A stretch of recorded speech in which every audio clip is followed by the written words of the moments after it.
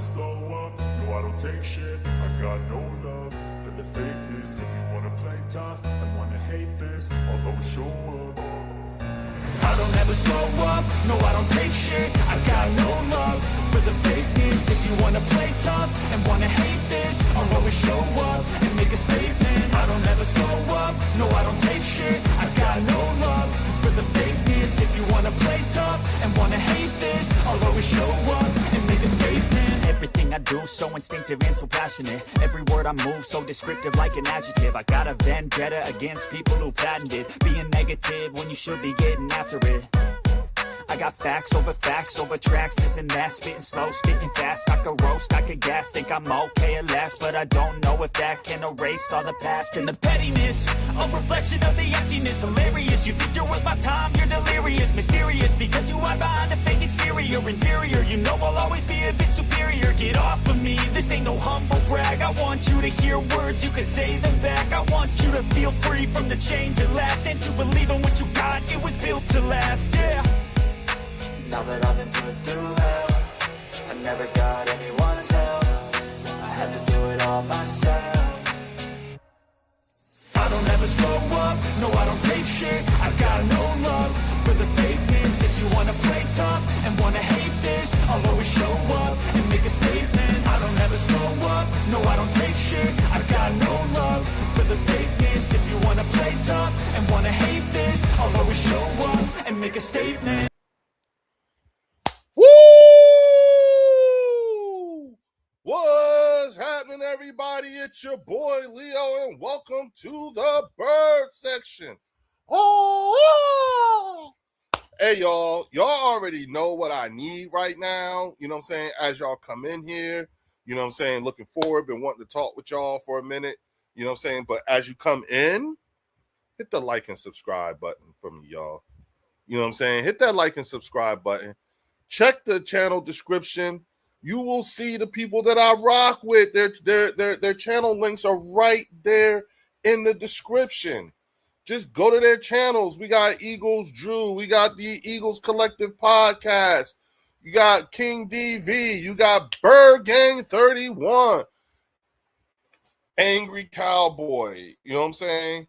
You know, we got motherfucking TP Way the Giant. You know what I'm saying? Everybody that's in the channel description, you know what I'm saying? Make sure you go hit up their channels, you know what I'm saying? Shout out to the folks that's in the building, you know what I'm saying? Art McQueen is in the building. Hamid Abdul Aziz is in the building. Sean Smith, Spiritual Family. Leo been a wild, freezing, amazing about this season. Jalen, yeah, he does. We got Andrew Takar is in the building. What up, everybody? You know what? Wow, you know what I'm saying? Hey, y'all, I'm not even going to waste time. I'm going to get him up in here right now. We got Eagles Drew in the building. What up, Drew? What's happening? What's happening? What's good, everybody? Hey, you already know what it is, bro. You already know what it is. The stuff yes, we hear sir. coming out of training camp. Yeah. And you know what's interesting, Drew? Because what we see and the things that we know and everything like that coming out of training camp, right. If you listen to these other content creators, oh my God, what are y'all doing? It's wild, man. What are y'all doing? You know what I'm saying? Seriously, you know, like, what am I doing? What am I doing here? Why is this happening? Hey, you know what? And my bad, everybody. I owe everybody a big time apology, especially all my channel members. I completely forgot to add this to the channel members chat, the tab, the community tab. I am doing that right now. You know what I'm saying? I'm putting it in, I'm putting the link for tonight's panel for all my channel members. You know what I'm saying? You can go to the community tab and it is there. You know what I'm saying? So I'm sorry, I completely forgot. I was doing everything else except for taking care of my folks like I normally do, like I should be doing. But it's in there now. So all my channel members, if you want to come up in here, come on in. You know what I'm saying? I don't know who's coming tonight, to be honest with you. Oh, man. You know what I'm saying? One of I those shows. put it out there. I put the bat signal out for everybody. It's one of those shows. Whoever comes in is who's coming in. You know what I'm saying? But, the folks that, who we rock with, Drew, you know what I'm saying? Yeah. It ain't all Eagles fans, you know what I'm saying? Nah. And those non-Eagle fans and stuff like that, shout out to Juan Gotti too. You know what I'm saying? He's the Eagles. He's listen to me, Eagles. He's the Commanders fan from the NFC East roundtable that I'm a part of with TP Way, the Giant, and whatnot. And coming to the stage, we got Command Sergeant Major Fells is in the building. What up, Sergeant? Hey, I told y'all he was going to be here. I said that. What's going on, Chizat? What's good with everybody out there? What up, dog? How you doing, man? Good to see you, man. We missed you, man. And listen, it's always a pleasure to see y'all brothers, man. Yeah, your presence was definitely missed, man. No doubt. How you doing? Shout out to my man. Function is in the building. What up, Function? Yo, what up, Function, what the up, fire what up, starter's what up, here. what up? You know I had to pull up, man. Bruh. Yeah. Function got in here. Function got in here early, y'all. I know, man. He came early, so you know it's gonna be on. Is that me? And Function said, "Y'all gonna hear my mouth. Y'all gonna hear my mouth today." Yeah, it's all about y'all tonight, chat. It's all about the members tonight. Oh, I know that's right. You know what I'm saying? So listen. How y'all doing, man? How y'all doing? we Good. Hey, Function, kick us off, man. Kick us off. Oh, straight. What you thinking about? What you hearing and your thoughts on the things that's happening in training camp, man? Give it to us. What you got? Hey, man. First and foremost, man, I just want to shout out to QB1, man. Happy birthday. No doubt. Yeah. Happy birthday, Jalen Hurts. That's why I'm wearing this. I'm glad you said that. Yes, sir. I just want to start off and say, man, I think, man, y'all going to start to see the tide start to change and the narrative change on narrative, man. I saw a clip today on First Take, or maybe it was yesterday. It was either today or yesterday, where they was asking whether or not how they view Hurts. Is it foul or is it fair? You know what I mean? Stephen A. said it was both. I said, all right. Okay. You know what I mean? I feel like, hey, man, Hurts is going to be on a mission, fellas. It's going to be like his Brady year. You know what I mean? Where there was plenty of years, man. And I say this with all due respect. This is with no glaze. There was plenty of years, man, where Brady, even when Peyton Manning had plenty of years where they had a plethora of receivers, man, where defenses didn't know who they was going to. You know what I mean? I feel like this is one of those years where we have, just a bevy of receivers, bro. And hey, man, whether it's Darius Cooper, and honestly, I feel like hopefully he gets his time to shine because he's really an underdog. You know what I mean? And like if he starts to really shine, bro, that's gonna really galvanize the entire team, the city, everything. Because basically, everybody know, man, money's on the line, man. You know what I mean? And so if Darius Cooper, man, if he gets that opportunity, bro, I think he's gonna really be a breath of fresh air, man. You know what I mean? But he's gonna really be a humble star. You know what I mean? So it's gonna be a problem, fellas. It's gonna be a problem for the NFL this year. No, that's real talk. If you look at the way, like one thing I love about QB1, about the birthday boy, and shout out the Master Eagle, shout out the league commander, shout out to Kyle Korski, shout out to Spiritual Families in the building, and Jimbo's in the building. Shardy McFroggy y'all gonna feel the heat from Shardy tonight, y'all. Oh, yeah. And Art McQueen is in the building. Donald, real Eagles fan, 916 is in the building. You know what I'm saying? I think I really do think that everyone's, like one of the things I love most about QB1 is that we have to, you really got to stretch to find out what's going on with him. Right. Because he's not, he doesn't advertise what he's doing. You know what I'm saying? He lets his play speak for himself. Yeah. I believe that we are now at the point, you know what I'm saying? We passed the point where there's no need for us to defend him anymore. He doesn't need that anymore. I agree with that. You know what I'm saying? He doesn't need us defending him anymore. Yeah. He doesn't need us, you know what I'm saying? I mean, he hasn't need us, you know what I'm saying? to be honest with you, and he doesn't say much. It's what he does. You know what I'm saying? And I've asked this of a number of a number of content creators who are outside the Eagles fan base. Regardless of what you may think, you've had him for 7 years now. Okay, you've had him for 7 years. You've had 7 years to evaluate him. Whether you only watch the 2 games that you play against them, because you'll hear some content creators be like, I don't really pay attention to the Eagles until I have to play them. Shut the fuck up. Yes, you do. Yeah. That's like the most insane conversation. Like that's the most crazy. Insane. Because here's the thing: when they talk about them, okay, it does the way they talk about this team, the defense, the offense, the problems as they see it, the coaching staff. They know who our coaches are. I can't tell you who the offensive line coach for any of those teams are. I can't. You know what I'm saying? Right. Yeah. TP. Yeah. You know what I'm saying? But they all tell you the same thing about, you know what I'm saying? Jeff Stoutland's gone. Da da da da. I thought you don't pay attention to us until the 2 games. Exactly. The way you talk about our team, it does not say I only pay attention to y'all when I play you. Shut the fuck up. Yes, you do. Stop. You know what I'm saying? Especially when your spouse is an Eagles fans too.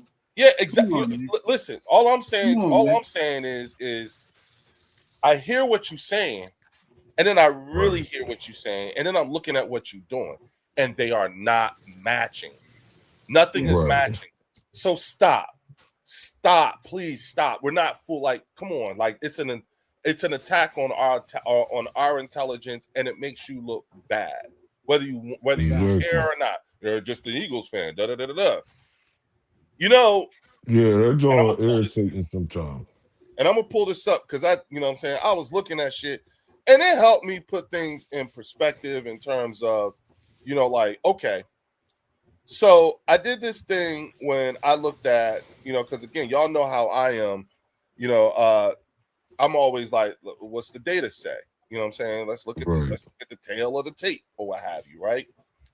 And over the last 5 years, so let's go through the division, right? Over the last 5 years, okay, so let's go with, we're going to start off with, let's start off with the Commanders, okay? In 2025, the Commanders were 5-12. In 2024, they were 12-5. That was the year we beat them in the NFC Championship game. The year before that, they were 4-13. The year before that, in 2022, they were 8-8. Okay, so they were 500. And then the year before that, which is 2021, they were 7-10. Okay, so we're talking 5, 12. Hold up, Leo. Yeah. You said 22. They was 8-8. Yes. So what happened to the other game? They were 8-8-1. Okay, there we go. Go. Now it's adding up. Yeah, they were 8-8-1. Yes. You know what I'm saying? And then in 21, they were 7-10. Okay. So over the last 5 years, the Washington Commanders have had 5, 12, 4, 8, and 7 win seasons. Okay. Plus it. Okay. Then you look at the Dallas Cowboys. Okay. Over the last 5 years, you want to hear this? They were 7-9-1 last year, 7-10 the year before, and then the 3 years previous to that. So from 21, 22, and 23, they were 12-5. So Dallas is actually getting worse. Right. Exactly. Yeah, they got worse. And the reason why tying a team to me is worse than losing. And the reason why I'm bringing this up is specifically for TP Way. You know what I'm saying? Because TP Way likes to tell us that, you know what I'm saying, we are trending down. Okay. And so I looked at the Giants. Y'all ready for this shit? Yep. Last year, the Giants were 4-13, right? And would you believe that shit right? He just That's started crazy with work. just last year. Stop Yeah. it. Yeah. He ain't go Gotta back. laugh. He ain't even go back yet, man. Wait till you hear the rest of this shit. Function, stop. Bro. Function. Stop. Hey, Giants are Stop. Function. Hey, Stop. he came early for the smoke. I'm telling you. Man, they a homecoming Yeah. team though, man. They Yeah. are a homecoming team. Yeah, listen. Yeah, that's That's the true. team that you schedule on homecoming or prom night. You know what I'm saying? Because Wait. you already know what's Wait. going on. A TP. I mean, It's a crazy. function. Listen. You know what I'm saying? Because again, this is the can of worms that TP, you know what I'm saying, opened up, telling us how we were trending. Okay. Yeah. So, believe it or not, last year's 4-13 record for them was an improvement from the year before, because the year before they were 3-14. Okay. And mind you, the year before that, which is 2023, you know these motherfuckers was 6-11. Yo, the Giants should have been playing in the Hall of Fame game last night. Exactly. Oh yeah. Yeah. No, wait. See, function. Don't do that, because you going.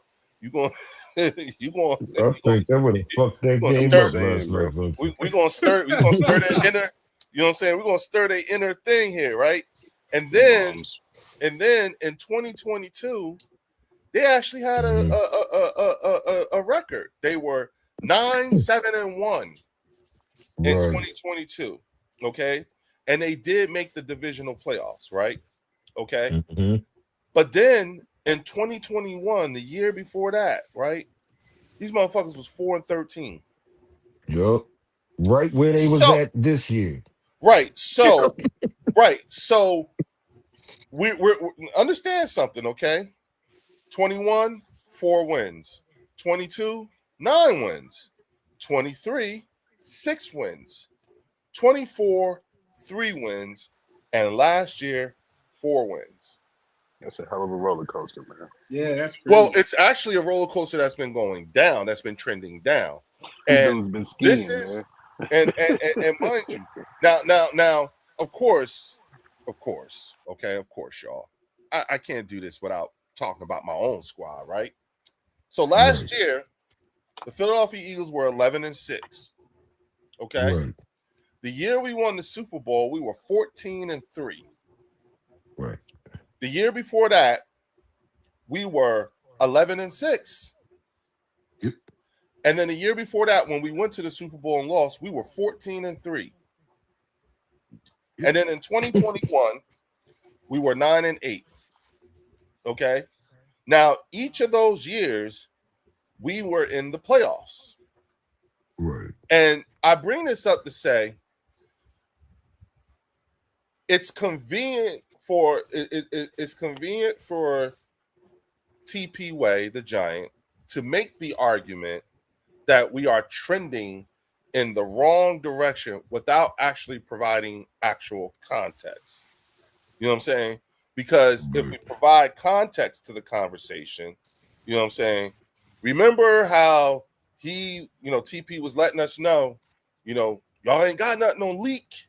You know what I'm saying? Leaks.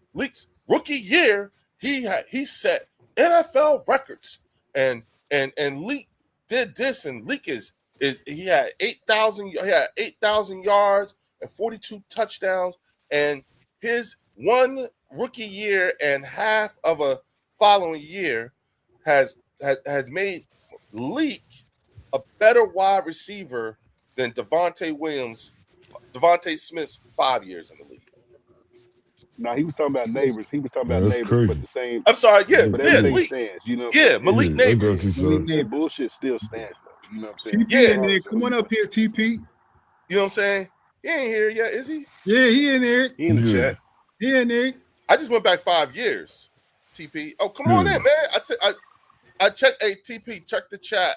I mean, check the group text is in there. You know what I'm saying? If you can come in. I mean, he might. I don't know. He might be a bit busy and everything like that, because he be on daddy duty. So yeah, that's true. Yeah. So if you can make it, come on in. If not, don't worry about it. But I just happen to just want to, you know what I'm saying? Yeah, nah. Hey, nah. I'm gonna let him cook. You know what I'm saying? Just, Cook what though? I don't know. I don't know. You know what I'm saying? Cooking water. I That's don't all know. he cooking. TP cook water. I just went back 5 years. You know what I'm saying? I didn't go back to 2020 because, you know what I'm saying, that was the COVID year. And that was, you know what I'm saying? Right. So I just didn't, I didn't really think much of it. But, you know, if you want, when you come in here, you bring the 2020 stats and try to make the argument about 2020 to 2026. It's not going to stand, be honest with you. Majority of the people who contributed in the 2020 season aren't even on the team anymore. You know what I'm saying? Right. Then again, we do got a lot of people on the team that was here from 2020. Do we? Yeah, you got Jalen. You got Lane. You got Jalen, Lane. Lane, BG, and BG's not even on the team officially yet. So you got Jalen. You got Jalen, Lane, Jake Elliott. I think Mailata as well, I believe. Yes. Mailata, I think we he was in the beginning of what UR is doing right now. You know what I'm saying? Maybe Goddard. Goddard was here. Yeah, Dallas Goddard was here. You know what I'm saying? So it's like, you know, like you gotta. I just didn't do 2020 not to avoid anything or whatever. So if you got some gotcha moments or some aha data, you know what I'm saying, go ahead and offer that up. But before I go any further, you know what I'm saying, I gotta bring the star attraction of today's show to the stage. Warren McKee of the Eagles Collective Podcast. What up? ECP is in the building. What up, big dog? You know, Drew. You know what that is, Drew?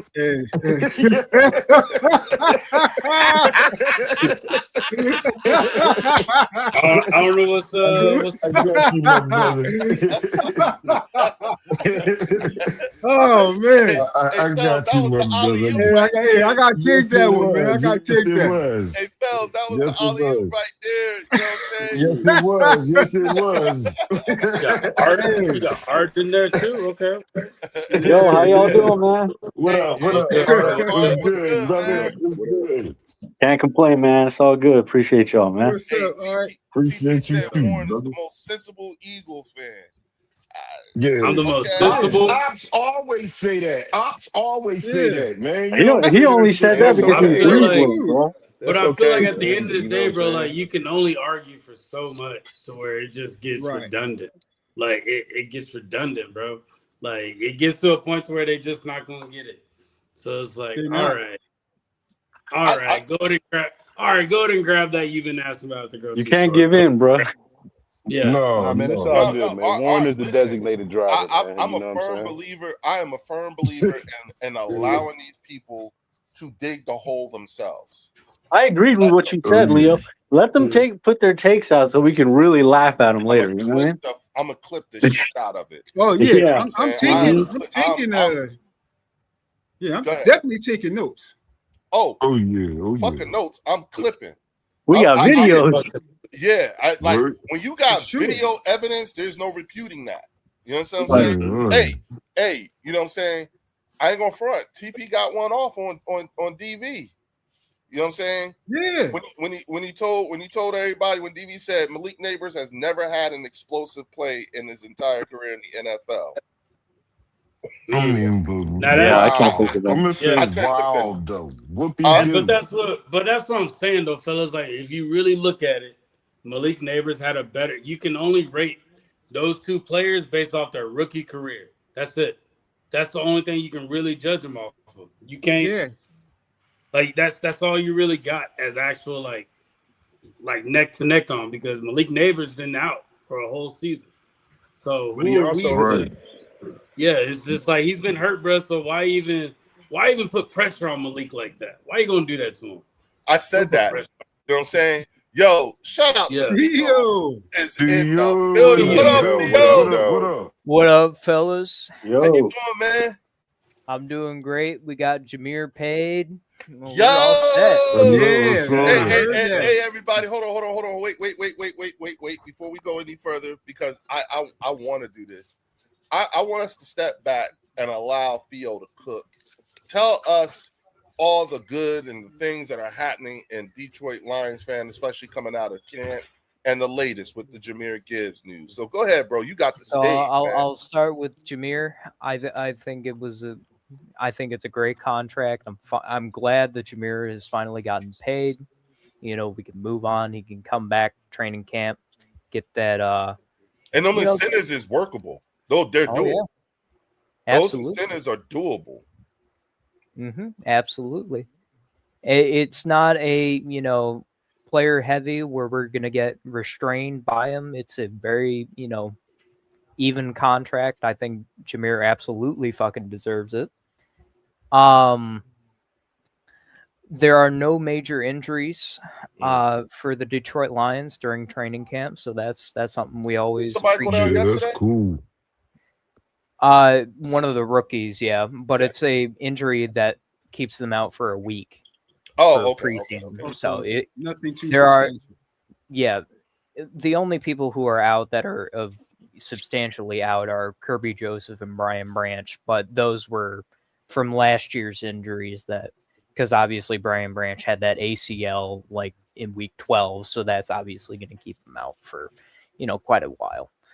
Laporta is doing well. Jared Goff is absolutely slinging the ball. He's got his groove back with Amon-Ra and JMO. JMO's fucking looks great at camp. Let's see what else we got in Detroit Lions fandom. The new center we have, Cade Mays, absolutely looks stellar. I think he was an incredible pickup. I'm surprised Carolina let him go. Taylor Decker being there at training camp, really helping out the rookies. Yeah. I think Detroit is in a very good position, and I'm absolutely over the moon with the Jahmyr Gibbs signing. I kind of wanted to pay him a little bit before Bijan, but obviously that's not how it worked out. But I'm glad like $3 million more.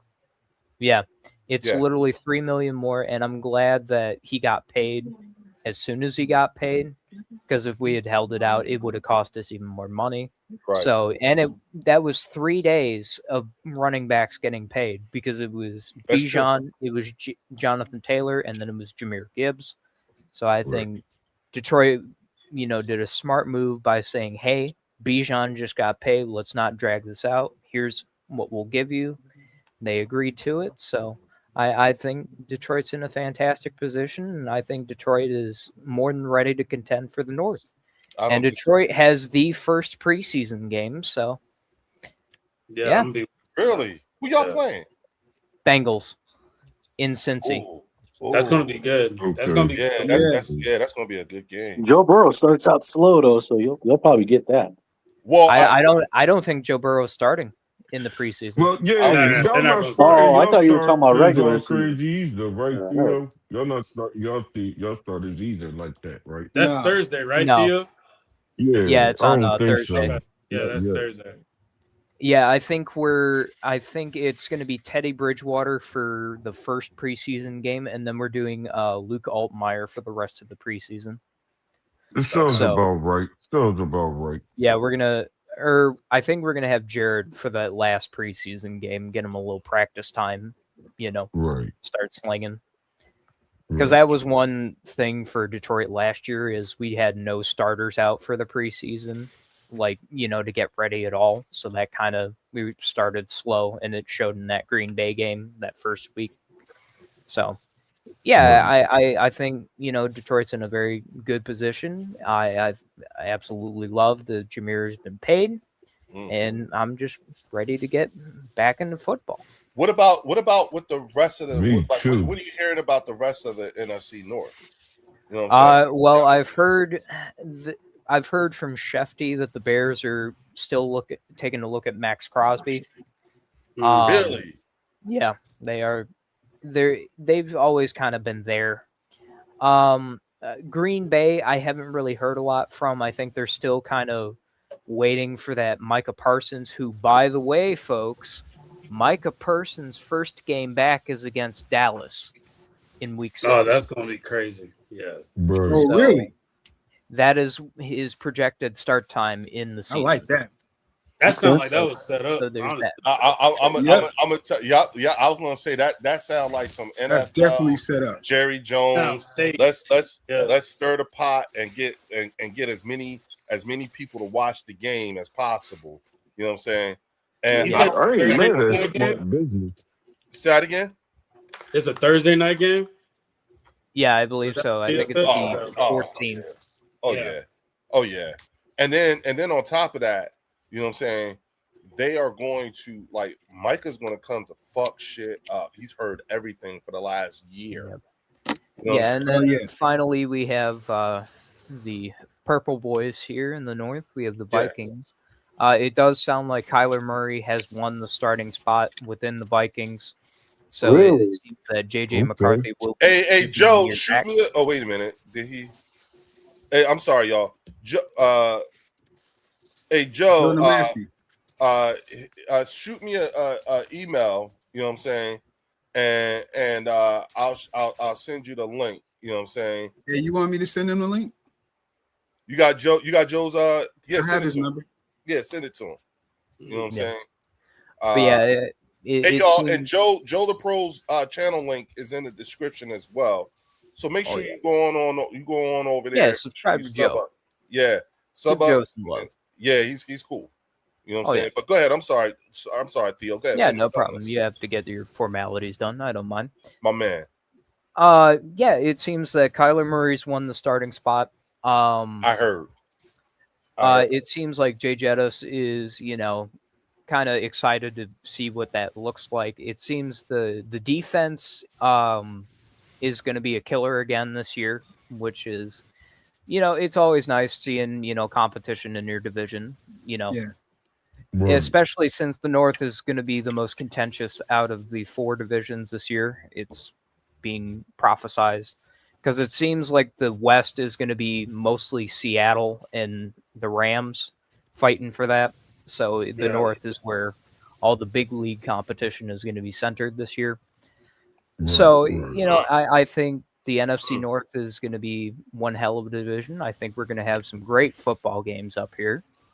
And, I think Detroit, Minnesota, Chicago and Green Bay, we're just waiting for football season to start. Would it be fair to say that the NFC North is Detroit's to lose? I think it's Detroit's to gain, and it's Chicago's to lose right now. That makes sense. I can see that. I would agree with that.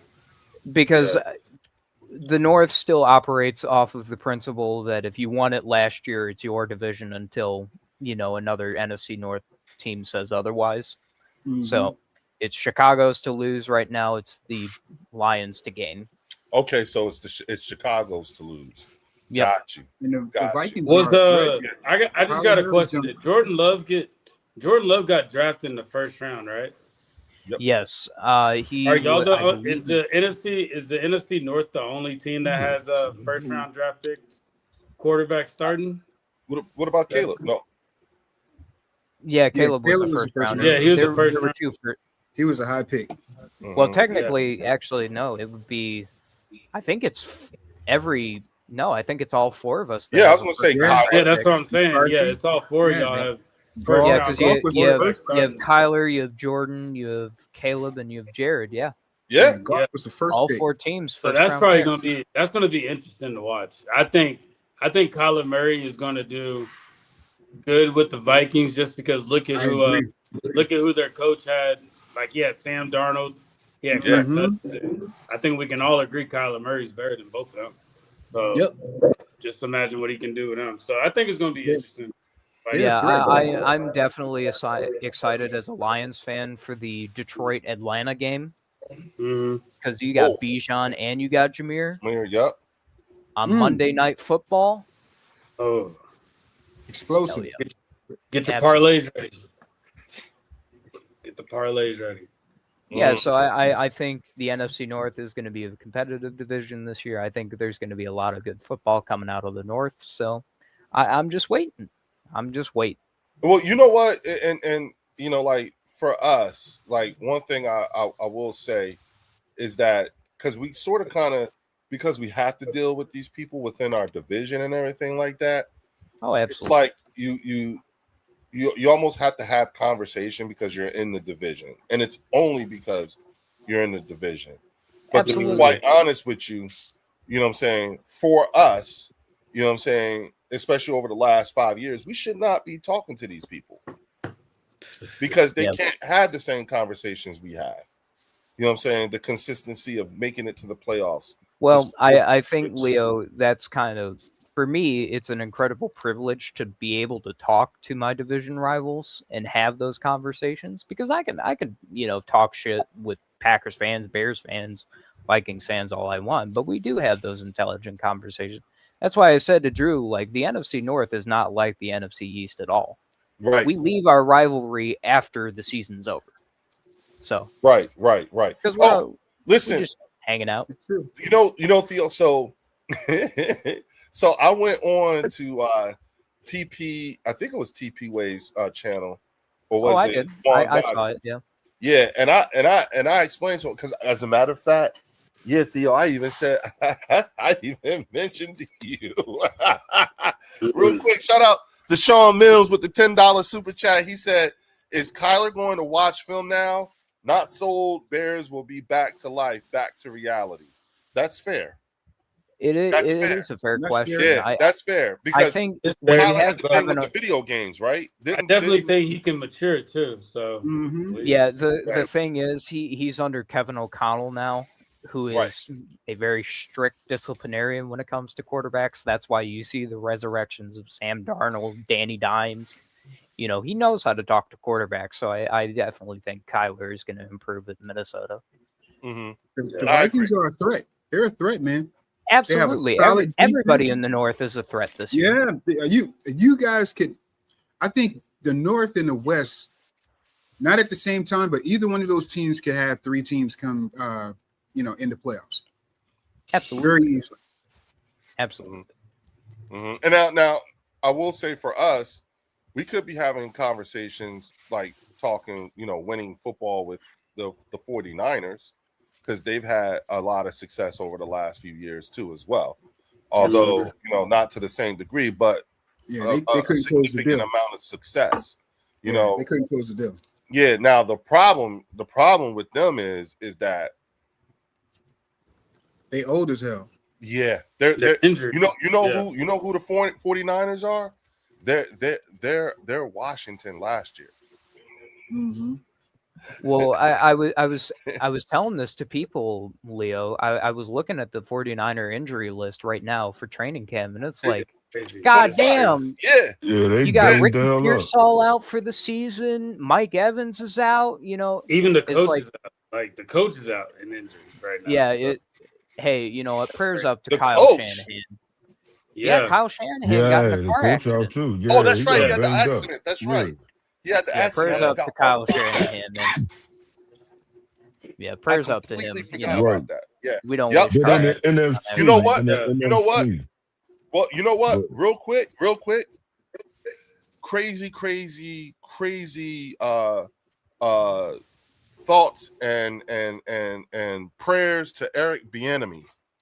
And man, that's tragic. With him, this is one of those times where we go beyond football.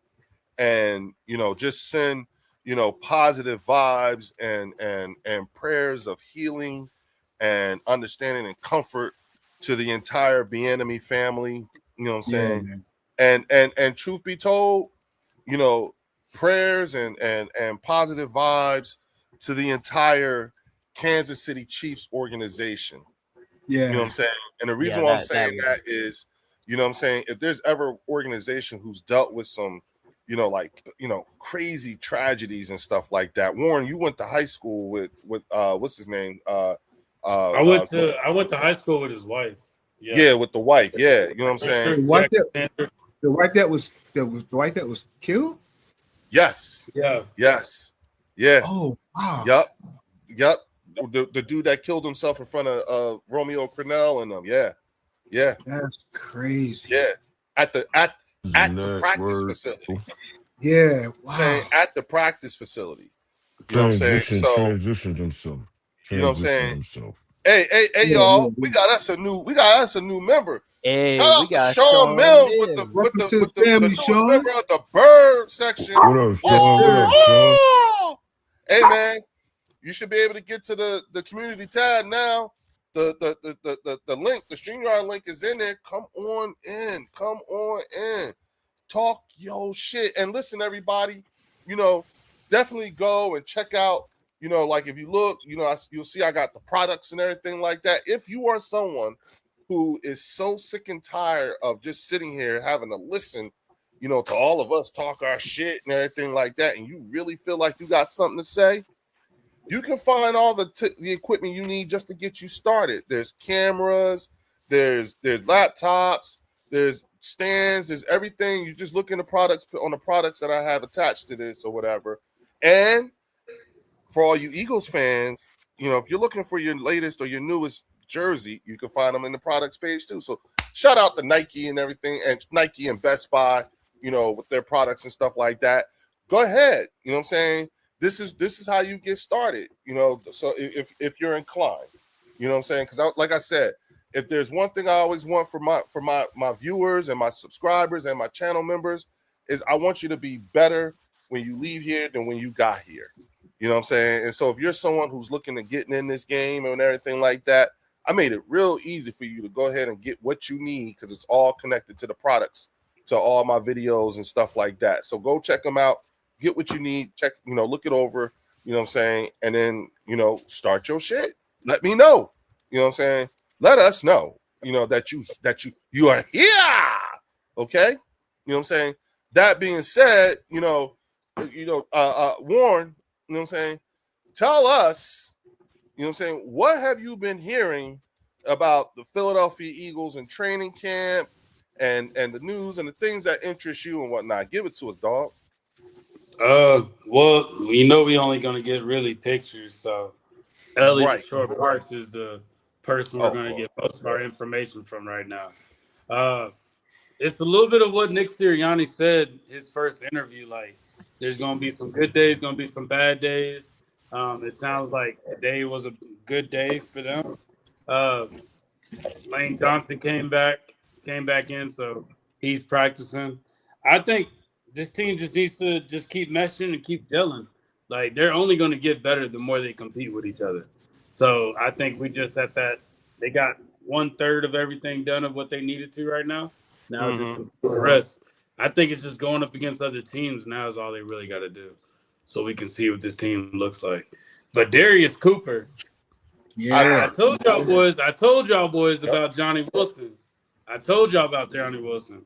Yeah. He ain't looking too hot right now up in camp. So right now it's Darius Cooper who's shining. So I would like to see him possibly get some more reps like in the regular season. So hopefully he can make a name for himself. But he's been a big talk. Wicks has also been a big talk. They're saying the defense is just doing their job on that side. Michael Carter, he's doing well.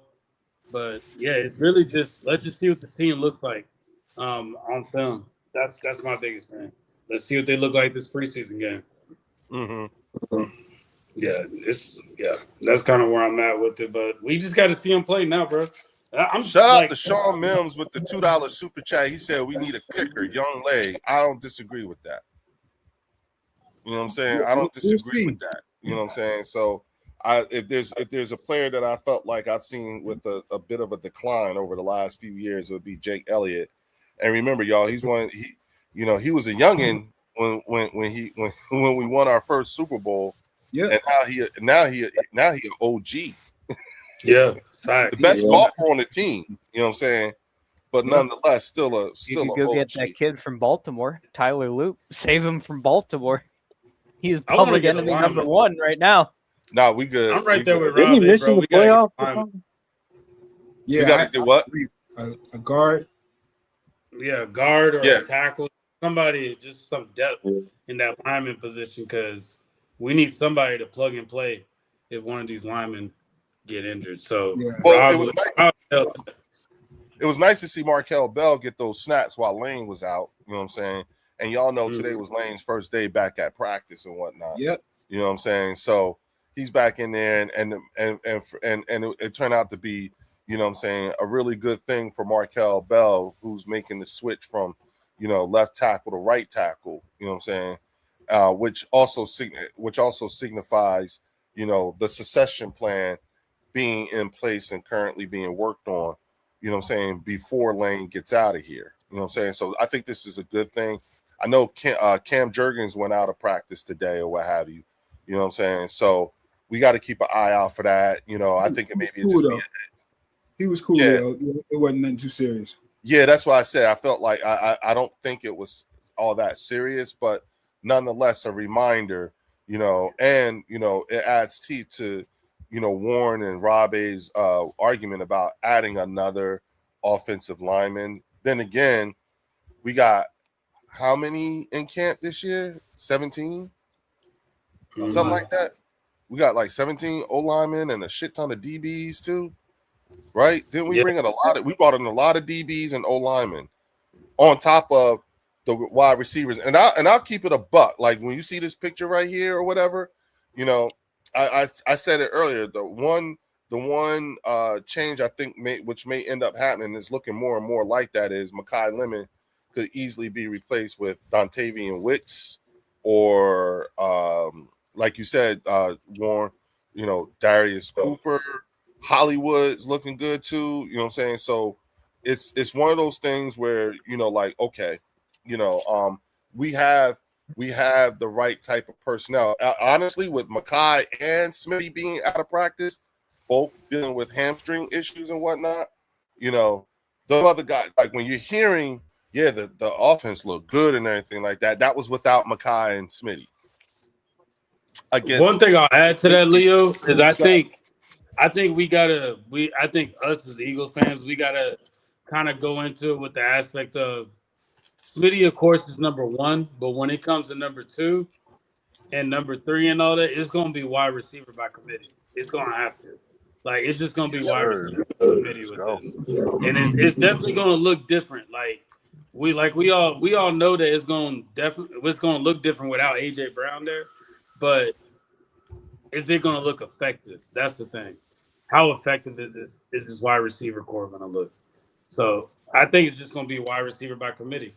Like Lemon hasn't practiced, but you're going to see some Darius Cooper, Elijah Moore, like Hollywood Brown. There's just so many options, bro. And I think it's going to be hard for them to rank them like that. Oh, okay. All right. See, here's the issue. Here's the issue in terms of when it comes to the rest of the league. You know what I'm saying? And the issue is that all you hear from outside the fan base is AJ Brown. Y'all gonna miss AJ Brown, AJ Brown, AJ Brown. And I'm saying I don't. I'm not saying we're not, and I'm not saying we are. You know what I'm saying? But what I am saying is that the dude told you and us at the same time. You know what I'm saying? He ain't want to.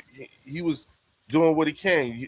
Everything other than actually saying I don't want to be here, but he did. You know what I'm saying? He was using the media. You know what I'm saying? We did not know. Okay, we did not know it was him until he admitted to it in the interview. You know what I'm saying? He admitted that he was trying to get himself kicked off the team. We did not know that until he did that interview. Okay, and then we found out after he was gone that the shit that was happening that he was upset about happened 3 years ago. And the person he was beefing with was Hassan Reddick, who's been off the team for the last 3 years now? Yeah. You know what I'm saying? So it's like, if someone tells you, if a player tells you they don't want to be here and they was doing all this stuff, how can you miss that? You know what I'm saying? How can you miss that? Do you want that on your team? Do you? You really want that? The only way we can answer that by them saying we're going to miss AJ Brown is at the end of the season, we're going to ask them, do we need AJ Brown? That's going to be that's the way I look at it.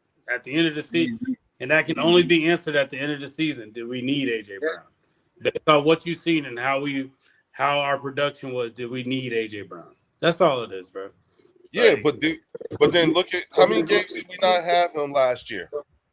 4 games, 3 games, something like that. I think it was 3 or 4.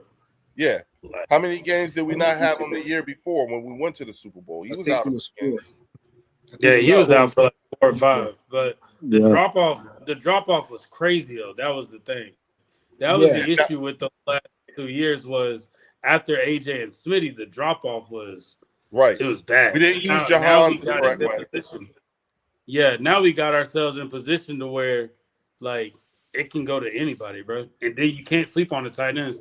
The only person they've been saying that's been struggling right now in camp is Eli Sowers. That's the only person that I've been hearing. Eli they Sowers. They said he had a decent day today. I heard That's good. Build on top of it. Yeah. We won the Super Bowl with Alshon Jeffries and Nelson Aguilar, yo. Yeah. Let's stop making this thing harder than what the hell it really is. Exactly. That's what I said, fellas. Like, that's what I'm saying. Like, we moving forward, the people that I actually see that actually graded pretty good, that if we had to play a game today, I think Smitty would be able to suit that shit up and go. But the way that camp looking, it looked like if you had to put the receivers in the 1, 2, 3 slots, Smitty, of course, going in the 1. The way Wick's been catching shit, I would put him at the 2, and Cooper would be my slot right now. Yep. Cooper would start over Lemon right now. Right. From what I'm looking at. The way that it's been being, the way that these guys are playing.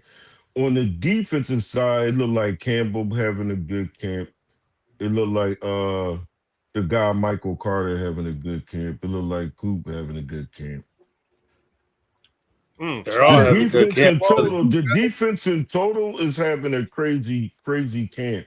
Yeah, and we gotta remember that Vic is installing another layer to this damn defense this year too. Yeah. So while the offense is learning a new offensive scheme, the defense is learning a new addition to their defensive scheme. They added another layer at the same time. So I hear what they saying, but if everybody gonna keep saying that we have a top 3 defense, right? Not our fan base, not our everybody else saying, well, y'all got a great defense. We kind of already know that.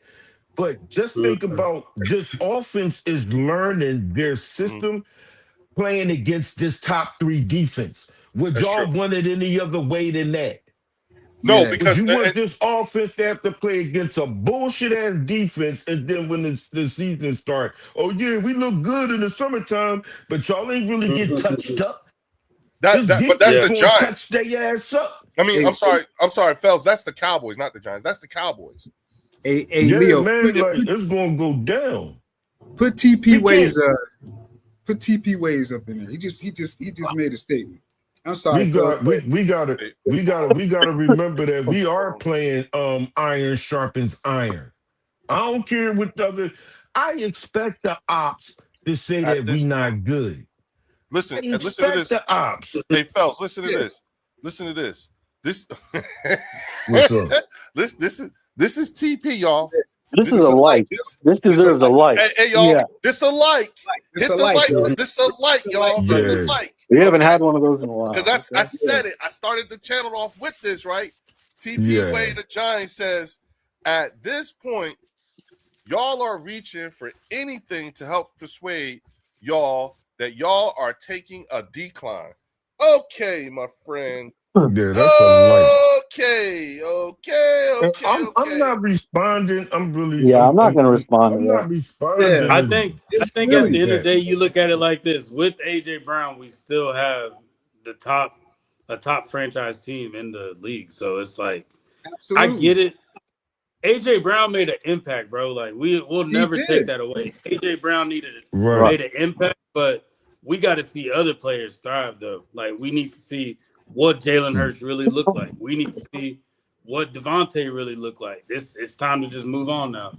Like that's just where I'm at. No, I think it's more so we finally get a chance to see the offense being unlocked with these players we got. Yes. And let me just spread the ball around. No, go ahead, Drew. No, fellas, go ahead. Finish, man. Finish, fellas. Well, real quick. TP Way the Giant. TP Oh, Way the shit. Giant. TP Way the Giant. TP Way the Giant. Do you see this? Like this is not just a like, but this a clip. You didn't just. I just want to know where the reason's coming from. That's it. Yeah, I don't understand where the reason's coming from either. I don't get that part. No, that's cat, man. That's cat. That he is didn't cat. just verbalize it. He With actually that had the gumption to go and now. Let's do this. Those numbers are grimy. That's like ugly, arguing bro. with a fifth grader, dog. Yeah, them numbers is nasty. That's nasty. Okay. Like really, Now- it is, man. Now you see this? You see this, Yeah, right? yeah. But we TP, on a decline. TP, what are you doing? What are you doing? That's you can't. I even can't hear Leo. begin- Can y'all hear him? Yeah, hear yeah, you can hear him. Oh, okay. We hear him, Warren. Hey Warren, go out and come back You in. might have to drop out, come right back. Yeah, Warren. Okay. TP, Yeah. TP. You know what I'm saying? Hey, it's been a minute since I did that, boy. I know, right? y'all. Yeah, that damn sure is. Shout out to Sean Mills with the $2 super chat. He said, run more 12 personnel, 26 gets carries. Absolutely. You know what I'm saying? But TP. And this is how you know it's really bad, because I just saw this. You know what I'm saying? Nad, what are you doing? Why are you co-signing that? Look at that, Nad. But is it true though? He's Is it true? Is that a reach or is it true? Did we not win with Alshon Jeffries and Nelson Aguilar? Oh my Is God. that a fact or is that fiction? We won a Super Bowl. That's with No, that. that's a fact, fellas. But the only thing is, we got a different quarterback, though. We got a different No, I'm quarterback. saying, but we we're can also still win. playing an entirely different team than that year. I know how to separate the years. So when we talk about moving forward, you pay attention. We're not the first ones bringing up the past. No. Oh, that's it. When Leo started with this damn stream, he said, "I'm gonna go 5 years back." Since it's 2026, let's do a quick math problem. 5 minus 26 leaves you to 21. Well, why somebody say, well, if y'all want to leave out 2020? Somebody math not really paying attention to what the actual number is. If you going back 5 years, that would put you at 21. So I'm saying I'm not going to reduce my intelligence for a 4-win team no damn more. Yeah.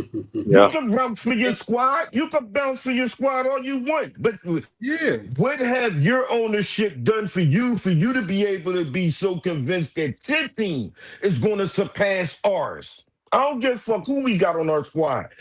What convinces you that your organization, because you got to remember, y'all motherfuckers been drafted into the top 5 or the top 10 for damn near the last 8-9 years. Damn. So that means y'all been sucking. All the Dang. damn good players y'all keep calling drafting Dang. and all that shit. You gotta be bad to keep drafting so fucking high. Damn. Y'all just had a 5th round pick. Let him your cook. boy. Let's talk facts then. Now, Cook, we not Phil. reaching for shit. Cook, When Phil. the last time we drafted Yeah. in the top 5? I'll Cook that fucking boy. wait. Let him cook. Let him cook. Cook Keep that going, boy. pal. I'll wait. Because I ain't on that dumb shit. Oh yeah, we got neighbors and we got this. Like I said the last time when we were on the stream at the same time, I really can't come at your offense because y'all got 2 damn players over there. Y'all dudes is fucking hurt. Everybody you brag about is hurt, dog. Some bulls is coming off injury. Cam Scatterboo went out today. Cam Yeah, Scatterboo. you see what I'm saying? You see what I'm Dickhead- saying, man? dickhead- Like, come dickhead on, man. left. You can't even depend on your weapons that you're bragging about. Dickhead left the field today. Yes. Like, come on, man. Let's He keep that bumped shit knees going. with somebody. He good. He all right, but you see what I'm saying? Yeah. My man doing We black hold flips our and damn knocking team knees. accountable. We got different Eagle fans in our fan base in Eagles Nation. You got fans that look at our team different from each other. And they'll say, some of our fans say, we don't like Nick Sirianni. Some of our fans say, we Hell no. like Nick Sirianni. Some of our fans say, I don't like Jalen. I want to see him do better. And you got some of the fans that say, well, I think he proved what he needs to prove. Where Twiz at? Twiz will let you know. Like, come on. If Our organization was fucked up, we would definitely call our organization the hell out. We would not be defending bullshit. It's like rewarding failure. That's what the hell y'all doing over there. Rewarding failure. Why don't y'all help us out and stop making our division look weak in this motherfucker? Oh, shit. How about that? TP, Stop talking so much crazy shit. Like, we deaf, dumb, and blind on this shit. Like, y'all balls ain't been really good since y'all had fucking Elway, man. I mean, Eli. Eli, yeah. Hey.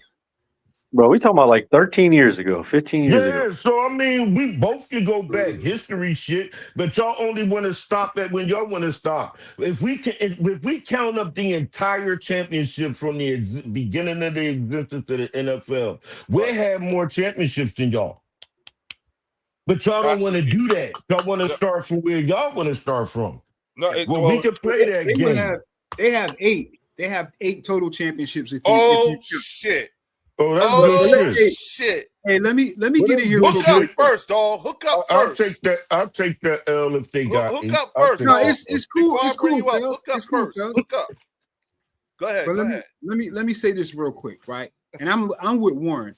I don't understand where like the hype is. What did he say? Like I can't remember the term, but like we know, like if you know football, we know AJ. No, dog, I see you. Hook up while you wait. Hook up. I see you. Yeah, what AJ, what he brought to the table. Nate? Yeah, what's up, y'all? What AJ brought to the table was scheme. Teams, bringing safeties over the top, double teaming, which left, some players like maybe left Smitty on a 1-to-1 with the corner. Or help the tight end become open. So we get that. Scheme-wise, yes, we're going to miss that, right? But if you look at the last 2 years, production-wise, Fells, AJ's only had like 1,100 yards the last 2 years.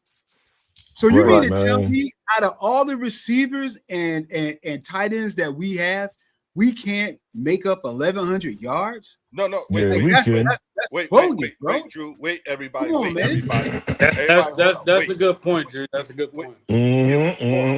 Wait, everybody. This is one of those times. Y'all know how I do. When you say the devil's name enough times, don't be surprised when he shows you fucked up. Shout out to TP. Way the Giants in the building. What up, dog? You see this shit I got on screen? Explain yourself. You put the kids away. Yourself, dog. No, they're not even away, man. I just come on, man. Put them kids away, man. Come on now. They're not even away. I'm here for a good time, not a long time. It was just that rant was just hilarious, bro. I was like, I know. After that, I get you set, TP. That was cooked. I said, yeah, that's cooked for y'all. I understand it. You know what? You know what's funny? Like, even hearing y'all talking about, oh yeah, he got cooked and all that other stuff. Like, even that is funny, right? Because y'all can. One thing I notice about y'all is y'all gonna ride for y'all's even when y'all clearly wrong. Like I've already like witnessed that. Like y'all heard DV up there talking in circles, just saying a whole bunch of shit that wasn't making sense. He said that he didn't say something that he clearly did, and I didn't even argue it. In my head, I'm sitting there like, I know for sure. Wait, TP. I think you missed it, but we gave you that credit. No. Let's talk about the facts. You gave me the credit, but you also gave me the credit now. Let's go back to the moment because I can pull the screenshots up again. I'm talking about Eagle Nation that was in the comments, and everyone that was talking, they was riding with them. I had to slow it down. I had to clip it for people to realize how crazy it looked. But before then, wait, hold on. And we acknowledge that. It wasn't we, Leo. It wasn't we. See, and that's the thing you like to do too. Bro, all you got to do was rewind to the first 10 minutes. I seen it, Leo. I'm not talking about what you said today. I'm not talking about. Okay, got yeah. Got you. And see, that's what you try to do too, because see, remember I told you DV, he was like the perfect example of a Philadelphia Eagle representative. Leo, you know what you are? You are the coach. You're the one who riles everyone together. You're the one who like to organize it and then go like I noticed that, right? So you tried to clean it up. But that shit, you can't clean shit like that up. I didn't try to clean up. I said I can't defend that. I was in your chat and said I can't defend that. I did. Yeah, but you know what? And I'm really referring. No, because the thing is this. The thing is this, right? You have y'all chat. Y'all they just agree to everything that y'all say, even if they don't agree. There's a couple of y'all. There's a couple of them. There's a couple of them that's gonna say something that is away from the masses, but the most of them, they just gonna say anything that y'all say and agree with. And it takes for someone like me to clip some shit up to clearly show how delusional some shit is for people to realize what is being done. And then outside of that, I'm looked at as crazy. I'm looked like I'm saying some of the wildest shit, when really all I'm saying is the most simplest shit ever. I'm saying the most simplest shit ever. But it's always, if it ain't perfect, y'all Eagle Nation, y'all take offense to it and y'all start acting like it is the worst take ever. Like y'all look like y'all are going to take a decline. It appears like that by your rhetoric, and then by mine. To you though, to you. No, but listen. Listen. Even if we go by y'all rhetoric, because y'all love to go in the past.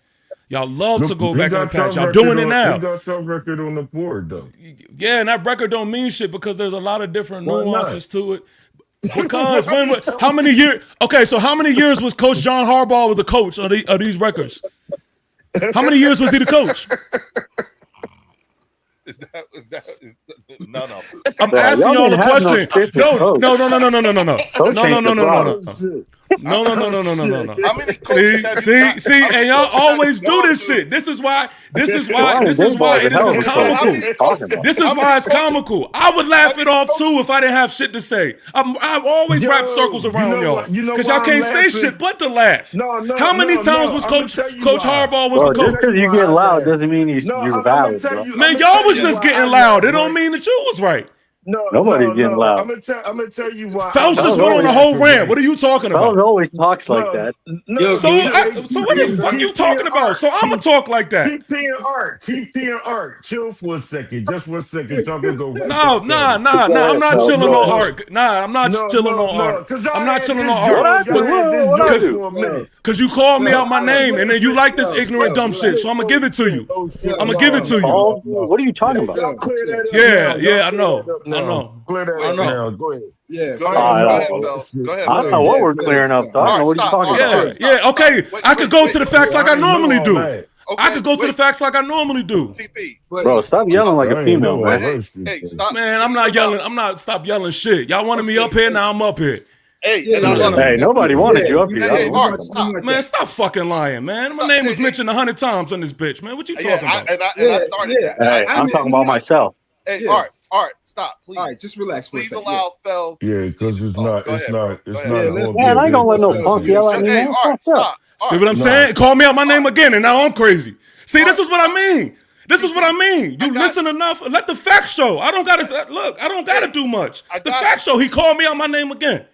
Hey, I got you. Art, I need you to chill. Just chill. Yeah. Okay. The calling people out their name thing and whatnot. Stop. Let's stop. Hey, that was the first time because he's yelling like a female, so I'm gonna say what it is. Call me out my name again. See what I'm saying? What was the first time? Go ahead. And Leo, I'm doing this for you because I respect you, so I'm gonna chill. Because I'm gonna chill, so I'm gonna stand back. No, don't ask me what I'm doing here when you see what is happening. He's calling as a man. He's calling me out my name. Don't ask that. You see what's going on. I'm not saying, hey, TP. I'm not saying what you doing here. I said what we doing on here, arguing about some dumb shit. I came on here to talk about football. That's why I came. And we can do that. Just don't call me on my name. Is that a hard request? Wait, hold on. I'm down for that, bro. I'm down for that. Let me say this. First and foremost, understand something. I invited TP Way here. Right. Okay. TP Way is actually an invited guest of mine. I asked him to be here. So that's why he is here. He is here because I asked him. And whenever I ask somebody to be here, we're going to be as respectable and as possible. Okay, as expected. Yeah. The last time that dude started yelling at me. What are you talking about? Art. The last time, that's what I'm saying to you. I didn't even say nothing to him. It's cool. Art, just chill. I'm asking you, please, dog. You know what I'm saying? And I'm trying my best to give you as much grace as possible. But what I need for you to do is I need you to stop with the calling people out their names bit. Say what you want or whatever. Let's not call anybody out their name. And the second thing is that when folks are starting to yell over each other, you know what I'm saying? You have to realize for my audience, for our audience, although we're yelling and everything like that, they can barely, it's too many voices at the same time. And it's unnecessary. You know what I'm saying? We just spent, I literally just spent a couple of minutes trying to get folks to calm down. Okay. You know what I'm saying? Yeah. And what I need is like I said, Art, I'm trying my best to give you all the grace as possible or whatever, but do not call anybody out of their name. No more. You know what I'm saying? We got to get back to the essence of this. And I don't blame anybody for wanting to take up for themselves. You know what I'm saying? You remember how it was when Vinny went at Eugene, and Eugene was an invited guest. You know what I'm saying? The reason, and I'm gonna say it again, the reason why he is here is because I invited him. And because I invited him, he gets the utmost respect. You know what I'm saying? It's just all I'm hearing is just a back and forth, a return of energy. Okay. I don't care who said what first and how they said it and all that other shit. Stop. Okay, that's all I'm asking. Now, that being said, you know what I'm saying? You know, I started off by saying I wanted to allow and real quick, shout out to John Old School who just entered. What up, big dog? What's going on, everybody? I just want what I would like to have happen at this point is I want to go back to Command Sergeant Major Fells because he was making a point, and I want him to finish that point. Because he was talking to TP, okay? Respectfully. All right. Yes, yeah, man. Before that shit went out of control. I got a question for TP as well. Go ahead, the reason why I was laughing when you named Harbaugh, right? Because we was actually just laughing and shit, right? Before that shit went left. I want to bring it back to the laughing part and getting back to the sports real quick. The reason why I was laughing is because when you said, have we seen Harbaugh? You haven't even seen Harbaugh yet. This the first time he get ran coach on team. So you might be looking at Coach Harbaugh from Baltimore and thinking he's going to have that straight impact with y'all. Mm-hmm. I understand the credibility that he's going to bring to y'all team. I get that. He should improve y'all squad. You know what I mean? I'm giving you that one. He damn sure better. He's seen everything in the league that he needs to see to actually improve your team, even though he's more of a defensive-minded coach. He should still improve your team. But I'm saying, like, the way you threw that drawing out there, it made me laugh because you haven't even seen Harbaugh coach yet. Mm-hmm. Not your team, yet. Okay. Yeah. That's it, okay, man. So my crazy. Go ahead, TP. I'm past that. Let's talk football. So my response to that is this. Like as many times as I came up here and I talked about why I am confident, what gets lost in the sauce is the reasoning because we just want to get straight to the record.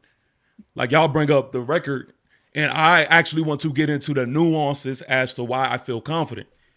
And see, that's why I also laugh because I'm just like, it's all good, Jimbo. There's a football side of it that we're disconnecting on. Yes. Now, this is why I started when I first came up here. I said, I be saying a lot of simple shit that y'all take and run with because I'm not saying that the Eagles are perfect. Or because I'm not saying that the Eagles are going to be as dominant as they once were. If you listen to what I'm saying, I've said before. There's an echo. Is that am I tripping or is that? No, that's it. That you right. Okay. No, I've said things like good. I've said things like the Eagles are the top dogs. Like we have to dethrone the Eagles before you could even talk about being at the top of the division. I said things like Jalen Hurts. I may look at him as the least talented, but I always follow it up with that shit doesn't even matter because he knows how to do the thing that matters the most, that is winning. Like these are the things that I'm saying. I say things like I don't argue the fact that y'all have a defense that is dominant. Like I don't, troll those type of things. Right. But see, I may say something that goes against the likings of, Philly fans or whatever it is, and then all of a sudden it's like this big explosion. So I say all of that to say, yeah, you could look at the 4 wins and that could be the end all be all for you. If that's how you look at the game, cool. Respect to you. I don't look at it that way. Right. The reason as to why you hear me bring up how we matched up versus Philly is not just the win. We was a 4-win team, so it can't be just about the win. I always say I seen something when we stacked up against y'all. When y'all were at your best, and I even said this before, I didn't even deserve to talk to y'all. We didn't even talk about these type of things because there was such a gap. There was nothing to talk about. I don't see that anymore. I see that gap closing and being more competitive. In the past, when you stepped on the field with the Giants, Giant fans knew, Eagle fans knew it was an automatic win. Now, I do not feel that way. That is not a shot at the Eagles. That is honestly how I feel because we have a nucleus of talent and a team put together that I think that we can take that next step. John Harbaugh is the medicine to what we've been missing. I haven't seen John Harbaugh coach with the Giants. You're 100% right. But I've seen enough from John Harbaugh, who's coached this game for quite some time, to say he's exactly what the Giants need at this moment in time. I went in to tell you things, like I went down or run down a list. We did not have even a kicker to go into games with. And people look at that like, oh, man, you talking to me about a kicker? But 3 points are points. Like, that means something in the game. That is huge. We're now in Jake Elliott. We pissed at that guy. Oh, yeah. Don't matter.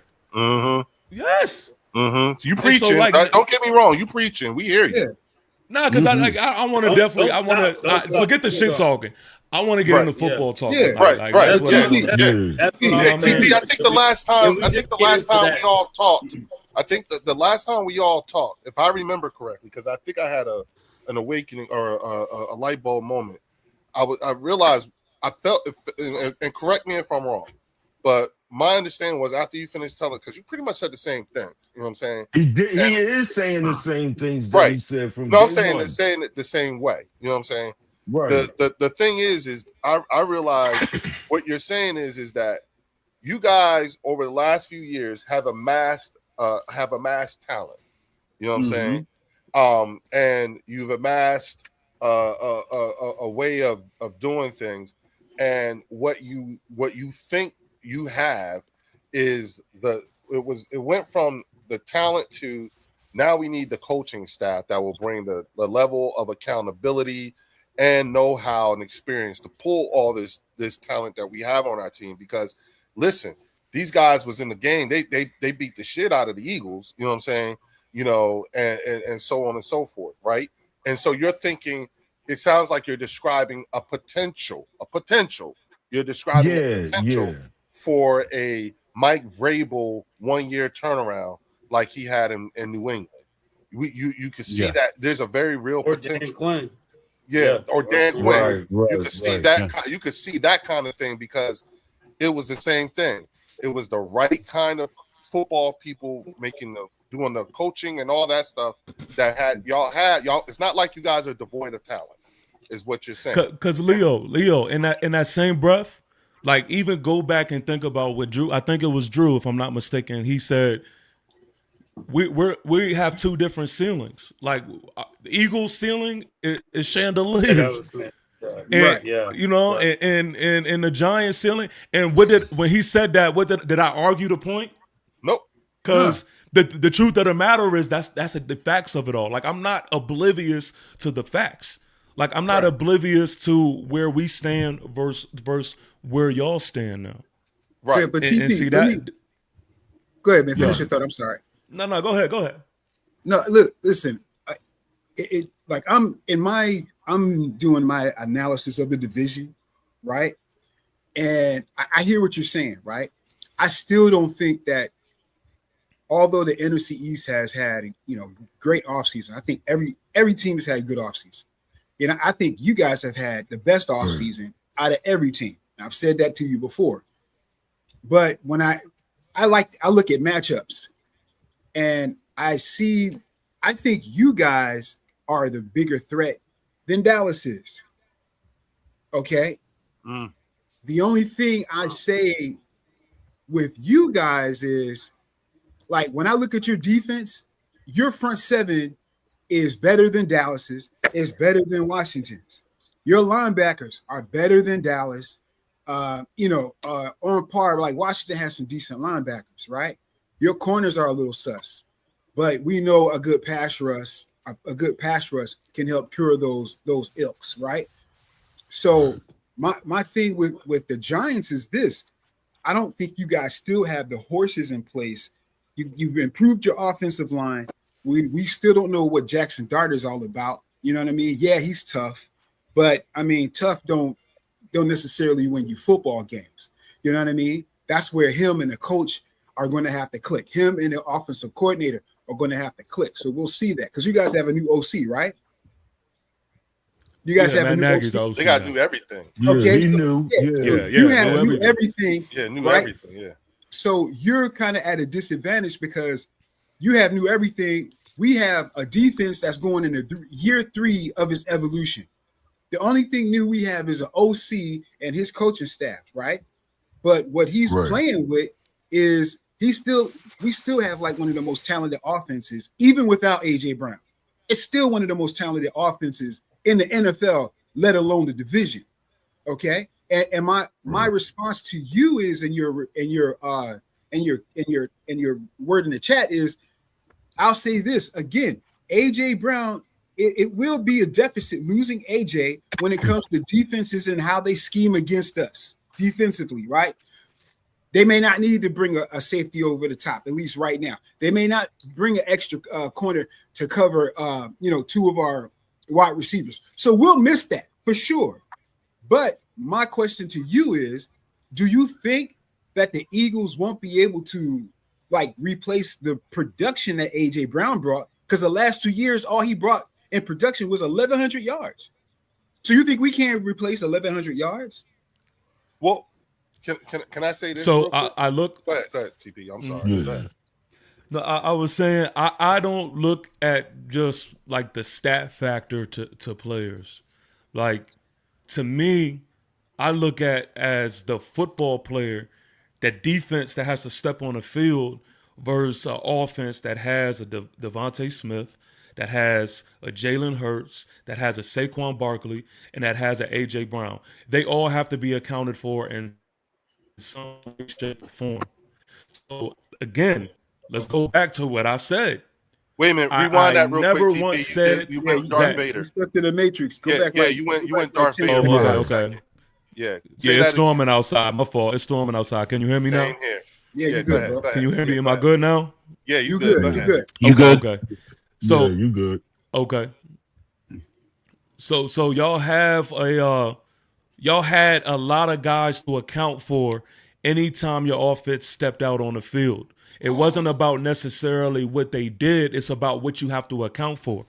First of all, your rushing attack was if not the best in the league, it was damn sure one of the best. So now you telling me a defense has to cater to that? You have to cater to A.J. Brown. You have to cater to Devontae Smith. There's 100 ways on how this offense can be effective. So again, if you go back to what I said, I never said that your offense wouldn't be productive. What I said was that has to be a question mark going into the season because y'all haven't had that before. Yes, y'all played games without a AJ Brown, but y'all haven't had a full body of work, a full season without him. So what does that look like? And also, in the same breath that you say on my end, y'all are going with a new system. So y'all have a new OC. That's a big change. That's not nothing slight. Y'all have a new O-lineman coach. Like, these are factors that is going to factor to how y'all are able to put it together. I'm not making claims as to what it's going to be. I haven't. No, this is new for y'all. No, this is new for y'all. It's just like it is for y'all. No. What he's saying is it's new, yes. Because at the end of the day, we got Sean Mannion there, we got Cooper there as an offensive lineman. Lineman coach. We don't even know if he's developed into offensive lineman. We really don't even know that. That's what we're used to with Stoutland. I think the biggest thing is the wide receivers that we have right now. How productive are they going to be? But my question to you, TP, so do you feel like Jalen Hurts cannot get these wide receivers going the way that we think that he can get them going? Because you don't trust Jalen Hurts as a quarterback.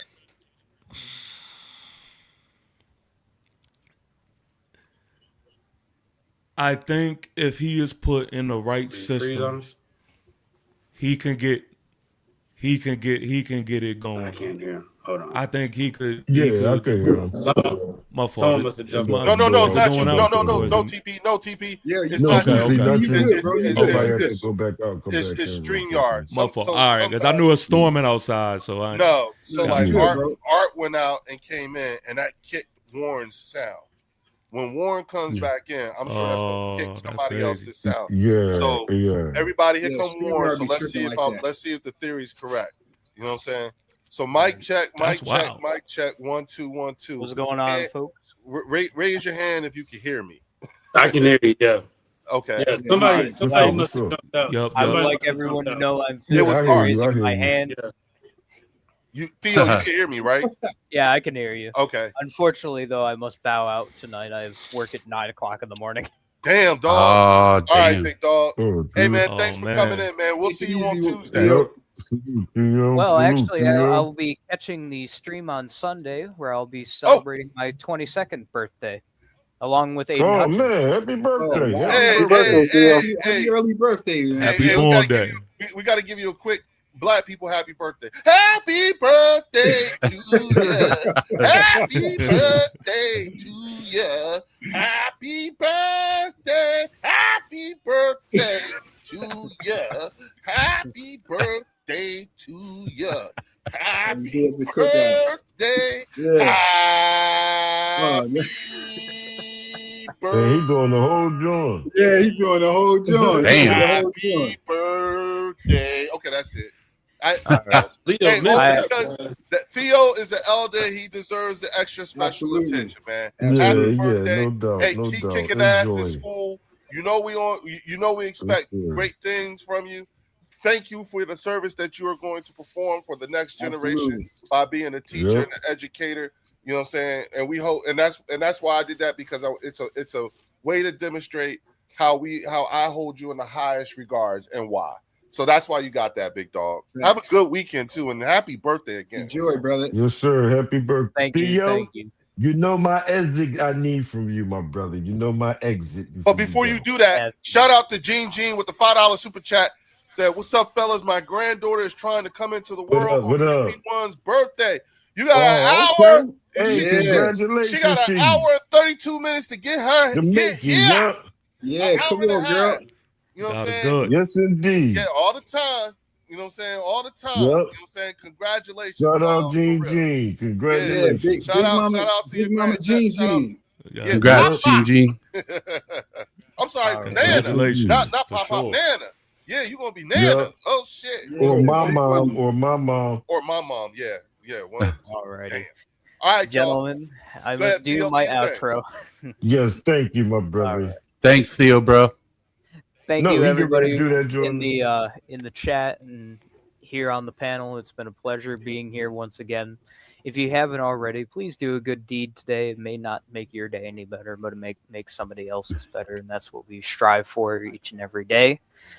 Thank you again for enjoying the game of football. Only one more week, fellas. One more week until we can start talking our actual shit. Amen. Right. Thank you, Theo. Again, thank you. Your words That's a both fact. humble That's a and fact. flatter me. For the happy birthday wishes. Also, happy birthday to Aiden Hutchinson, who shares the birthday with me. So, Okay. And happy I birthday have to the Jalen Hurts humble- today. Yep. I have the Yep. humbleness. I am both humbled and flattered. And next time on the bird section, Theo will be here, just as he always is, whether in the background or on the panel.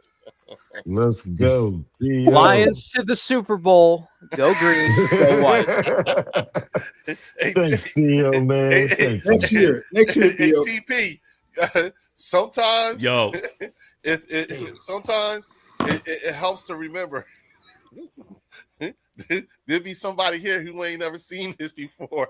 Yeah, man. We gotta be mindful. Yeah. Theo is zero in this Because joint. Theo gives zero fucks about what you said and what we said. Right, Motherfucker, we trying to get our first. So both of Exactly. y'all shut the fuck up. Right. Yo, I'm not gonna lie to you. I dead ass forgot Theo was there for a second. He catches strays. He catches strays even when he leaves. Yeah, no, Right, he that's catches right. no. TP, we do too. I never Sometimes, forget Theo here. Yeah, I never forget that's Theo. our little brother. sometimes I'll be like, "Oh shit! Oh Yep. my bad, Theo. I'm sorry. That's right. Damn, what the fuck did I just say? I'm sorry." You know what I'm saying? So that don't worry about it. But I'm just saying that's one of the many quirks that are funny about the bird section, because we go from one end of the spectrum all the way to the other real fucking quick. You know what I'm Very saying? organic, man. Organic. Yes, but the best part is that at least you're in for a good hearty laugh. However whichever way you fall on the fence. You know what I'm saying? But Yeah. go ahead, For go sure. ahead. Now, John, P, I want to tell you, you know what I'm saying? I think that, and I was thinking about this as you were talking, because I was just like, well, damn, you know what? And I'm not saying this is going to be the case, but I'm looking at things and I'm like, our division looks a whole lot like the AFC North division or the AFC East division, the AFC East division last year too, when Vrabel did what he did. You see what I'm saying? Because you had the other two powerhouse teams in that division, which was the Baltimore Ravens and the Buffalo Bills. Yeah. You know what I'm saying? And then you mean somehow, that conference? Because they're not in the same division. they're not? No, that's Pittsburgh, I mean, Baltimore, Cleveland, and Cincinnati. In Cincinnati, yeah. Yeah, okay, I'm Division. sorry. You're right. I'm sorry. You're right, fellas. The conference. You know what I'm saying? Right. And to be able to get through that off of a 1-year turnaround, I get it. You see what I'm saying? It's just interesting, this point that you're making. Now, what I will tell you is that, you know, think about it from our perspective for a hot second. You know what I'm saying? When this is a fan base who won 4 games last year, 3 games the year before, and 4 games and 3 games and 6 and 9. You know what I'm saying? It's like,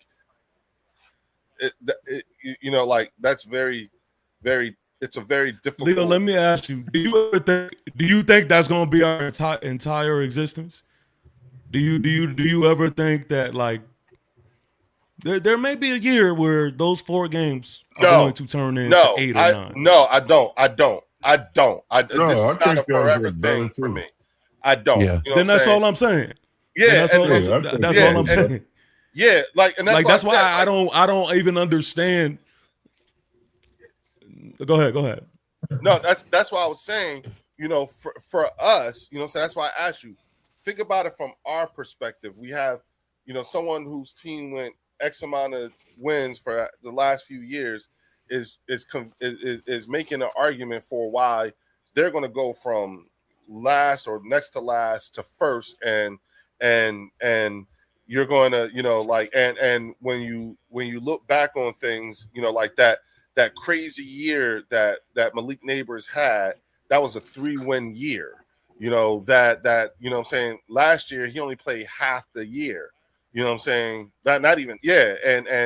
And coming off of such a small body of work, you're convinced, you're actually making an argument why that year and a half it makes him better than the 5 years that Devontae's been in the league.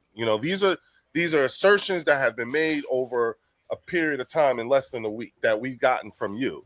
So it's just like, like really, like whether we agree with it or not, whether we agree with it or not. Yeah, it don't even matter.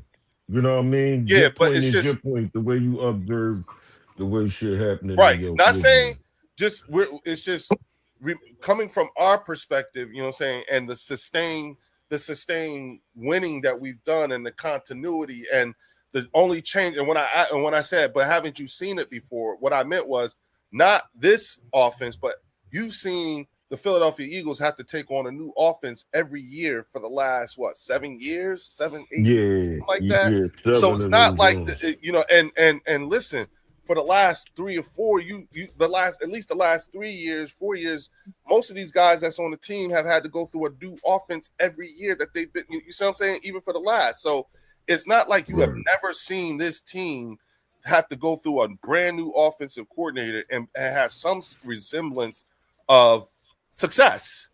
You know what I'm saying? Like your 3-win year, that was a brand new offense for us. Your 4-year win, that was a brand new offense for us. You know what I'm saying? The year before that, that was a brand new offense for us too. You know what I'm saying? You've actually had more continuity in terms of offensive coordinator in the last 5 years than we've had, because we've had one every year. So it's not like, and so when I say to you, but haven't you seen that before? I'm talking about, haven't you seen this organization, this team, and a large majority of those players, haven't you seen them on the offense? Haven't you seen them have to deal with a new offensive coordinator every year? Jalen ain't the only one. They all have, and there's always been some resemblance of success. And so that's where, and that's why you said, like, when you were questioning ego and where'd y'all get this way? It's like, bruh, look at the records, look at what we've been doing. Yeah, we got a new offensive coordinator again, but it's that could be a big mistake, right. man. Like, we know that. Hey, like I just think ego was different. TP, listen, let me tell you something. Ain't nobody complaining more than Eagles fans about this goddamn lack of continuity with the offensive coordinator. Trust me, it's not like even though I say, hey, you've seen this before. I don't like. None of us like it either. None of us like it. We want to. So how come anytime I'm up here, I never hear that? My ego is different. Though, it goes two ways. The reason why you never hear it is because the energy shifts, and then we get caught. We go down the rabbit hole, and then and it's on both ends, your end and my end. You know what I'm saying, and our end too. We're all guilty. And then what ends up happening is that we go so far down the damn rabbit hole, we don't even get to talk football. You know what I'm saying? Like we fuck football. Up the topic. Everybody drawing a line in the sand. If you think about it, right? If the energy before you got here, right? And that's why I said what I said. Yeah. But if you think about it, the energy here was about, hey, tell us what's going on, what's happening in camp, let us know, blah blah blah blah. You know what I'm saying? That's where that literally was the energy. Everybody was giving their takes on what they saw in camp and everything like that. The moment you came in here, you know what I'm saying? And it's not saying it's your fault. You know what I'm saying? I'm just saying when the energy shifted. You see what I'm saying? There's a reason why on my Thursday live streams that I do. I mean, on my Tuesday live streams. Yeah, there's a reason. If you ever notice, I never have the chat on screen. I do this. But Leo, even that whole time where y'all were talking about in camp, I was listening and I didn't hear the question marks. I didn't hear what your possible concerns would be. Like I don't hear it. Oh, we be discussing. We've been discussing. Listen, to be honest with you, got concerns, TP. I was gonna say, TP. Listen, I understand you may not hear it, but don't think for a minute we don't talk about it. We do. Yeah, but the thing about it is that here's the thing: we're not in panic mode. Remember when I went through that exercise with you and I said, "Hey, who's your DB2?" I don't expect y'all to be in panic mode. Remember, huh? He don't. Yeah, he said he don't expect us to be in panic I don't expect y'all to be in panic mode at all. That is just exactly what I'm saying. Is exactly like how I feel. Like when I'm up here, sometimes that's where I didn't say it was the confidence factor. The reason on why I labeled it arrogance is because when I talk to the other teams in this division, or just like really anybody, right? I'll hear something as to why they may have a question mark or a slight concern or whatever it is. This is not to say that y'all don't feel like you won't finish at the top of the division but my thing is, anytime that I'm up here, I don't ever hear the question marks. And I'm not saying y'all don't discuss it. I'm saying when my ears are here, I don't ever hear them. And so that's where the arrogance. Number one, TP. You got the Florida. Wait. Listen, TP. Majority of our conversations, you know what I'm saying? And you can ask Fells, you can ask Warren, you can ask all of them, right? You bring up, not you, but anybody outside the fan base brings up AJ Brown. Y'all gonna miss AJ Brown. But here's the thing. The conversation amongst us for a while before AJ Brown, or even when he was here, whatever, we're not looking at AJ Brown. We're looking at the players that's being developed right now. We're looking at Darius Cooper, somebody you don't know about. You know what I'm saying? Johnny Wilson, somebody you may not care about. You know what I'm saying? Dontavian Wicks, Hollywood Brown. You know what I'm saying? And we're saying to ourselves, okay, it's a next man up thing, but the stories coming out of camp about these guys is why you don't hear, you know what I'm saying, like a lot of the conversation about the loss of AJ Brown, because we're beyond the 11, we're beyond the 53, we're looking at the 90. You know what I'm saying? Like when you talk to us about Leo, that's my thing. Is when I bring up that fact, I say it's not just the AJ Brown factor, because y'all tried to argue that point, and I'm like, y'all missing it. It's not just the AJ Brown player itself that I'm talking about, y'all missing. I am throwing that out there because I want to hear what is the response, what is the answer to that. How do y'all feel about that going into the season? Like, what I want to hear it all. Educate me on the receivers that you do have. Like, that's what I'm trying to get into. But what happens who haven't you heard of? Y'all start to talk. Huh? Well, who haven't you heard of? That's what you want to know. Who? No, he wants TP. I'll say this. I get what he's saying. I get exactly what TP's saying. Yeah, but we mentioned all of that stuff. He just want us to hear why he's on the panel. So TP, with us, it's more of a curiosity as to what we have in store. Like, you know, we're looking at Dontavian Wicks. We like him because one of the things that I like about Dontavian is he has a nasty quick step. If you watch tape, he has a nasty quick step when he's coming off.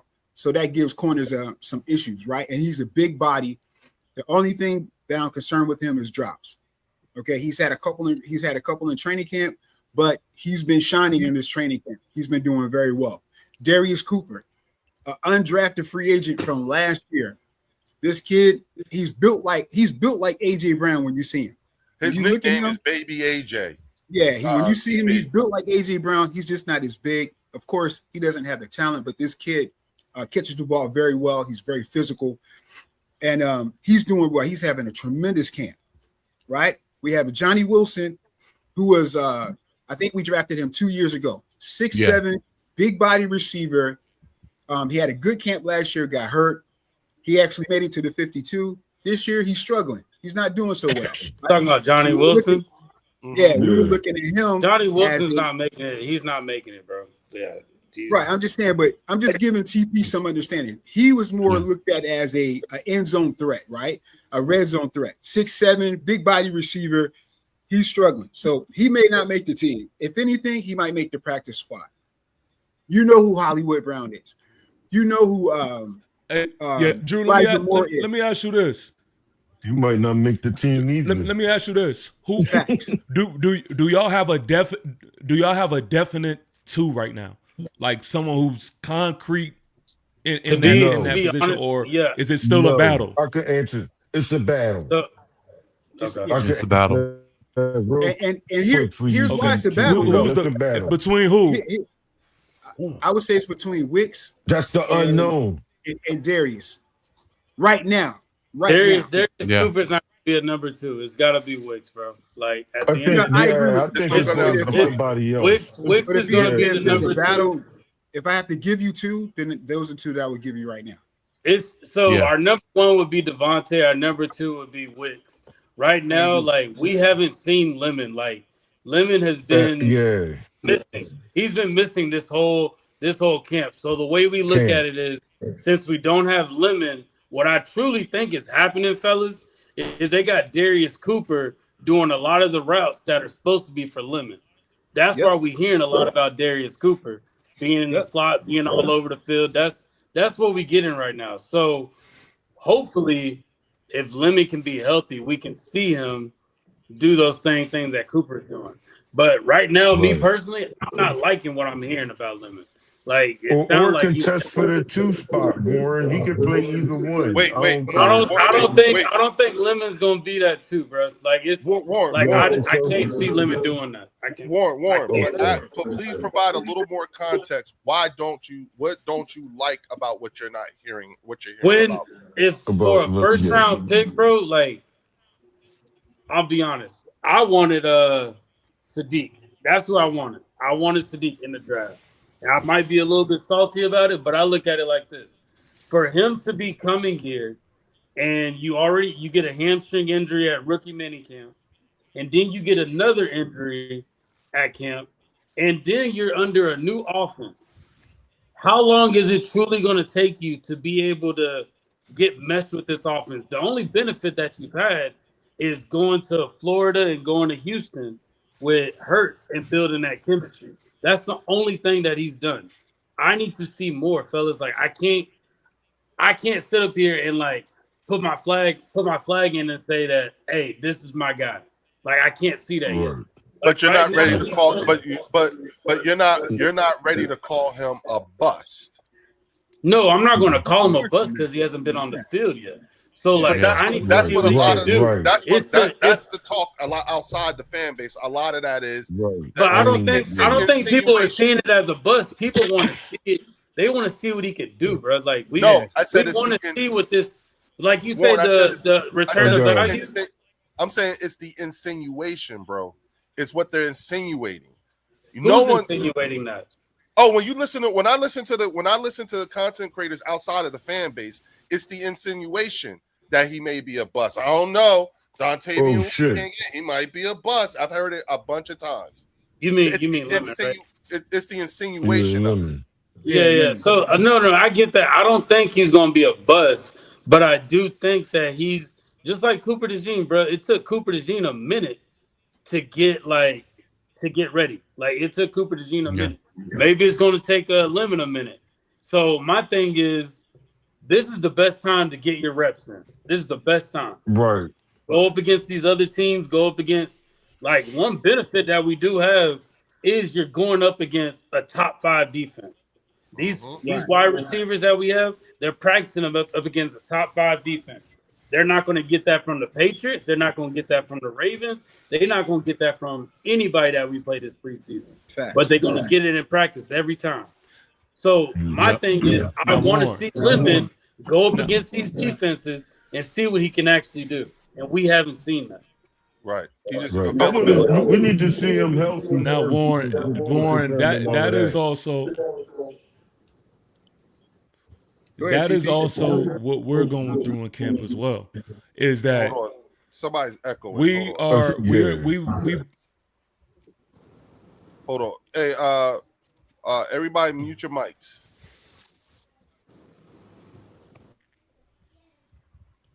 All right, go ahead, TP.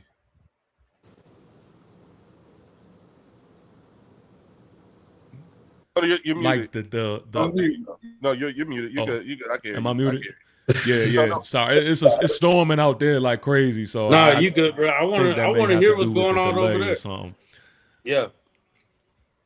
Yeah. So it's the same thing that's going on with us in camp. Is that the defense is kind of overpowering the practices, right? And so what's happening is you got Jackson Dart out there not looking like he's clicking on all cylinders, and then you have the fans, throwing out these questions, and you got people throwing out these real just too premature statements and things like that, and it's just like, yo, listen, they are in the lab, okay? But the thing, you don't judge an artist. Yeah. No, I'm listening. My bad. No, it's a delay.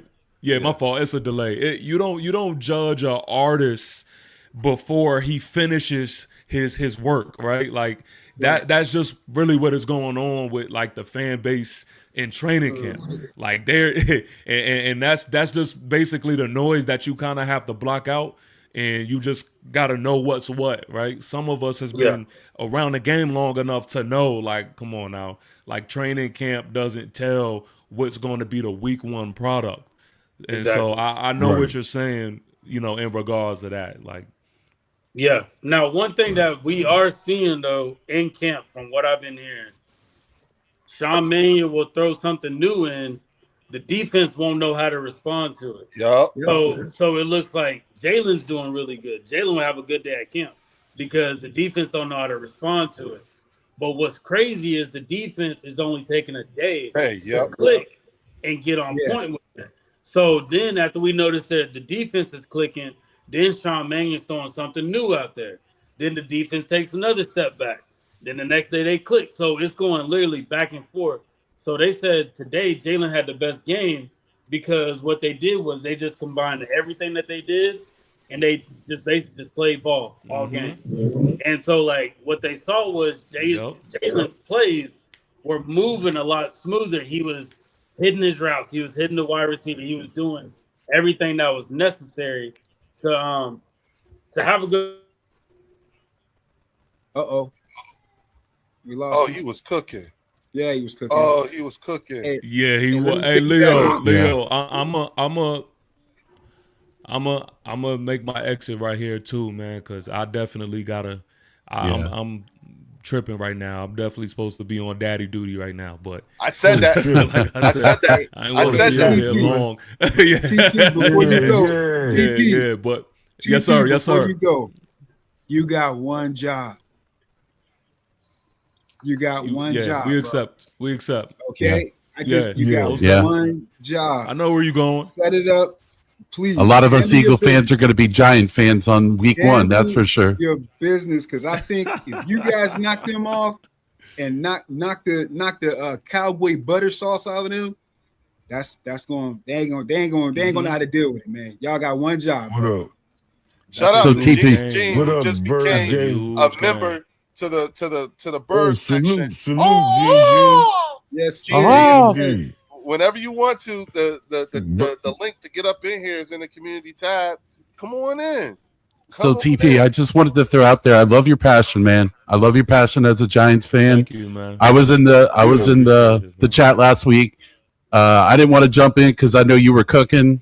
I was just letting you ball out. So, but as an Eagles fan, I get flack a lot, but I do say that the Giants, with their new coach, I mean, just like you had pointed out last week about Vrabel with the Patriots, that they could make a big turnaround this year, and you just don't know. Really, all the training camps for both us and y'all, it's basically, let's see what happens in week 1, and then when we start firing off, really start seeing the teams in week 3, 4, and 5, and then that's when you really start seeing the teams start. Okay, now we see now we see what's going on. So I did send you that message a while back that I look at all teams, and as an Eagles fan, I'm a diehard Eagles fan, but you do have to give a little respect to all the teams because they're coming after us. And like you said, the Giants are coming up to take us off that pedestal. So we have to step our game up knowing that, hey, if we're trying to go for the Super Bowl, you got to also worry about those other teams, because what you think could be a game that we could win, they could come in and just wipe the map, wipe us right off the map. So I think Neighbors is a good wide receiver. I think really once he gets solidified with your coach's new offense, really it could be this year, if not definitely next. So, and I think Dart too. I think Dart, I mean, he's not clicking right now, but like I just said, it's just we're in training camp. Key word is training. We're all getting into our rhythms with our offensive coordinators. We're all trying to get into, okay, we got to make this, we got to make that change. Let's see what you're doing. So like right now, I'm seeing good things from the Eagles. Great. But let's see how you do it week 1. Let's see how you do it in a real game decision, because when we play the Ravens in the preseason, come on, it's preseason. What did AI say? Come on, you're just talking about practice. Like, I'm talking about practice. Yeah. Exactly. So let's see week 1. That's why I'm an opponent for, like, let's get through this preseason. Let's see how we all do here. But yeah, I just want to throw that out there, man. Like, I definitely put the Giants above the Commanders. I definitely put the Giants over the Cowboys.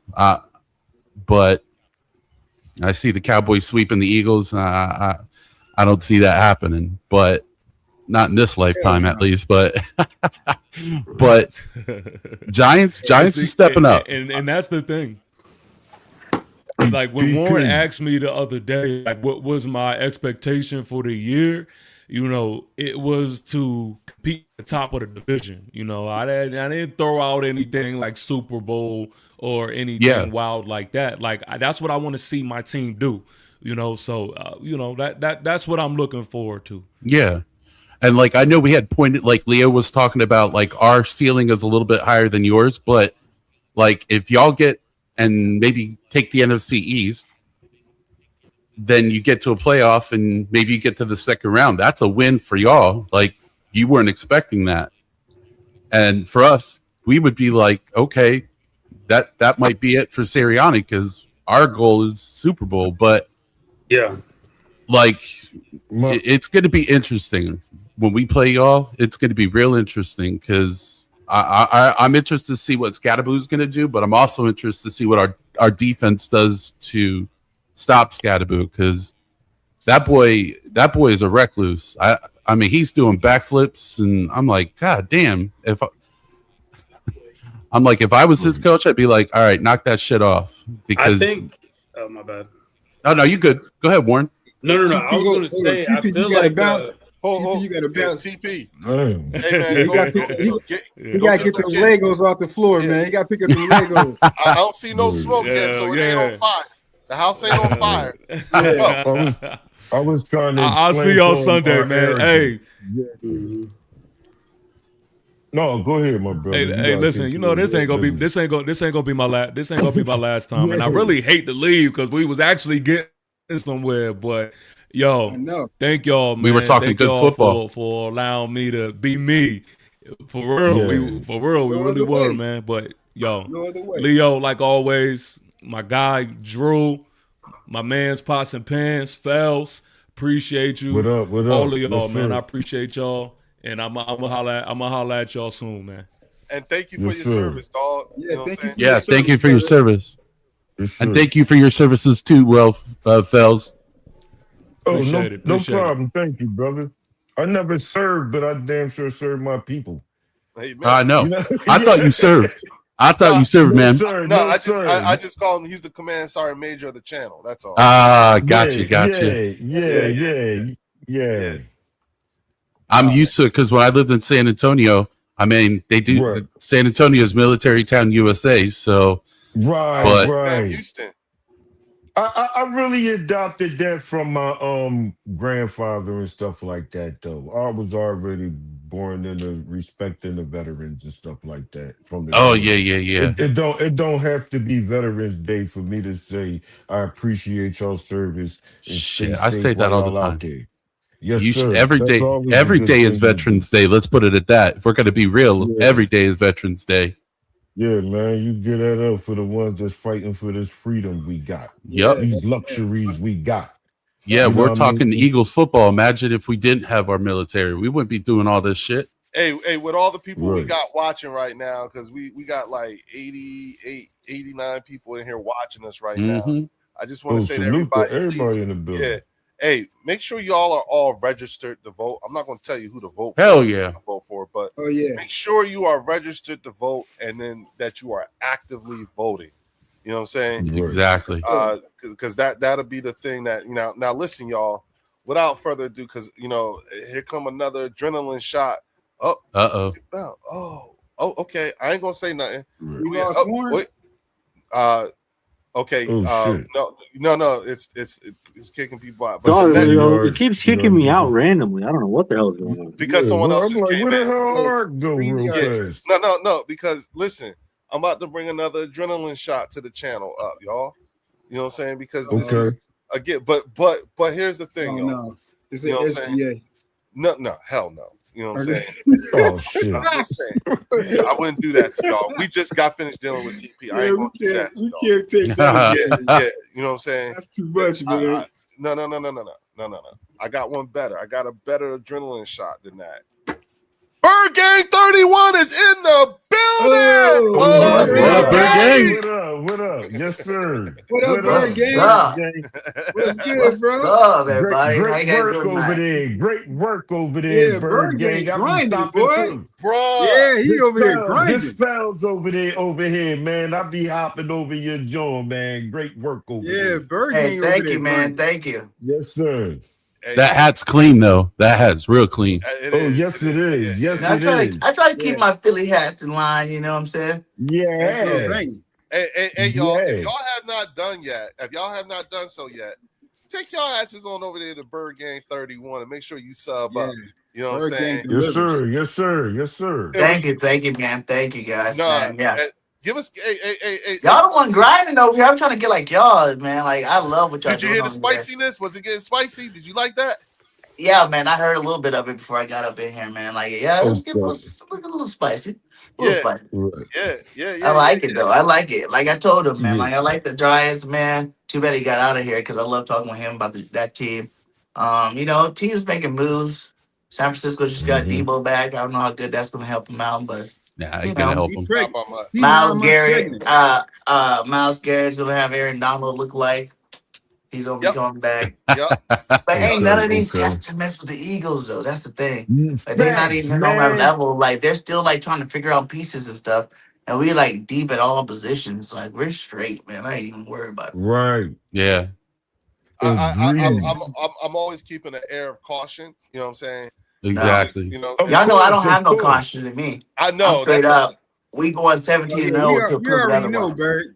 We already know. You know what I'm saying? Like 1-0 for 17 weeks, right, Bird? I've never not guessed our record at the end of the year since I've been podcasting. Like 14-3 to 12 and to 11-6 both times to 14-3. Cause I know when our team's good, when they're not, man. Like you can't help. Like once the injury bug hits you, like it seems like every other year is doing it. And they're taking out 3 players, and you're not gonna win Super Bowls without a full squad. You know what I'm saying? Like if you got a good backup, if you got a good backup that's like capable of handling the business, we've had some over the time that came in and stepped in for us. Nick Foles, for example, you know what I'm saying. Wait, TP. Listen to me, TP. BG. Bird. You want to connect your channel?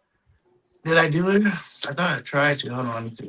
Yeah, connect your channel because I want you to use this. I want you to do, get what you can out of this and everything like that. You know what I'm saying? Because it says it's connected, I think. Okay. Oh, all right, bet. Oh, you got Twitter. Okay. You want? I ain't get the alert. Bird. No, it's not on YouTube. Y'all gotta redo it too. Like YouTube, man. Twitter. I love YouTube, but I hate your YouTube, my guys. Like, they've been foul, dude. They've been doing some foul stuff, but I don't care. I keep grinding. Man, I ain't gonna get back out there. Yes, sir. Get back out there, man. I just subscribed to your channel, brother. Hey, thank you. And I also did a lot of new updates for the network. So if you guys are card collectors or whatnot, we got some, elite cards collections going on a website there. So you guys check out the website. Cards? Huh? CARD cards. Yeah, like collective cards, rookie cards. You know what I'm saying? I told you guys the Bird Nation VIP website, man. It got everything you need, man. Put it in the put that joint in the chat, yo. Yeah, Bird. Hey, Bird, you know what's crazy, dude? A couple weeks ago, I was going through some old basketball cards that I have, and I have a Kobe Bryant rookie card. Wow. Oh, damn. Yeah, I got a Kobe rookie, John. And I got a couple Shaq rookie cards, so I gotta get them John sent out to get them graded. I don't even know. I looked up the Kobe John, and the prices was all over the place. I was like, I don't know what to believe. Yeah. Some guy I don't know where that went. I sent it to somewhere. Yeah, it was like it was a price from like $350 to $3,500. I was like, what? Damn. What car company? Like Topps? Who is it? It's Upper Deck, I believe. Oh shit. Well, you know what? Hold on. Let me go get that, June. It's right. Yeah, go get it. Hey, Bird Gang, I'm still rocking with Jalen Hurts rookie cards. 2 of them, like out of 15, out of 20. And then I did something stupid, man. I had some workers at my house getting a little too nice with them and just like took off. Came back, man. I had to call the police. So all my cars gone. That's shit. The one when he had the 2, right? Bird Gang, he got the 2 jersey, right? Huh? Don't Jalen got the 2 jersey on that one? Yeah. The one was out of 15. Like when I bought it was $500 when I bought it. It was like 2 years ago. I've always had car collections throughout my life that somehow, some way end up, lost or somewhere, and something happens to them. And so this time it is an Upper Deck. It's an Upper Deck, John. Well, there you go. Hey, BG, do me a favor. Text me the chat the link. Text me the link you were just talking about. Did I not send it? It didn't go through. I don't think it went through. It says it right here. I don't see it in the chat. Hold on. So I know it was my energy because my energy is like crazy. When I start talking about the birds, right? My energy definitely could go crazy, right? And I know that's what kind of brought TP up because he heard what I was saying too. But I want him to understand that my arrogance actually starts from my ownership. Right. That's why whatever problems we may have, I got 100% faith and confidence in my ownership to correct that problem. Right. I don't know if all these other franchises have that much confidence because look at them. It's good talk, but look at the work. The body of evidence always mattered. I mean, you could chop the numbers up any way you want to make your squad or your players look good, but the body of work, the evidence, the receipts always going to tell you. Like they coach said, your record is what you say you are. You are what your record says you are.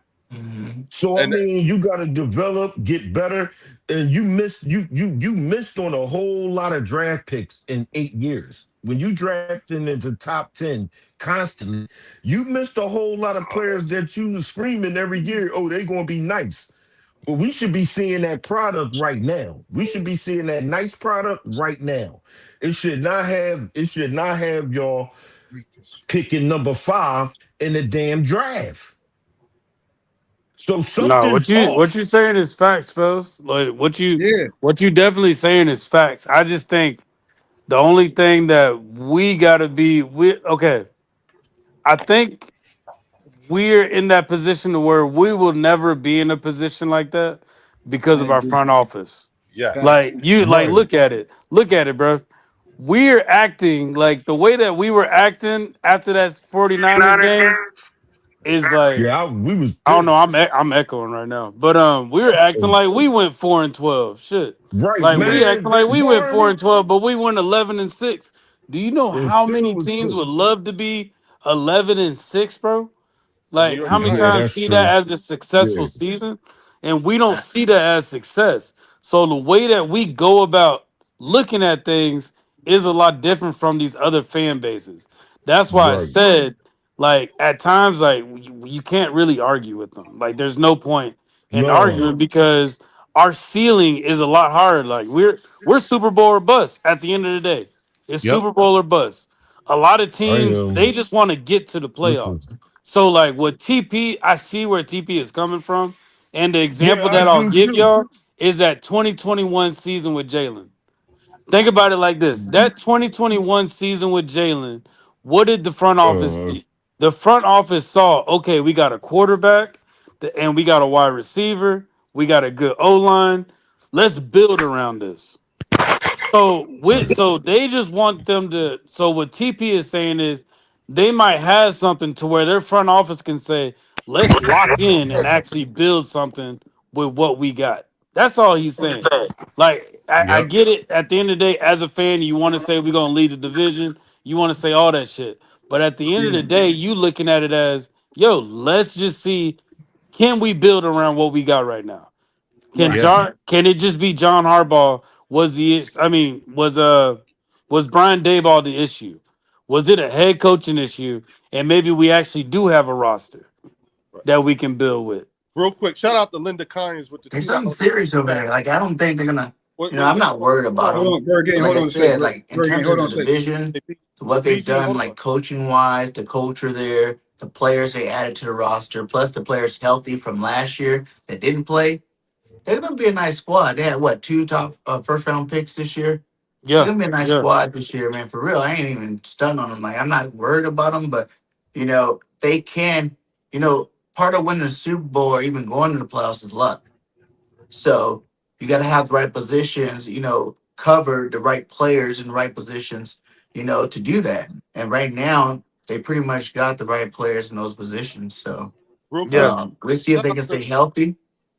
real quick, shout out to Linda Kynes with the $2 super chat. She said, Sergeant Fells is cooking. Speak that truth. Yeah, he is. Yeah. And shout out to Boyd Green with the 2 jewels. Thank you. We Thank so you. Shout out, shout out. you know what I'm saying?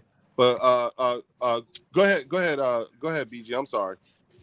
No, that's pretty much it. Like, and then, like you said, like we are the standard of football. No one wants to give us that right now. There's no other team That's true. that's 100% you can say Super Bowl bust besides us. I There's some good can I rosters can out there, but I can like say this ours though, for real, BG. like the chemistry, Mhm. things that you don't even see, like Coop and Q, all pro second year. Now they're going to year 3 of the Banjo defense. All these guys are going to year 3 of the band. That not very many defenses ever did that for one, and for two, it's like they were like one of the best defenses year 2. So it's like Right. everybody's talent level just went up a notch. Like you just upgraded a notch just with the players you had there. You know what I'm saying? They're that much smarter, that much more aware, that much assertive.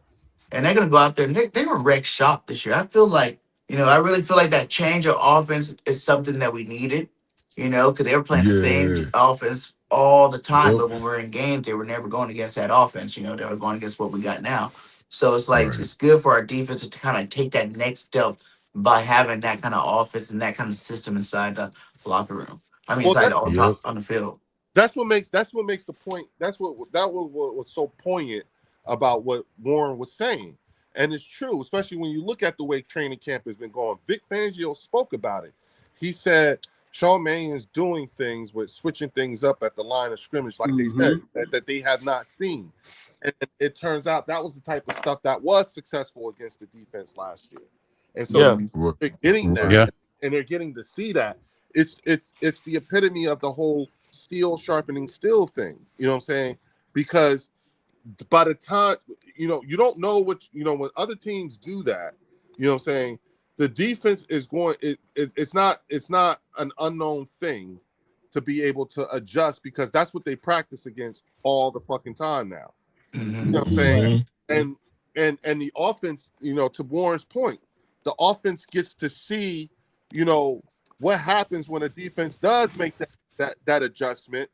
You know what I'm saying? Now, what the fuck do y'all do when they adjust to that? You know what I'm saying? What do you see? How do you do? The thing about it is, whatever, remember when we had, BG, we had our friend Moose on here, Eugene Monroe. He played for the Baltimore Ravens. You know what I'm saying? He retired with the Baltimore Ravens, actually. And, this is a guy who was a top 10 draft pick, back in 2009, and spent a large amount of his career playing for John Harbaugh. And he told TP, he said, hey, one thing y'all going to be is y'all going to be really good with situational football, because based off of his experiences of years and years and years of practice under John Harbaugh, he told us that John Harbaugh practices that shit heavy. You know what I'm saying? What do you do when shit switches up? These situations, what do you do? So there's not too many things that can happen that they don't know what to do. And so that being said, it sort of kind of feels like that's what this offense and this defense is getting. So it's not just that it's a brand new offense, it's this offense with this guy. It's a little bit, this is different in terms of the benefit being, our offense looks like some of the offenses that stumped the Eagles defense last year. And that is definitely notable. You know what I'm saying? But our changes overall as a whole team is not as dramatic as others would lead you to think. And you know what I'm saying? If you listen to the way others talk about this team, you would think that we got a brand new head coach, a brand new offensive coordinator, and a brand new defensive coordinator.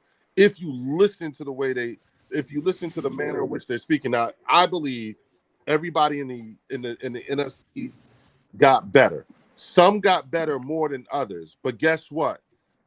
At the end of the day, you're just not better than us. In my opinion, when I look at everything and I take into consideration, and whatever gap you're saying, it closed, but it's still a big ass gap. What a lot of people don't realize that much, because you gotta realize not only the new offense, but you gotta realize too, we still got the old offense too.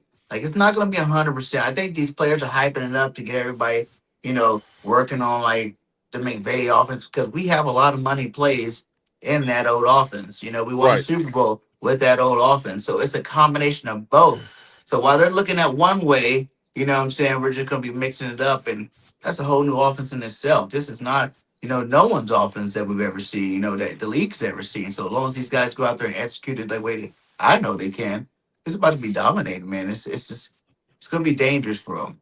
No, I agree with you, BG. I think the biggest thing that we like, a lot of people see a lot of chinks in our armor. They feel like they see chinks in the armor with AJ Brown walking away, us getting rid of AJ Brown, and then Stoutland stepping away, losing Reed Blankenship, losing to Kobe Dean. I can't think of anybody else off the top of my head right now, or Dotson. Like, losing these fellas. The same thing. You can add Milton Williams and Sweat in that joint too. Yeah. So people see there's chinks in our armor, and they're like, okay, like they weakening, they getting weak now, they getting weak. That's our time to shine. When in all reality, bro, it's not, because our front office is so damn good at their job to where they're not going to leave a hole empty. And if they do leave a hole empty, it's because we put a lot of trust and faith into a certain player to be productive. Keely Ringo, bro, we went that whole year and we said, okay, Keely Ringo's going to be our guy. Keely Ringo has proved he's not that guy. So what did we do? We ended up picking Quinyon Mitchell, and to double down on it, we picked up Cooper DeJean. That is nothing that Nick Sirianni did. That is a front office decision. So our front office would never put us in a hole to where these other teams are. Like, look at the Bengals, bro. Like, the Bengals are just now getting it right. They're just now getting it right. And to add to this season right now, it is solely on development of Jalen Hurts. Just like I was talking about the practice, a lot of things that they're doing, they're telling Vic, change the scheme up, mix it up, make this shit confusing for him.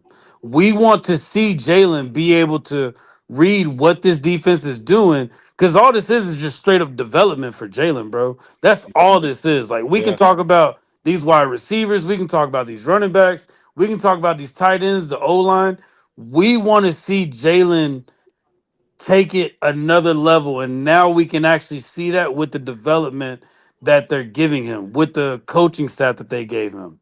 The coaching staff is going to be what helps Jalen become a better quarterback at what he's doing. I think by the end of this year, that whole talk about Jalen Hurts, bro, is no longer going to be said. It's going to be out the door, bro. I guarantee you, there are going to be a few people that say something, but those are going to be your casual football fans. Those ones that don't really watch football like that. Those ones that don't pay attention to film and pay attention to decision making that's being made. So I look at this season as this is all on Jalen Hurts. So I can sit here and listen to wide receivers, all this stuff. How is my quarterback performing up against a top 5 defense? Yeah. How is this quarterback performing? Because I guarantee y'all, he's going to have a good season, bro. He's going to. Yeah. He knows, like, look at the way he's coming into this season.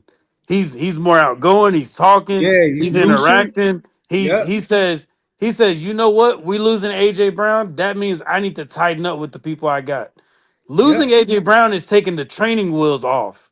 That's what people don't realize. Yeah. Take the training wheels off and let this quarterback actually ball. And we're going to show the league we don't need a AJ Brown.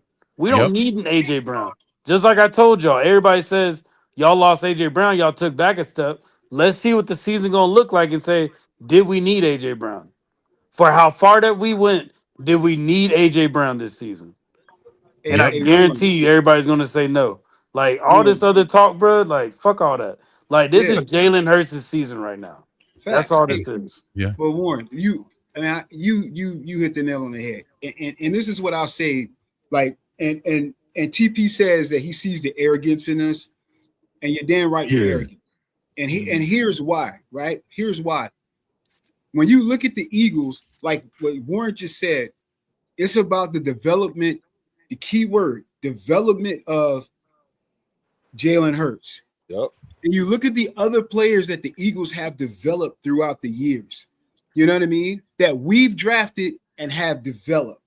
You know, so you're looking at Dallas Goedert. You're looking at the offensive line. You know, you're looking at look at Smitty. You look at I mean, you can look all over and you see what the Eagles have developed, and look who we've drafted and the results from it.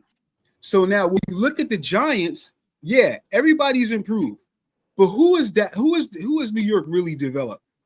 Who can you look on that team and say who has the Giants developed since they drafted them in the last 2 to 3 years? Nobody really. When you look at other than Sexy Dexy, and they just traded him, right? Other guys they brought in off of free agency, but who have they drafted? And Phelps told us earlier, New York has been drafting in the top damn 10 for the last 10 years. You ain't developed no players to get you over the hump or play, you know what I mean? A team to put you in a position to win. Look at Dallas. The one guy that they have, he's been there 11 damn years and got 2 playoff wins. Who else have they really developed to put them in a position to win? Now, they went and got CP and they got some decent talent, But look at the defense. Who on the defense? They're looking to get mercenaries. They want to get mercenaries to try and compete with us. Look at the offense. They got CP. He wasn't drafted there. You got CD. He been here hella long, and he drops balls and always getting hurt. Who has Dallas developed within the last 3 years? Maybe you can say Tyler Smith, their guard. They may have the best guard in the league. Give you that, right? So you look at the interior, they're still young. But look, Tyler Guyton, he's hot dog water. Terrence Steele, you know what I'm saying? He's garbage. So look at these teams. Drew, to add to that though, one thing that the Dallas Cowboys are good at doing is always picking their first round pick. They're good at that. That is it.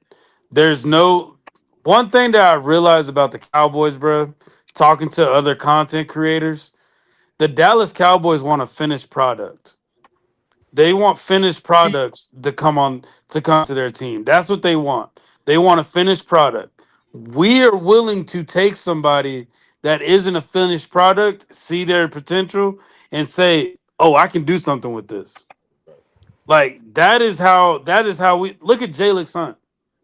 Mm-hmm. Like look at him. Like look at how he's performed. He led in interceptions and he led in sacks. Right, but that's so my when point, you so that's what I'm saying. So like when it comes to the Cowboys, it's every talk is always a finished product. It's never a development piece. Like we bank on Umar Bernard, like he about to play this season.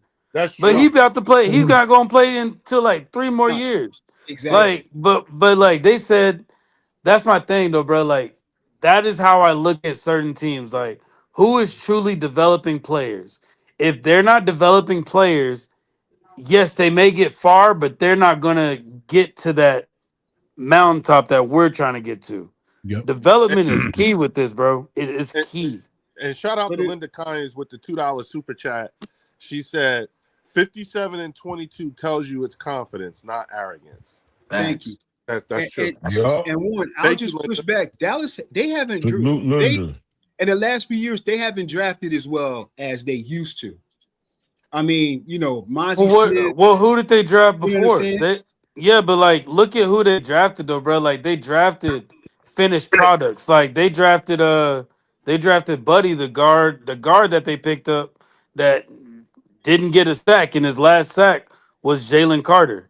The last person that got a sack on him was Jalen Carter. The guard from Georgia. Yeah, they picked him up, and then I forgot who they picked up before, but they're getting people that are gonna actually. I think they're getting coaches that are developers. I think that's what the Cowboys are slowly doing. That's what they're doing, and they're doing it like they're doing it silently right now, and they're doing that on the defensive side. That sounds very Christian Parker like. Yeah, that sounds like something that we do here. Well, yeah, that's what he's bringing. At the end of the day, they may not want to admit it, bro, but they want our DNA. They want the DNA that we have right now to be put into that organization. The issue is look at who your owner is. That's the only issue. Like, look at who your owner is at the end of the day. You know, they did really, because Christian Parker even said it was the money that got him there. You know what I'm saying? Like, he's like, hey, they gave me the bag. You know what I'm saying? They want our DNA, man. And that's another coach, too, that I think people are really underestimating and not giving enough love to. And that hurts.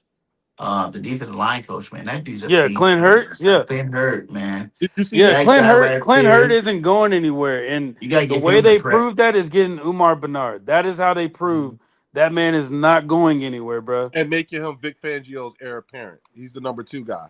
And another thing that I would strongly advise everybody to do, like in this training camp, is listen to what these coaches and these players are saying in these interviews.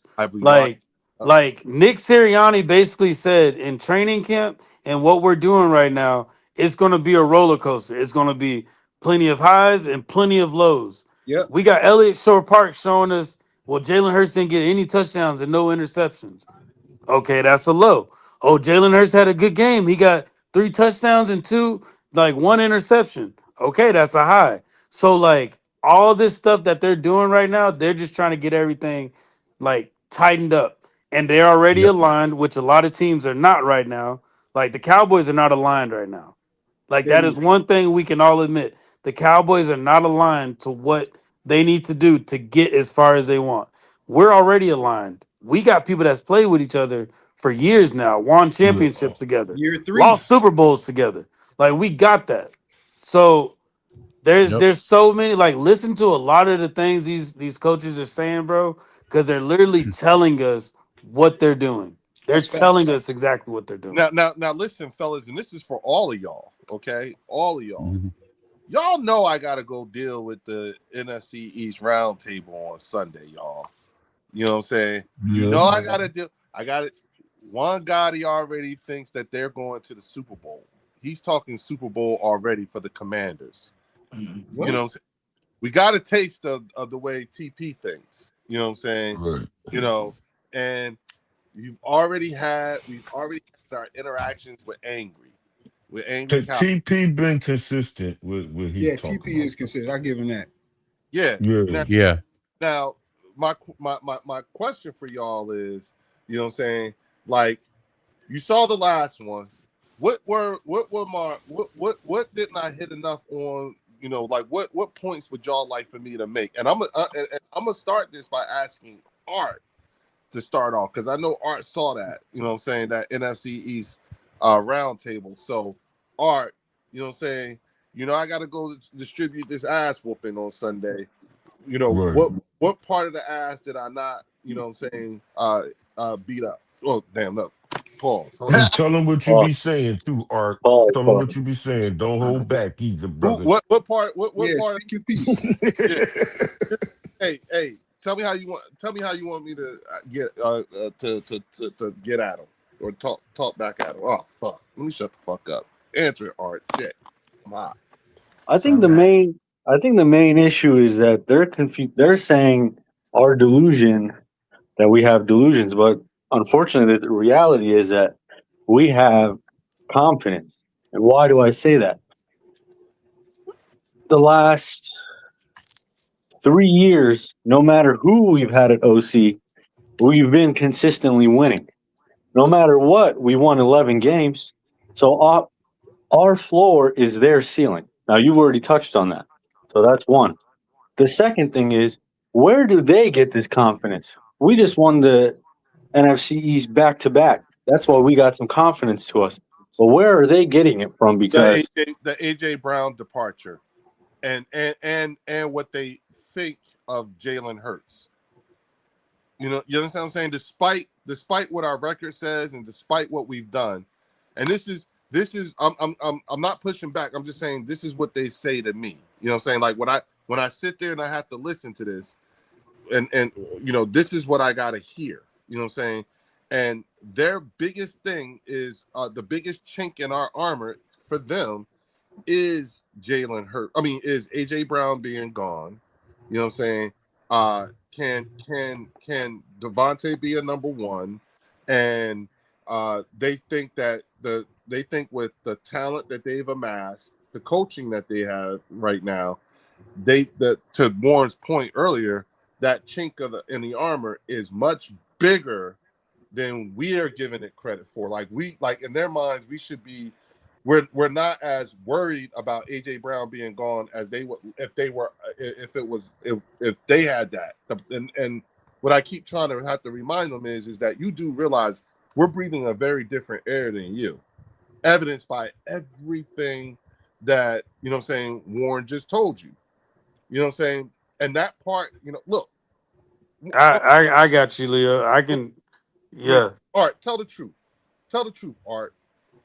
Don't the Giants? Don't you think the Giants are doing the things like they're trying to mirror us over the last couple years? Don't you think they're building their team just to compete against us? Leo, I think you can even go bigger. I mean, look at the Seahawks that won the championship last year. They copied our DNA to the very last T. Bam. You know? Bam. Bam. Then now look at the Commanders. Look at the Commanders. You know what I'm saying? They're in the process of trying to mirror us as well. Wow.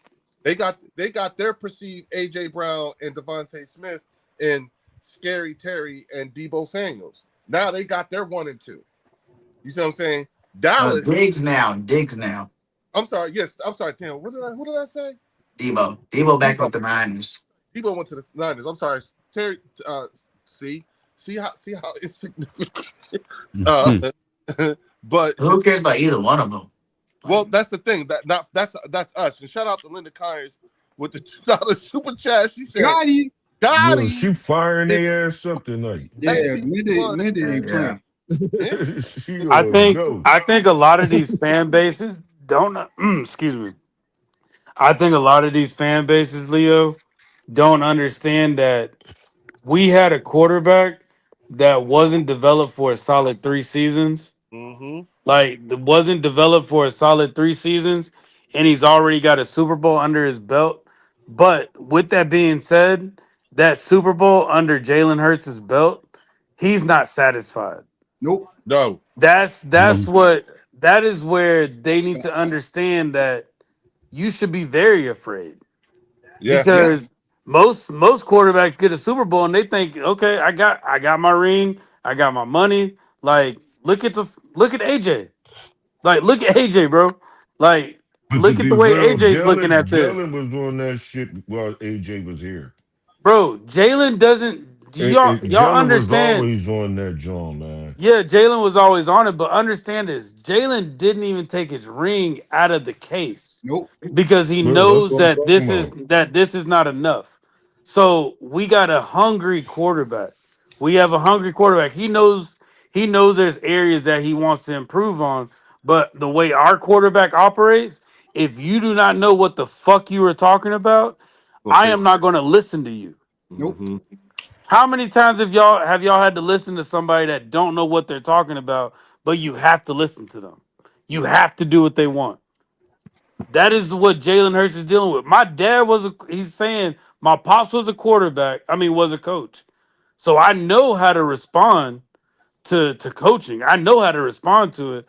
But if you don't know what you're talking about and I don't trust you, it's going to be a long season. That is the way Jalen Hurts operates. So they need to understand that we now have an OC that knows what they're talking about, whose father was a coach as well. So they relate on that level off the bat. So now there's somebody that can actually challenge Jalen to become better, bro. That's all this is. Yeah. Who is going to challenge Jalen to be better? So when they use our quarterback as a crutch, that's what they should be afraid of. What the fuck is Jackson Dart going to do? Like how far is Jackson Dart really going to go? Jaden Daniels, we understand he's injury prone. Right. And hell, Dak is injury prone as well. And a choker. Yep. So what are we? So what is something? So we're talking about quarterbacks. You just need my quarterback to be. You know how the Cowboys say they want their defense to just be a little bit better. We just need our quarterback to be a little bit better, and he's gonna be scary to y'all. That's what they sleep on. Scary. Yep. He's the only one with a ring, man. That's what I tell. Whose quarterback got a ring? Raise your hand. You know. You already.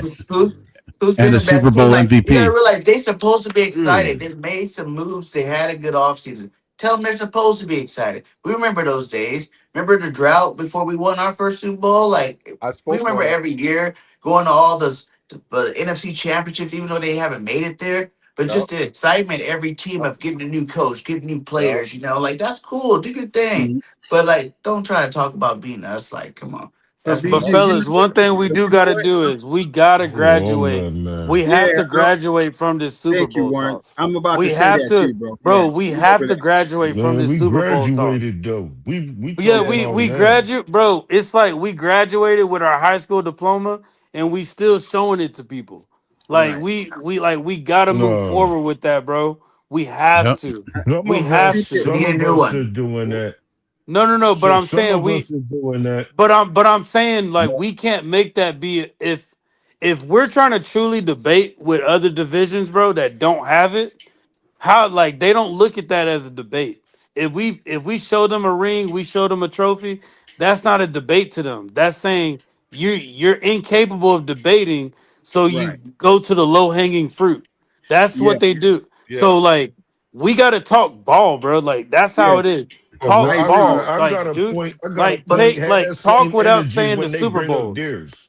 Right? I got What you that mean? same energy. Just say roster. Talk to Roster's them better than like yours. that when they Period. bring up their Nobody in rings. the division can say they have Yeah, a better roster. It Does just no, can't be one I sided. agree. It just can't be one sided. But I No, don't talk about no right, past shit unless they bring that shit up. I'm right. talking about the way our organization always have us ready and prepared to go far in the playoffs or win the Super You're gonna Bowl. hear Drew now. That's an Right. every year thing. I don't Yeah. say that Jalen needs to be more developed. No, I'm you looking good, at a BG. You developed good, quarterback BG. right now. I'm looking at the OCs changing, and he got to constantly learn a different playbook. He Yeah. needs the playbook that he can actually repeat so he can be comfortable. He need an offensive coordinator where he can be in his system. I say 3 years, but the way that the league go, we'd be grateful if this guy's here for 2 years before somebody hire him as a head coach somewhere. If Jalen Yeah. Right, performs at a higher level, you know what I right. mean? But I'm already seeing Jalen at an already higher level. I'm already Yeah. seeing Jalen very mature and knowing how to handle the situations that I've seen a lot of quarterbacks that they rate above him fold in. Yeah, but fellas, I was watching this thing on YouTube, and they say that this is one of the most common things in the NFL. Typically, the best quarterbacks in the NFL don't usually win Super Bowls. That's true. The That's best facts. quarterbacks in NFL typically don't win Super Bowls. It takes an alignment. You need an effective head coach, you need maybe a good defense, and you need a good front office. Right. But we got to be realistic that Jalen Hurts is not the best right now. Jalen is not the best. He's Jalen not. has the accolades. He has the accolades to at least compete for a gold jacket. He got the accolades to be in that room and sit at that table for a Hall of Fame. But Jalen even knows this, bro. If you were to go to him right now and ask him, do you feel like you still need to improve and get better? He's gonna tell you yes. So who are we to say that he's good where he is right now? That means that No, we're I'm settling. not saying that. I'm And saying that he's already in that mind state of I have to get better before us as fans tell him he needs to get better. He's already in that mind state. He grew up Yeah, when like that. we don't have to tell him that because he Right. Yeah. knows Yeah, that. he But what I can already also knows tell that. you is is, but what I can also tell you is this: do you think Jaden Daniels is trying to well, they're gonna say they're gonna get better, but like a Dak Prescott, I feel like has hit his ceiling already. Dak Yeah. Prescott is not going to 3 get years. any Yeah. better Oh than yeah. what he's already doing. We've seen Dak Prescott at his highest Facts. already. That's it. He's going to That decline, is it. Warren. He's going to No, he's decline. if yeah, is exactly. If Or he anything, he's stay going to where he decline. at. He could stay where he at right now, but No, Yeah, like he's you going he's. to know, But decline. that's what I'm saying. He's not going to get any better. Like he's not. Right. Yeah. But Jalen wants to be uncomfortable. He wants to be. He doesn't want you to call plays that only he's comfortable with. He wants you to call plays that he's going to be uncomfortable with, so he knows how to handle that situation. That's what he wants. Not a lot of Facts. quarterbacks are asking for that. And that's why these OCs say, I like Jalen Hurts. He asks questions. He tells me what I can do. Why do you think Peyton Manning, Tom Brady, all these Mm-hmm. other like these other legends say that they like him? Because he wants to challenge himself and he wants to get better. And the only best way to do it is make him uncomfortable. Yep. Like you make him uncomfortable, he's gonna Jalen thrive. is a sponge. Jalen is a sponge. Mm-hmm. And Yep. he's around See, the right people to give him the information he needs when he asks these specific people the questions that he asks them. That's why the questions that he asks these guys, we never know. And those guys Yeah. always keep that shit on the hush hush. But they know what they're telling this man, and he's trying to implement that to his game. I don't need Jalen to be the best in everybody else's eyes. I need Jalen to be the best Jalen that he No, can be. facts. And Yep. you see how That's me and you it. just had that. You see how me and you just had that interaction, Phils, we had that interaction without bringing up any Super Bowls. Exactly. Oh yeah, And that's and that's into it and that's sometimes. no, and hear me out. And that's what let's the division, that's what these other teams are wanting. They're wanting us to talk the facts of they want the meat and potatoes, bro. They don't want to see we can like hell, we all got something Super Bowl related in the room right now we can grab and show on the camera. Like they know about that. They know about that. Shit. I'm with yeah, you exactly. on that. Like we gotta graduate from it, bro. We have to. Because if we get stuck, we not gonna go where we want to go. Like it's about to be 2027, bro. We won that suit. That was a 2024 Super Bowl. Like, we gotta move forward from the first one. We want our shit. We want our new joint. Yeah, it's the same shit we tell the Cowboy fans. Yeah, well, see, John. the Cowboy fans. This is the thing about the Cowboy fans, though, John. The thing that hurts the Cowboy fans. I live in DFW. I'm right here. I'm 20 minutes from the stadium. The younger generation, my age and younger, they don't give two damns about watching the Cowboys game. They rather go to their girlfriend's house and go get Raising Cane's and go watch a movie. That's what they much rather do. My age, like the younger generation that are Eagles fans, they have just as much pride and energy and excitement about watching their team as all of y'all. The same excitement y'all had when they weren't winning. They have that same excitement. So at the end of the day, they understand that they need this team to get better so their grandson can see what it looks like to win in Dallas. Exactly. So bro, I'm telling you, bro, like we have a good roster, but we have to understand this roster has to evolve. This roster has to get better. And sitting back and thinking about the Super Bowls and making that be our low-hanging fruit in these debates, it takes away the true intelligence of all of us as Eagles fans. I agree. And Warren, you know what? Let me say, it's true what you're saying, and I'm trying to. I'm really working on diverting myself from that whole conversation about using the Super Bowls, because if you look in the chat or where you talk with Dallas Cowboys fans here, that's the very first thing. That's the low dangling fruit that they go to: 5 versus 2, 5 versus 2.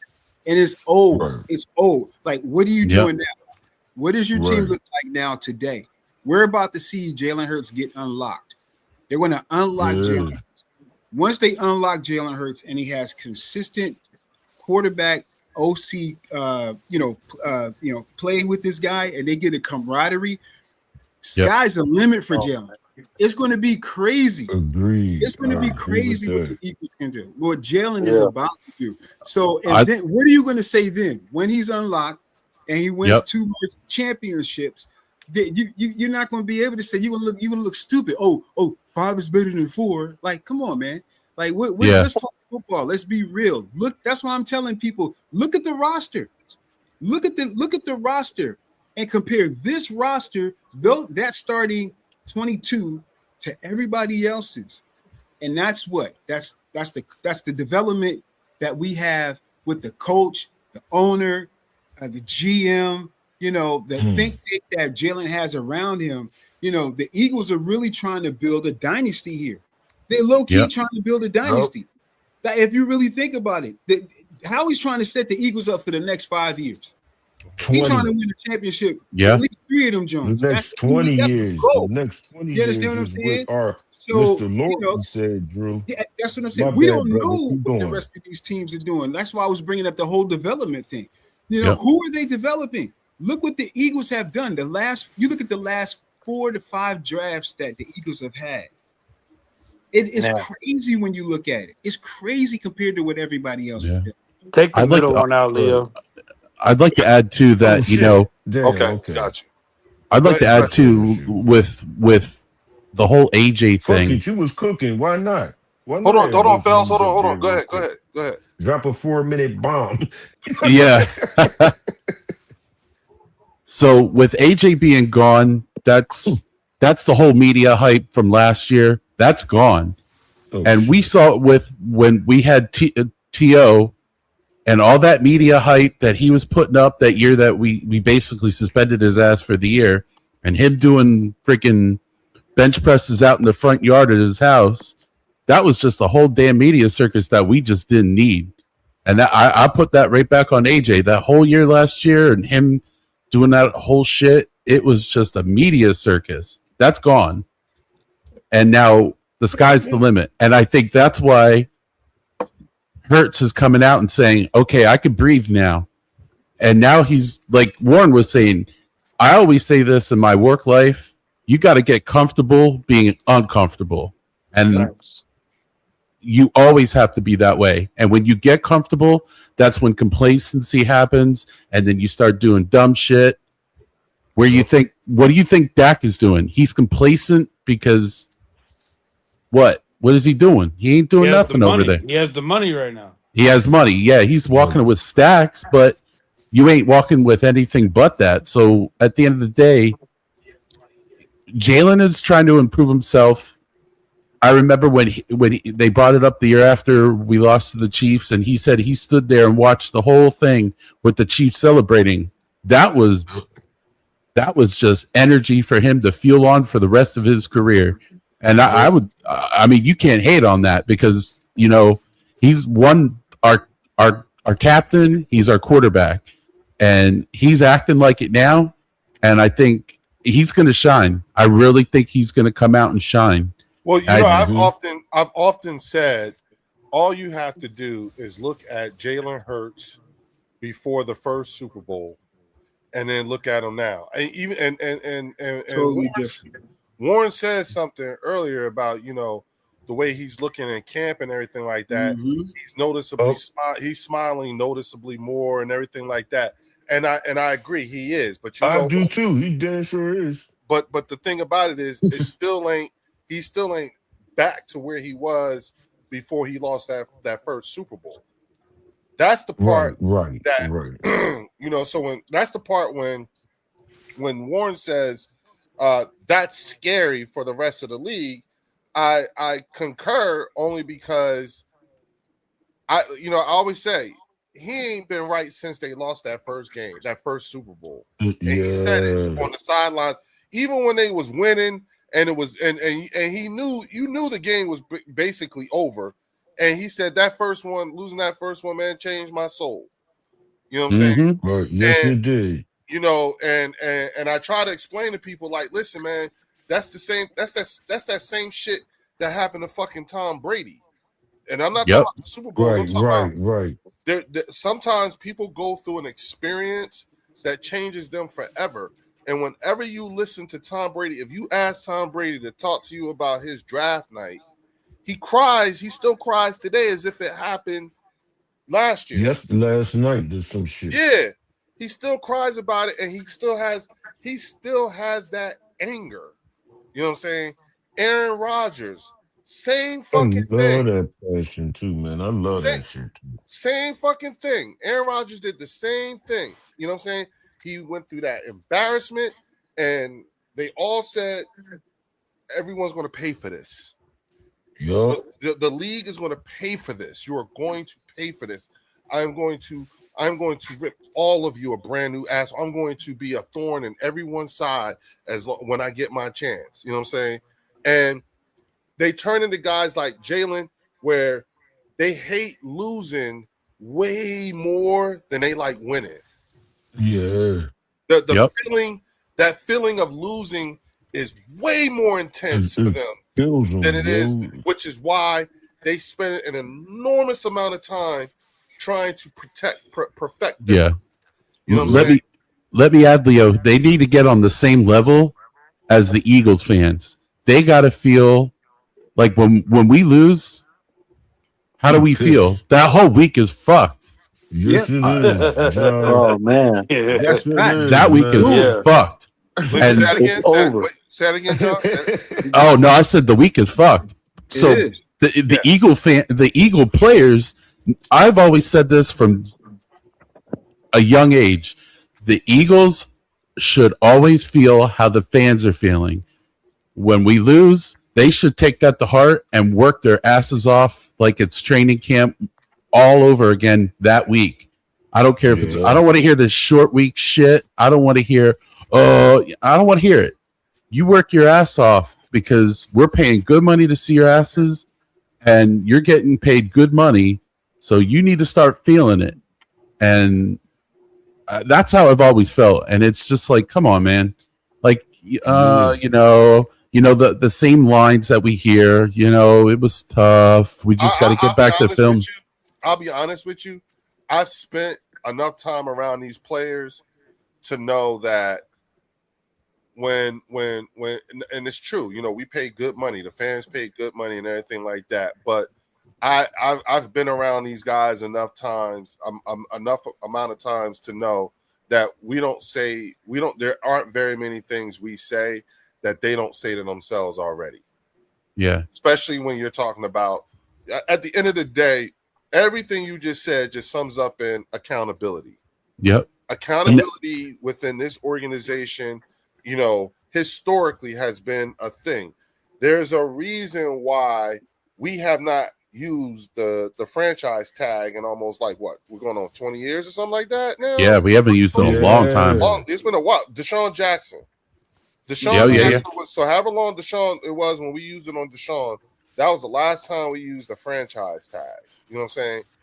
There's a lot about the way this organization, and you hear me, you've often heard me say, there's a reason why we have a supreme confidence, you know what I'm saying, in our front office. But a lot of that though too, Leo, that comes with your head coach. I don't know if y'all know the history behind Nick Sirianni, but Nick Sirianni was, when he was a quarterback in high school, the team that he played for in high school broke the record in the most wins ever from a high school team. I thought he played wide receiver in high school. I thought he played quarterback. No, he was a wide receiver. Well, yeah, he was whatever fucking position he played football. But for the high school that he played for, that team has the most wins ever in a high school.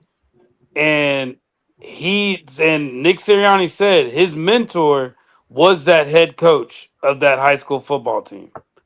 So whenever Nick Sirianni has issues like AJ Brown, whatever issues going on, and he needs to get it back to winning, he goes to that head coach, and he's his mentor. Like I said, he goes to the source code. Yeah, he helps motivate him. And the way that Nick Sirianni is, he puts that on the team to have that type of mentality. That we're about the culture. Make sure you know your team, invest in your team, spend time with everybody. Y'all not just on the field, but outside the field. These veterans, think about Darius Slay, bro. Darius Slay could have saw Quinion and said, I'm not gonna help him, bro. He's here to take my spot. Darius Slay took him under his wing and taught him how to be a pro.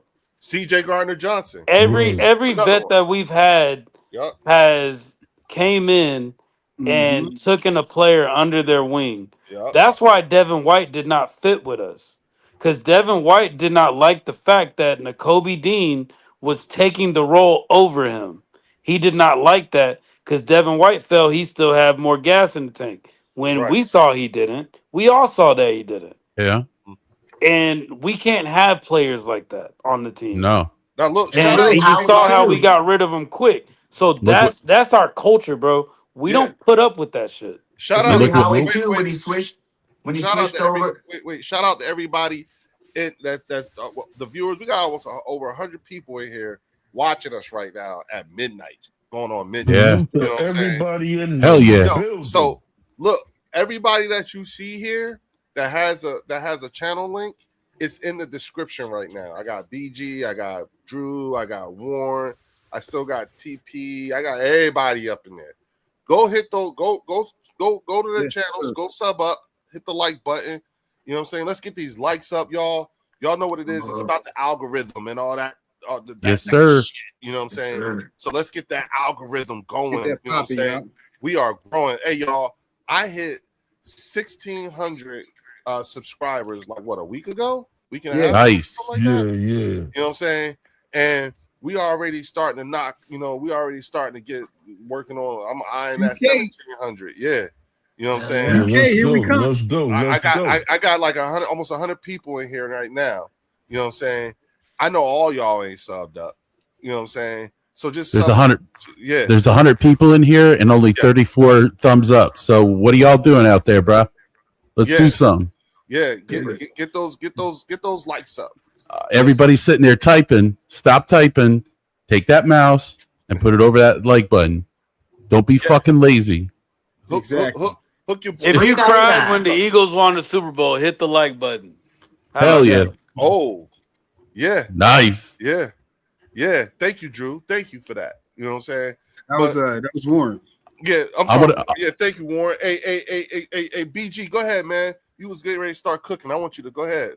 No, I'm just saying, like, as much as you give it to Nick, you gotta give it to Howie too. When he started like drafting SEC players, when he started drafting champions, you know what I'm saying? That's when the team, all of our base players right now, all of our stars started from there. You know what I'm saying? Like all of the ones we look up to right now started from there.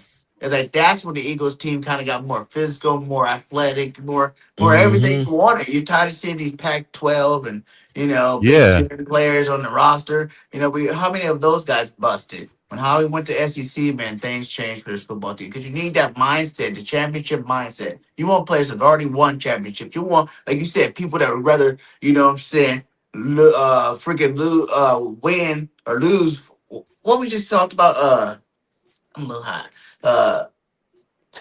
Hate the feeling of losing more than they like the feeling of winning. They hate losing. You know what I'm saying? Like, more than they like winning. Yeah, exactly. And when you went to all those colleges, that's the type of players you brought to this roster.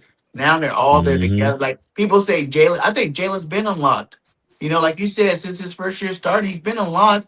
He's just doing everything. Everybody keep comparing him to these older quarterbacks. And people forget Jalen's young. You know, this guy is young as hell. He's a 6-year starter. The guys you compare him to, all these guys double digit, years in the league. You're trying to compare Jalen Hurts to. Like, come on. That's not, But if you wanted to compare the time he's been here compared to those guys in those first 5 years, he smokes all of them. There's not one of them that have Jalen wins numbers, you know what I'm saying, that Jalen had in their first 5 years, 6 years starting. You know what I'm saying? So, bro, he turned 28 today. Yeah, man. Like, but BG, boys in their 30s.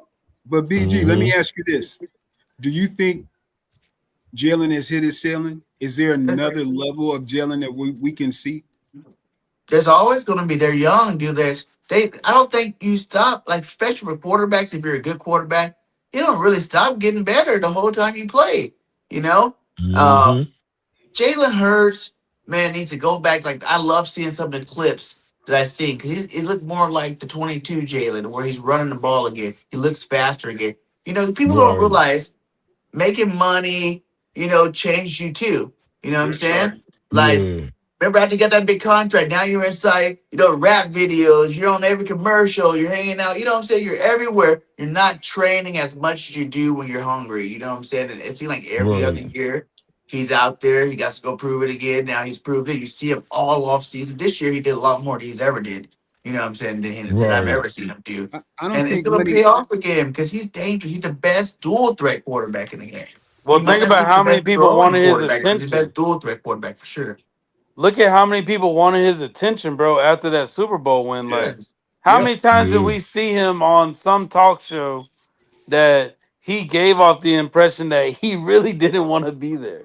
Yeah, and they asked him the same, and they were asking him the same question over and over and over and over again. Like, that's what he endured. He had to deal with that. Like, he had to answer all that. Now he probably thrives better when they do go 11-6. That's gonna make me hungry because now I actually got time to focus on what my craft is. Ain't nobody looking for me. Like Jalen don't care about all. Like, he doesn't. I don't think Jalen Hurts wants the attention as much as a lot of these other quarterbacks want the attention. I agree. Like, Exactly. and that's one thing that I feel like is I think that's almost like one of the best qualities you can have as a player that's getting paid as much as you do, to not want that attention like that. Because let's look at Dak Prescott. Dak Prescott likes getting attention. Yep. Yeah. Jaden Daniels, I don't know if his mom wants more attention than he does. So She it's hard does. to decide with that. The term is husband. Yeah. And then Jackson Dart, like, let's not forget about what Jackson Dart did this summer. He chose a side over the summer. Oh, Donald Trump. So He's a man. so that tells you that he wants attention, bro. Yep, So like we got a quarterback that don't care about all that. Our quarterback just wants to win. Yeah. He wants to win, and he's willing to do whatever it takes to win. And whatever when it comes to whatever it takes, it may not be your fantasy. It may not be for your fantasy, bro. For your fantasy pick. Yeah. It may not be for that. But bro, I'm telling you, bro, losing AJ Brown is gonna be a hit to the Eagles, but it's also one of the best things that can happen to the Eagles because now you're taking the training wheels off. Addition by subtraction. And so many people, like, that's what they're sleeping on. AJ Brown could have been holding Jalen back. Like, I think just throw the go ball. Just throw the go ball and I'll go get it, bro. Yeah. I can throw it right down the middle right here and I can give it to Dallas Goedert rather than me throwing this 50-50 ball and I get an interception on me. How many times do you think Jalen probably thought about that? Yeah. But he has to feed this wide receiver because you know he's being a detriment to the locker room. You know you have to do that every damn time or every game. How many times did we hear about the Eagles, like how they didn't do this with AJ Brown, or AJ Brown got upset? Then the next game, they're force feeding him the ball, bro. Force feeding it to the point to where AJ Brown took a step back. You feel me? Like AJ Brown took a step back. We can all admit that. So I just like that he's got receivers, bro, that are gonna put in effort. Like that's all I want. I want effort from these wide receivers. I want a wide receiver that is gonna go up and jump for the ball, like Mekhi Lemon. Mekhi Lemon puts his body on the line to catch the ball. That's the quality that Devontae Smith has too. He'll put his body on the line. Wicks too, that one he did in training camp where he climbed the ladder. Oh yeah, that Wicks sketch, bro. Yeah. Just think about it. Wicks. Think about it like this, fellas. If Wicks ends the season with 1,200 yards, do y'all understand like how Wicks' contract's gonna look? Oh, Warren, they signed him already, dude. No. I'm saying after, like what we signed him to 2 years. Yeah, they signed him in 2 years already. Exactly, but think about how he can elevate Wicks like that, bro. Oh, think about that.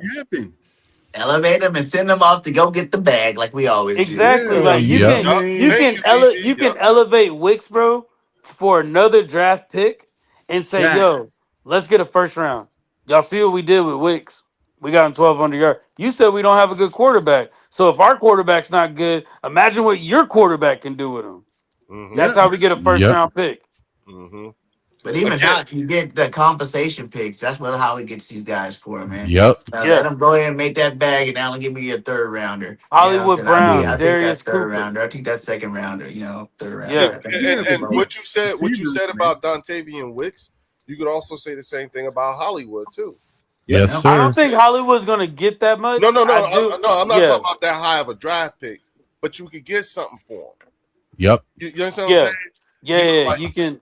You can benefit from them. I don't care. Yeah, I don't care what round it is. I just know when Howie Roseman has a bunch of draft picks.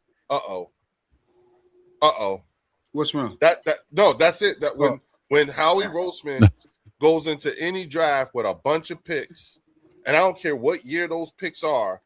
Because that 2028 first round pick might as well be a 2027 first round pick as far as I'm concerned. Yes, sir.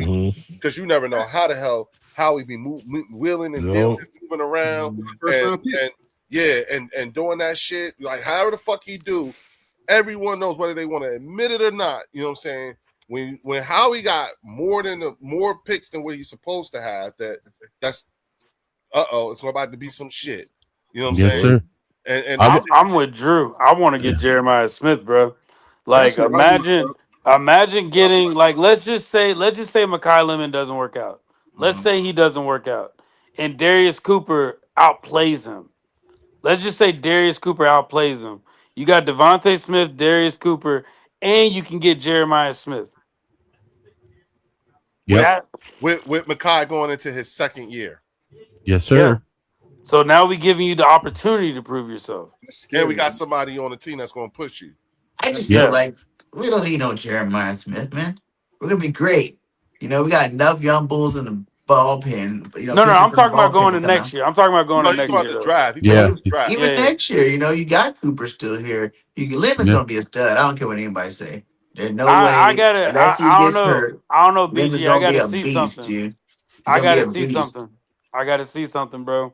Yeah. I'm not liking what I see so far. He's the Biletnikoff winner. That's what else you need to see. The you best. know who else was a Biletnikoff winner right now? He won. You know who else was a Biletnikoff winner? Jalen Reagor. Yes, sir. Devontae Smith. Jalen Reagor. Yeah. Get a kid a chance. Hey, it's that, you know how the young kids do the 6'7"? Devontae Smith, Jalen Reagor. Like, hey, 6'7".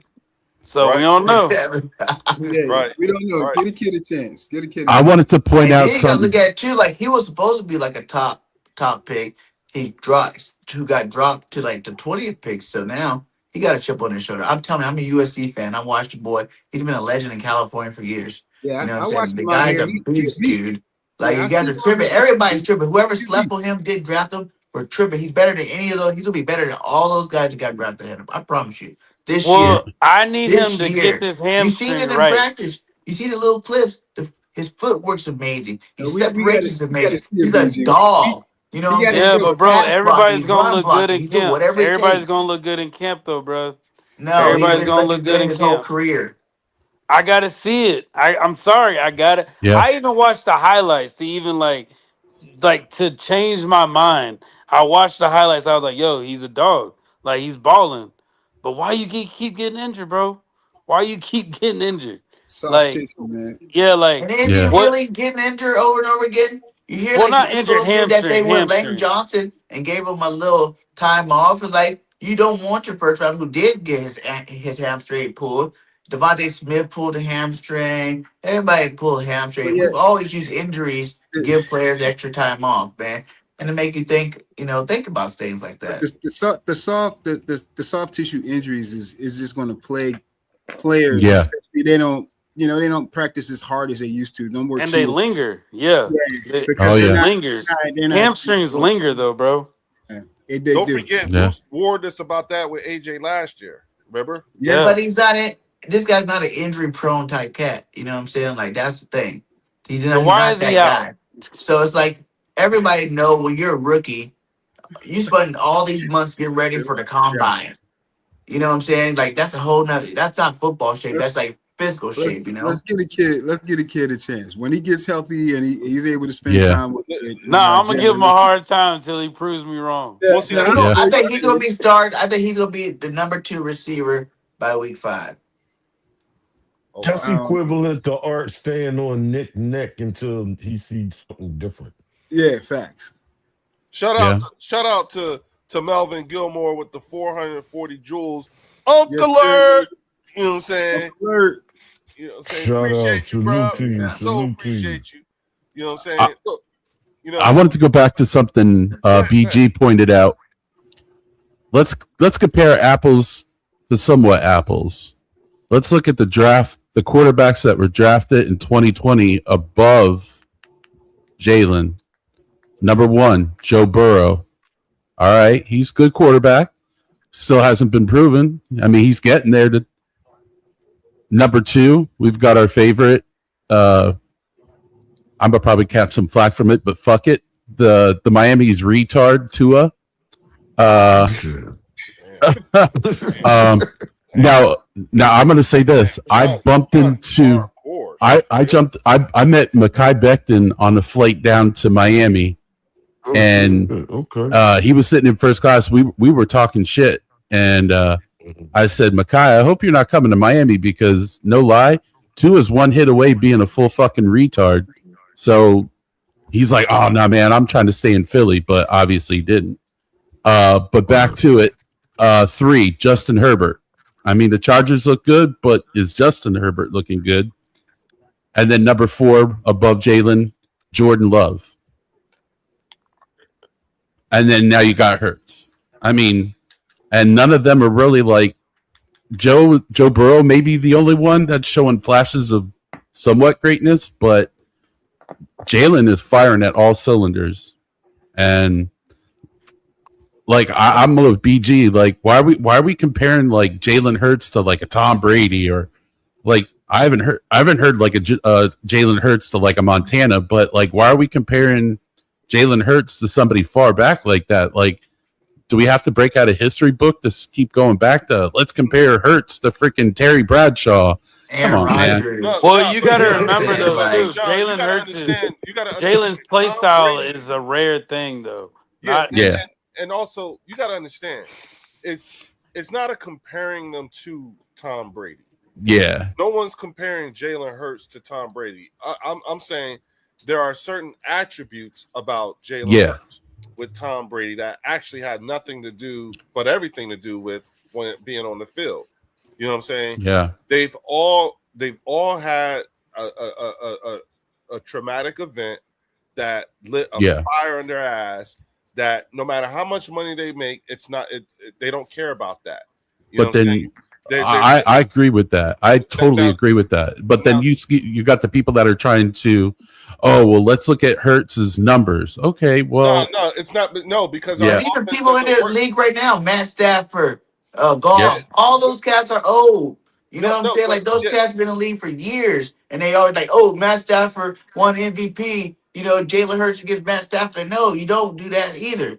Like Stafford's been in the league way longer than Jalen Hurts. We're not built to be like that. Now, what I will tell you is that one of the things that we always have to make sure that we maintain in our way of thinking is understanding that our offense, you know what I'm saying, the way our offense has historically worked, number one, we're a run-first team. Yes, sir. You know what I'm saying? Like, I've heard so much about Jalen Hurts, A.J. Brown, Devontae Smith, and even I've heard more about Mekhi Lemon than I've heard about Saquon or Tank. Yep. Or Elijah or I've heard more about Shipley. Will Shipley. Like we don't even like you would think that I understand it's like, damn, there's so much to say about this team that there's some pretty significant people. You know how many people forget that Robert Quinn was on our team the year we went to the Super Bowl? Yeah. And lost? Robert Quinn was on our team. He did absolutely nothing.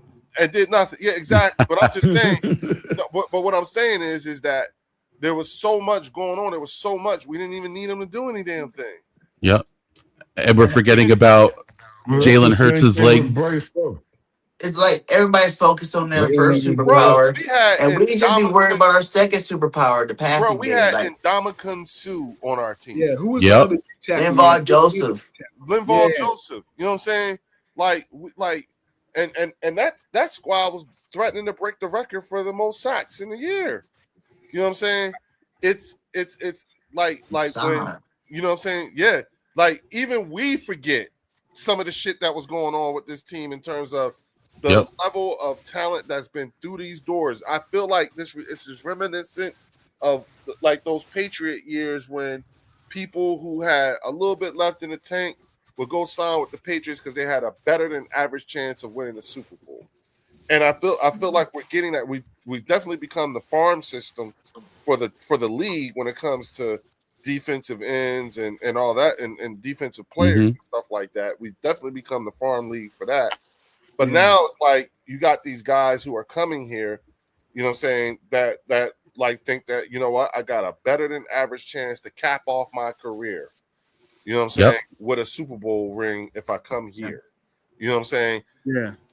Coupled with the fact that we have so much, we have a lot of young guys, you know what I'm saying, and a shit ton of draft capital, you know what I'm saying, and Howie Roseman as our damn GM and owner. So it's the literal kit and caboodle, you know what I'm saying? And when we're talking with other fan bases and whatnot, they've only compartmentalized certain aspects of the team without addressing anything. So you'll say, "Oh, well, you know, AJ Devontae didn't have, or AJ didn't have this many catches or this many touchdowns when y'all won the Super Bowl? Because they had a 2,000-yard running back. You know what I'm saying? Like, you know, like the loss of yardage and everything was easily made up by if you just take a look at the run game. Right. You know, we're not as devoid of talent as they like to make it sound. Thank you. And to Warren's point, our problem is that we don't even need to bring up the Super Bowl. He's absolutely right. We don't need to bring up the Super Bowl. You know what I'm saying? It's like we tell the Cowboy fans, those shits are fucking old as hell now. Let's talk about. But like I said, bro, they're embarrassed to even talk about it. Right? They're embarrassed. Oh yeah, you know. What I'm saying? Yeah. We know that, you know, like when they go, we're 5-2. You're just the little brothers and everything like that. When they say that type of shit, that's their goal. That's the equivalent to Warren said. That's their equivalent of us talking about our most recent. Exactly. I even tell them straight up. If I got to go back 30 years, you might as well go back 60. I'm counting the other championships too. But that's what I'll be saying. Yeah, but you know what I'm saying? The 30 years, that's a long time. Like, why are you even trying to use? But that's then like we come off story. lame, though. We come off just as lame as them. You know what I mean? But see, it comes off. But that's the trolling, bro. Like that's the shit that I'm not here for. That's when it's like let me it like if we're debating with other people, bro. Look at it like this: we probably know the most about our team than them. Our goal is to teach them. Like Theo's going to school to be a teacher. Motherfucker, we all gonna be teachers. We're here to teach them about our team. And when you teach them, they're gonna walk away saying, damn. I want to add to that, Warren. You know what? That's the answer right there, y'all. That is the answer. That's the answer right there for Sunday. That's the answer. I'm going to be here to teach y'all about winning culture and how to win. And look, and you got the board right there, Leo. Look, you got the board right there. Right. There's the board. Right. No, that's the cheat sheet. Don't give them the cheat sheet. Yep. Don't give them a cheat sheet. They've been looking at it for months, though. Yeah, but they've been having the cheat sheet for months. It's time to take that shit down. Now, who the fuck do we have as our defensive tackle? No. You know what I'm going to do? You know what I'm going to do? I'm going to leave it up because you know why? I'm going to talk about everybody else that's not on there. I can do that. There you go. I freaking roster full of players. I can actually have that conveation. I say don't even put your face on there. Just have your screen be the depth chart. If you scroll down to the bottom right, that will answer that question. Here's Mauro Jumbo, who's better than all top left. Top left will answer that question. As good as your starting defensive tackles. We can start there. Warren, I want to add that we have a lot of knowledge as fans of our own team, but I also want to point out we also have a lot of knowledge about other teams. I can't tell you how many times that I'm correcting Cowboy fans on who the fuck they have. I'm like, how do an Eagle fan know more about your team? Oh, but we got 5 Super Bowl rings. Okay, I won that argument. Get away from me. John, I don't do you know how to shut down any team, bro? Like, do you know how to shut down any team? I do. That's debating with you. I do. Tell them, give me your core 5 on defense. Yep. Give me your core 5 on defense. And they can't do it. And when you say your core 5, who you know your front office is guaranteed is gonna be signed. Who is your core 5? If they can't answer that, okay. You're done. Okay. And I'm not gonna give me yours so I know who I need to look out for. That's how you kill all of that.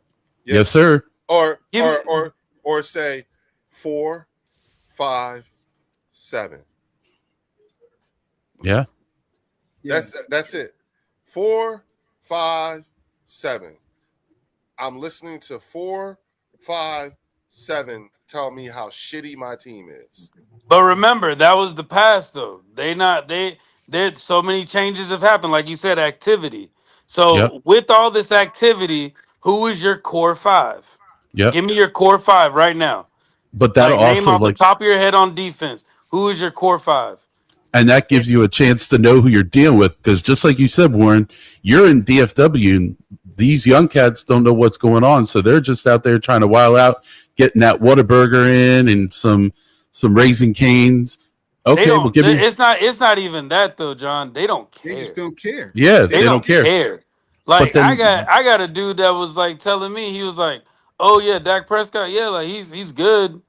And I was like, "Do you go to the games?" "Oh yeah, my mom took me to the game. We go with the family. Yeah, we went out and then we went to the Dr. Pepper section of the stadium, and we got some." I'll be like, "What? Yeah. Do you go to the tailgate?" "No, we don't do that. We just go straight to the game. We got to get there early before we lose our spot." Like that's the shit they're on, bro. Like they don't have you don't have to get there at 8 a.m. for an Eagles game to get a good spot. Like that's like no, we don't. They don't. That's how they. There's no culture there when it comes to sports culture like Philadelphia. Yeah, no, and I noticed what they that don't one. understand. So when I lived in San Antonio, the same thing. When I would hear all the time about the John, oh, this is our year, and I'm like, you sound like a broken fucking record. Like, really? This is our year? I'm like, I don't want to hear it. Don't even come at me with that. I'm the wrong motherfucker to hear that. Do you guys remember when we went to Dallas and beat them like 50 something or something like that? Yeah, we beat the fucking brakes off. And you want to know what? They didn't give a damn about it because they're all too busy on their phone trying to meet up with their friends in what section of the stadium. But listen, Mark Holmes went to that game. All right. I was supposed to go to that game, but I had to go to DC. You know what I'm saying? But Mark went to that game. And Mark went to Walmart. You know what I'm saying? And like to hit the damn floor because they were selling shit in there. What up, Melvin? You know what I'm saying? And they only had a little bit of. I think they only had a little bit of Cowboys fans in that shit. And this was in Arlington or wherever he was. Shit, it was in Arlington.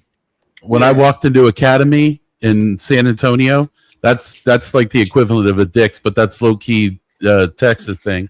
Academy, and I'd be like, damn, look at all this Cowboy shit. I guess everybody else needs freaking toilet paper. I ain't buying this shit. I would never go to Jerry's World. I'm not giving that man any money. I'm not paying for a damn dime to go see the Eagles play there. I know a lot of Eagle fans go there, show out, but I'm not giving Jerry any of my money. I am shit. Keep them Warren and John. We need John. You don't realize we need Jerry there for like at least another, True. 7 years, 6, 7. Oh, he'll be there. I mean, he'll be there till he's in the fucking retirement home, and he'll be calling the shots too. Shout out to Melvin Gilmore with the 200 joules. He said we jamming. Yeah. Yes, sir. Appreciate you, man, with the gifts, man. Thank you so much, man. I want to throw a curveball talking about him, and since he is not just the owner, he's the GM. Mm-hmm. You think now that the Rams did that whole thing with Myles Garrett, do you think we have an opportunity, or do the Cowboys have an opportunity to really get Max Crosby? I heard it's Chicago. Yeah, we heard Chicago. We got that news today. Yeah, Chicago. Yup. We don't need him. We don't need him. That's true. We really don't need him. But I mean, for shock effect. No, I'm not into shock. No, that's Cowboy talk. Yeah. Not that. Well, I mean, not that. It doesn't help us. It doesn't help us in the future. It takes money away. That's true. I'm gonna need that bread for Coop and Quinyon. Yep. Yeah, that's true. Nope. That's what I'm need. And Hurts. Don't forget Hurts. Yep. And John, but Coop and Quinyon is next. Yeah, Coop, Quinyon. That's the next step. Felix, huh? Them guys is and next. Smitty. Yeah, Jellis is next, and Smitty. Yup. Let me say this about. Let me say this about Dallas. I think he would help, but I don't think that it would help Dallas to go very far, because their defense. Let me just say this, because they get triggered. Their defense doesn't have a lot of talent, right? They have some talent. Like, they got a few players, like Quinnen Williams is top tier. He's talented. their safeties. And that's 2 N's, no T, y'all. 2 N's. Yeah, not Quentin. For all you Cowboy fans, y'all non-enunciating ass motherfuckers. Because Chris couldn't get it right. Let's get this out right now. Yeah, the dude's name is Quinnen. There's not Quentin. Quinnen. Quinnen. Quinnen. Quinnen. He's super talented, man. Super talented. Like first of all, if you're gonna talk your shit, make sure you know if you like Warren said. Yeah. Please learn your players' names. Get their names right. His name is Quinnen. Quinnen Williams. No T. No T. God.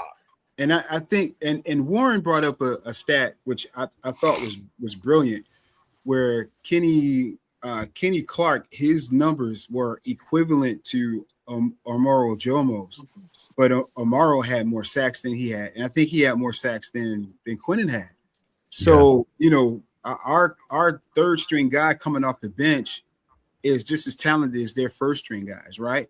So when you look at their defense, they've improved. They have some talent, but it's not like to me. It's nowhere near close to a defense that's going to propel them to a playoffs or a deep playoff run. And who are they going to give up, John? You're going to give up a first and a third and a player. So who are you going to give a first and a third, and you're going to give them Donovan Ezaraku? You know what I mean? Yeah. What are you going to do? It would be dumb. For me, even giving up a first and third is like suicide. It's suicide. I don't know a team that picked up an edge rusher and won the Super Bowl. It doesn't happen. I'm comfortable with the rotation of players that we got right now. You know what team did that, Warren? We don't need it. Green Bay Packers when they got Reggie White. That's the last time that shit happened. Denver. And shout out to Linda Kynes with the $5 super chat. She said Dallas is stacked. Signed top free agent of the offseason. Definitely guaranteed a run to the Super Bowl. Eagles can't touch them. Got him. Got him. Got him. Their defense is not good, man. No. And I think their defense is definitely going to be better than it was last season. It's like they're gonna win some games with that defense. But I look at it like this: if their defense is going up against Sean McVay, a Shanahan, anybody with a capable offensive coordinator, then I feel like it's gonna throw them off. There's one thing we don't know yet is Christian Parker's in-game decision making or in-game adjustments. That's one thing we have no knowledge on. Same thing with Sean Mannion. We don't know what their in-game adjustments look like. I forgot who told me this, but every team when they play, they have a script of the plays that they're going to run. After that script ends, that's where you're not freelancing, but you figured out how to beat this team. And that's what sucked with us. After we did that, they caught on to what we were doing, and that's how they got back from that 21-0 skunk that we did on them. The schemes that we had were not that it was too predictable of what we were doing. Like they wouldn't know what we did in the very beginning, but then they caught on to it quick and they were able to stop us. So and I think they do that in like the first series. They on the offense, they want to run their plays after watching film. They want to see let's run these plays and then go from there. And that gives us an idea. Okay, this play was a bust. This play was good. Okay, now let's change the way we look in that format and that formation and run that same play just to throw them off. But like last year with our offensive coordinator, it was like watching Tecmo Bowl. Like you only get 4 plays. It was like Chip Kelly light. Like, come on, man. We got to do better than that. But like I think Sean Mannion, like he's definitely doing something different, and especially with Hurts going under center. I mean, I don't think he'll always be under center. I'm sure like third down shotgun, mix it up a little bit. But it'll be interesting to see how it looks going under center. I mean, that's going old school now. Let's see what he could do with that. I mean, I'd like to see Saquon getting back up there and getting another 1,000, 2,000 yards, man. That would be beautiful. But like you said, everything is like, okay, we're seeing it in training camp, but let's put that application into a real game. Week 1. Now go. So I think the best way to beat the Cowboys, and this is their weakness, out physical. Utilize your tight ends. Yes. Oh yeah. Yeah. Oh yeah. If Yeah. you utilize your tight ends on the Cowboys, that's how you win the game. Because at the end of the day, they don't have slot corners like that. They don't. They don't have the horses like that on the secondary. They got one player, and they're expecting that one player to do so many things. But we got so many options. Like, look at the tight ends we got, bro. Like, we can utilize our tight ends. That's how you beat the Cowboys. Like, the Commanders, you can do whatever you want to. Yeah. You know what I'm saying, though? F the Cowboys. Yeah. Our first game is Washington. We need to be concentrating on who the hell they getting sneakily that they not reporting about. We have this much time. This is the only time of the season that you have this much time to actually prepare, review tapes, go through schemes and shit, and game plan for the opponent. This is the only time of the season where you get this much time to prepare for a damn team. And I hear about the Cowboys, I hear about the Giants and shit, but I'm still not the hell impressed. I hear that we giving them kudos and shit. We see them building it. We gave these teams kudos because we said we see y'all making moves that could make y'all better. We did that already. But why are we still doing it when we know we making moves to be better too? We're not going to stand stationary and let other teams just catch this. It's because we are the move, fellas. That's just like saying, okay, I made enough money. I don't want to make no more. I'm done. Who the fuck says that? Yeah. Well, I don't trust. You know I don't trust the Commanders' run defense. I don't trust.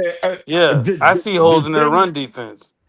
The thing is, though, that first game, a divisional game, is always suspect. Yeah, I feel like you attack Jaden Daniels. I get that, but coming off of the offseason, these guys have to actually get like 4-quarter legs under them. They got to get familiar with playing for 4 quarters again. So that's not going to happen immediately in the first game when you barely play preseason games. These dudes not playing 4 quarters hard, in the preseason, but that first game, they got to play hard. They got to come out and play hard to win that damn thing. So they got to catch their second win. The first half is going to be kind of crazy because it's going to be adrenaline.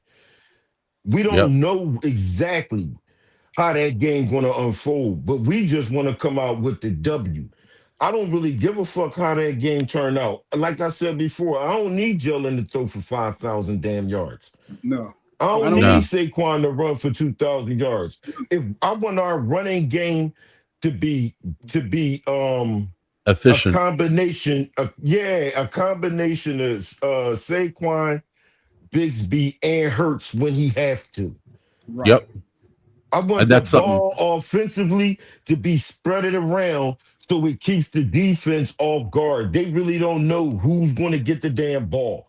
Especially when we actually got players, we got receivers in this style of offense that actually know how to run their patterns. Yep. It ain't even no question. These dudes at least know how to run their patterns and create space. Yep. We got to get back into that RPO when we ran it a couple years back. Jalen was beating the brakes off of everybody in the RPO. Yeah, but the RPO, they were getting us with that, with the lineman offsides and what's it called, neutral zone infraction. Yeah, with the lineman, that's where the RPO was throwing us off because the linemen don't know if it's a run or pass. So like they're just running downfield. So that's what's throwing us off on that. That's why we had to step away from them. That was also using a lot of backup linemen. That's true too. Like people gotta realize when we've had our offensive line fully healthy, like we don't lose that many football games. Like it hasn't really happened. Like that's when we get our streaks. Because our offensive line is better than anybody's defensive line. You know, they're big boys, they're nasty, they're maulers. That's when the run game looks good. That's when Jalen runs the ball a lot more. That's when the pass games opens up. That's when Saquon against Washington runs for what? Almost 200 yards. It's like that's when it's gonna happen because it all starts there. You know, both sides of the line of scrimmage for anybody's football team. And definitely with ours, like we're dominating. Now the RPO, they can't run anymore. That's why you see Jalen lining up under center in training camp way more than we've ever seen him lining up in ever, actually. And Jalen wants to graduate from the RPO, bro. He wants to be he wants to be more than just an RPO quarterback. You can't even run that John though. Right. Again, shout out to everybody watching right now. Again, we had 101 people watching this stream. You know what I'm saying? To the chat, man. Yeah, the chat is. I'm reading some of this shit. I'm just like, I love how active the chat is. And 20 of 1, we're still rocking. Yeah, I know, right? You know what I'm saying? Look, we could do another 6 hours like we did last Friday. No, we can't. Hey, 22 minutes. Yeah, right. Yeah, me and BG on the same page, right? You had everybody looking at their watch on that one, John. Yeah. Shit, I didn't go to bed till 7 a.m. that day. Really? Yeah. And I worked. I got up 7 o'clock the morning prior, so I was up for almost the full 24. 24 hours. Yeah, damn. Man, damn, John. But you know what? Here's what I want to see from the Eagles. I want 2,000 yards, but I don't want it from Barkley. If Barkley can give me 12 and 13, and I can get 6 from Tank, and I can get another 4 between whomever else we have on the team, and Jalen can give me 36. I'm cool with that. You know what I mean? Yeah. I'm cool with 2,000 yards, but I don't need it from Barkley. You know, I want the team as a collective to give me that 2,000, that 2,100. That's a good point. Yeah, like we want it as a collective. Exactly. I don't need Barkley to run. I don't want Barkley to run no more than 12 or 13. You know what I mean? Spread the wealth. Yeah, how many Tank get his 6, 7. I want to see that. You know what I mean? And don't forget we have Damian Pierce, but I don't know if he's going to do anything on the back end, like to be on the low. I mean he give me 100, John. He give me 150. I know Shipley better catch them damn passes. Don't get me started. He better catch that shit. Yeah. Oh, Shipley's gonna be. I think Shipley's gonna be fine. I'll take the misses now because it's training camp. Get the mistakes out the way early. Learn what you need to learn. But when you get open like that, you better catch that damn ball. And Quez Watkins, I need him cut because he's still dropping that shit. I don't want to see nothing from Quez. I think real quick, shout out to Linda Kynes with the $2 super chat. She said, "How are you a top 30 player at 7-9-1? I'm too sensitive." Mm-hmm. Yes. I know we saw a lot of Christian McCaffrey last year with the 49ers. His receiving yards was crazy. I don't know if y'all seen Christian McCaffrey's receiving yards last year, but look up the stat on that. I think when it comes to Saquon, that's what we're going to be doing a lot of with Saquon.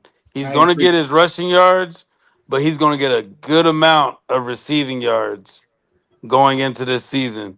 And imagine seeing Saquon lined up next to like Devontae or like on the slot. And you got Tank in the backfield. That's scary. I've been saying that last year. Why didn't we do that last year? But I know that wasn't because we had cards. Kevin fucking. We had Patulo. Yeah, we had Patulo. Patulo ain't thinking like that. He pulling him off Madden, bro. But you know what else is scary too, though? You know what else is scary? Is seeing the Eagles in 21 personnel. That means 2 running backs. Can you see, the tight ends and you got Tank and Barkley in I formation. You got Tank and Barkley in split formation. Like, dude, that's going to be crazy. That's going to be crazy. They can put Steele back there too. That's what I'm saying. Got to be Steele and Tank in I formation, bro. Still is people. That's a low key steal of a sign this offseason. If he still got it, we still haven't even seen Carson Steele in a minute. Now, remember, he left from a good organization too.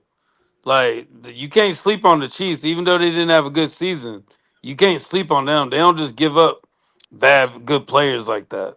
Yeah. Unless they just don't want to pay them. Right. So I'm curious to why they let him walk like that.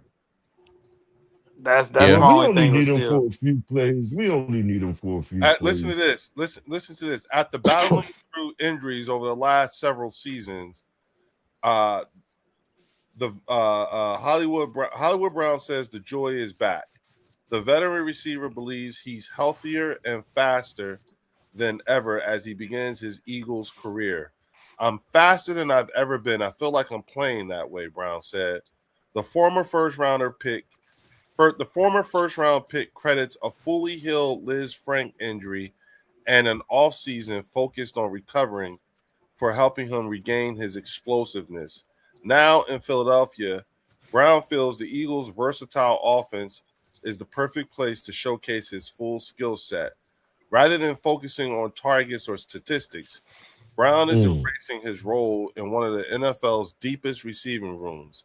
His mission is simple: use his elite speed, create explosive plays, and help elevate an already dangerous Eagles offense. Back it up. That's all I can y'all say. hit those. That's a like. I just gave y'all a whole bunch of stuff. That should get me like a few like. Come on, like. That's a like for sure. That's a like. You know what I'm saying? That sounds like a hungry ass player, man, to me. Yeah. But that's when we always get those hungry dogs, man. Like, man, people forgetting about him, man. He's gonna do good this year too, man. Hollywood Brown. Like, we're gonna have like three twos. How last year we had 2 1s, so now we're gonna have a 1 and 3 2s. We got a bunch guys of are gonna have their game where they're lighting it up. You go have a Wicks game, you can have a Living game. That's why when TB was like, "Well, who's y'all number 2?" And it's like, bro, we don't know because we got a bunch of number 2s. Yeah, Hollywood, we got Dontavian, we got Darius, we got Makai, we got do you realize who on our team? The wide receiver room is deep. That we let Dotson walk too. We ain't using right. Yeah, we ain't using right. We can't pay everybody, and that goes for every team. You cannot pay 53-man rosters top money. You're going to lose players every year. It's how your organization replace that talent. Retool. No, but I'm just saying, just imagine if Dotson was on this squad. I know, yeah. No, I'm with you on that. I'm with you. Moore's playing good. Cooper's playing good. But if he was on this team, I don't think you would have a Hollywood or you know what? Nah, you got to make them compete. Make them compete for it. You want to be number 2? Go up against Wicks. Right. Compete I for think Wicks would be here, but I don't think Hollywood or Elijah would be here if. I think Dotson will replace Elijah Moore. Because we had a chance to keep him when we decided to go another way, you know? Yeah, that's all I'm saying. Yeah, we had a chance to keep him. You know what it is? I don't care he ain't here. Yeah, that's what it is. I don't care he ain't here. I really don't care he ain't here. Next man up. Yeah, I'm not even trying to imagine him in this offense right now. Fuck that. He ain't here. Yeah. I don't really care. I really don't. I'm only thinking about. I'm only worried about who's here right now.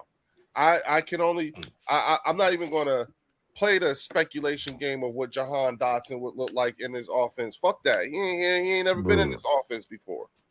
But even then, I think it was due for him in his career to be somewhere where he can be like a starter. So I'm happy he went over there to the Falcons, right? Yeah, he's in Atlanta. Yeah. He said he has the opportunity to be that second guy behind London. We're going to see. Yeah, man. He was fighting for his thank you for everything. Thanks, Jahan. Thank you, Jahan. You got us down to the 1. Good luck in the dome, buddy. Yeah. It's all good. Hard work pays off. He did all that work. He did some blocking. He got open a lot. Didn't get the ball. He did his thing. So you sacrificed 2 years so you can get a nice little spot over there. he sacrificed that joint knowing he ain't gonna get that many targets. And you know what? Exactly. Good on him because of the way he what he left in Washington. You know what I'm saying? Yeah. He you know, so he came out on the other and what we get for him, like what, a 5th or 6th rounder for him? Yeah. You know what I'm saying? So thank you. And we got a 5th or 6th rounder from him and a Super Bowl ring from him. Thank you, Jahan. We can honestly say he handled his role better than AJ did. It's absolutely. Hey, quietly. Did the Cardinals re-sign Josh Sweat?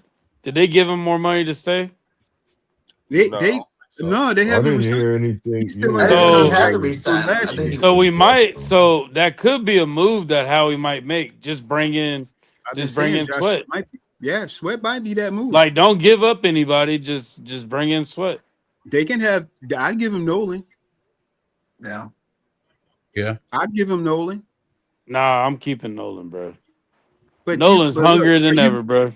I get you, but are you out of the people you got to sign next year? Are you going to sign Nolan? That's what I was about to say.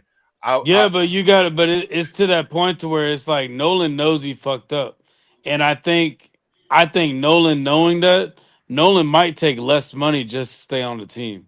But how much less money? You never know. Remember, I would keep Nolan just over Josh because of the years. Yeah. You know what I'm saying? I would get more years. Josh not really that old. I would get more. Josh Sweat isn't that old, but he can still give you production. Yeah, no, he's got double-digit sacks, dude, the last 3 years. I'm not. Listen, I'm not discounting. I'm not. He should have been a Pro Bowler last year. I want Sweaty back. Yeah, I don't know why we let him go. Well, people don't understand Nolan Smith is basically BG, bro. Yeah. He's basically BG. Yeah, that's fair. That's fair. Yeah. That's good comparison. And y'all really want this personality to walk away. Walk away from us. I mean, it depends on how much. How far down is he the depth chart? You know what I'm saying? Like, well, he's only third, and I guarantee you this: with Gennard being out, he's definitely getting more reps. Yep. Yeah. Espinosa's doing good out there too. I heard. Who? Espinosa, AJ. Really? I heard he's balling. Yeah. He was a beast. I don't know why. BDK was balling too, though. Yeah. They said that BDK was balling this in the training camp too. And we don't even say shit about him. No, that's what I'm saying. That's what I'm saying. He was balling. Vic said BDK is we really don't out. We don't need edge rushers. We don't need them. Well, we do edge rusher by committee. That's what we're trying to like. One thing about the Eagles, and I think Jeffrey Lurie said this, they always want to be ahead of the curve. So if we're teaching the league something, what we're trying to teach them is stop paying these edge rushers so much money and you're not getting anything out of it. Right. You might as well just do edge rusher by committee and you can get a rotation of edge rushers to go in and do their job. Like, you just got to have the right coaching for it. Luckily, we do. So, like, I'm good with what we got at the end of the day. We really don't need to add anybody. So, listen, if you can pay Jalix and Nolan equivalent to a big major contract, I'm all with that. Keep Nolan. I'm all with it. You know what I'm saying? Because I don't think we really need to add anybody on our defensive line. I think our defensive line is set and is stacked. And we don't have to. We actually don't have to pay him. We could just exercise his 5th-year option. Yeah, you can. Yeah, I think, and this is just me, and just based off how Nolan carries himself, he has a very Dallas Goedert mentality. Like, I want to be on this team. Like, just pay me what you can, so I can stay on this team and I can play with my brothers. Like, that is the type of mentality Nolan gives off. He doesn't give off the I want to go somewhere else. He said this is the most money he's ever going to make in his whole family. So it's like it's more money than he's had anyway. Because he said he don't want to be scrubbing no boats. Yeah, you know exactly. So I already know, like he clearly, like, listen, you know, people want to give him hell about a speeding ticket. It could be worse. Yeah. That made him worse. Yeah. You know what I'm saying? And I'm sure. Yeah, and I'm sure Vic said something to him, and because I heard I think it was on Speakeasy. I heard one of them say they were talking about this, right? And homeboy said, "Have you ever driven from Atlanta to University of Georgia? Have you ever taken that drive?" Straight back roads. Straight back roads. Yeah. It is. You can go as fast as you want, bro. It's not even so much that you can go as fast as you want because you can't. It's not that. It's not that, y'all. It's not that. It's nothing to look at. It's the most boringest, dull ride ever. There's nothing to look at. You know what I'm saying? Like I used to tell people, like when I used to come home from college, right? We would drive. The worst part about the drive from North Carolina back to Jersey, the worst part of the drive was when you got into Virginia. There's a very long stretch of 95 where there's nothing to look at. Nothing. But then the moment you get into northern VA, when you hit Alexandria, Virginia, then it's things to, when I say things to look at, it feels like, okay, because then you get to see DC, and then you see, bridges and winding roads and more things to look at. There's more rest stops, more, activity. You know what I'm saying? You start to see is when you get to DC is when you start to see the compression of the Northeast from DC on up. And that's what I mean. Now that drive, dude ain't lying. You know what I'm saying? And I'm like, if I could see how Nolan Smith could get a ticket, I would too, because I've done that. It's just ain't shit to look at. And this motherfucker was driving a Lamborghini, bitch. Now, if you got a Lambo, you're gonna drive it. Period, right? That's not a car to met 240 miles an hour. Make it seem like I understand people done got wrecked and died and killed people and whatnot, which is very unfortunate. Yes, but he's an NFL player. You know how many people get speeding tickets on an everyday basis? You know what I'm saying? Like that's not that big of a deal. And it's not like it's a regular thing like with Shador. Yeah, he's in a car. So what else you think you're gonna do in a Lambo? So if I had a Lambo, I get a lot of speed tickets. Yeah, and so for me, if the best you could come up with, you know what I'm saying, is he got a speeding ticket in a Lambo, then I just say, okay. You know what I'm saying? I'm sure that's what Vic said. I'm sure Vic said that. You all right? You're all right. Hey, you got a hell of a ticket. You got to pay for that shit. Don't do that shit no more. Can you imagine what Clint Hurst said to him? Ha ha. They probably laughed at him. Probably joked him. Don't let you get 4 extra up dams. Yeah. How did you? You could have at least got it to 175. What they get you for? $120. $120? That's some pussy ass speed. You supposed to get $180 in a Lambo? Oh shit! I bet money they probably joked his ass about it. You know I did 125 in my Acura going down to Philly, down the Northeast Extension. See, there you go. I the fastest I've ever driven a car is I think like close to 150, and I was in Europe. Scared the shit out of me. Oh yeah, scared the shit out. I thought I was, I feel the need for speed. I hit that shit. And I saw how things was out. Nah, I'm good. I did it one time. And I just happened to be in Germany on the Autobahn. And then you could also do it on the Autostrade too in Italy. You know what I'm saying? So I've never driven that fast here in the US, but when I was over in Europe, it was one time I did it. Okay, got it out my system. Thank you. Scared me enough to not want to do it again. I said I did it. I could say I did it once, and that's it. You know what I'm saying? It was an experience. So. And he just happened to get caught. Oh well. Hey, Troy Hagan asked a question. Troy Hagan asked a question. Who? Troy Hagan. Oh shit! Troy. Question for Warren. Yeah, he's a Dallas fan. Devontae Smith is a great wide receiver. He thrived as a number 2. Do you see them using him as that true number 1 or moving him around? He runs really good routes, but can also take the top off the defense. Yeah. I think they're gonna move him around. Yeah. I think us as Eagle fans, we gotta get out of the number 1, number 2, and 3. Absolutely. Like we can't think like that. Like it's wide receiver by committee. And Smitty's already shown that he's humble enough to understand it may not be his game.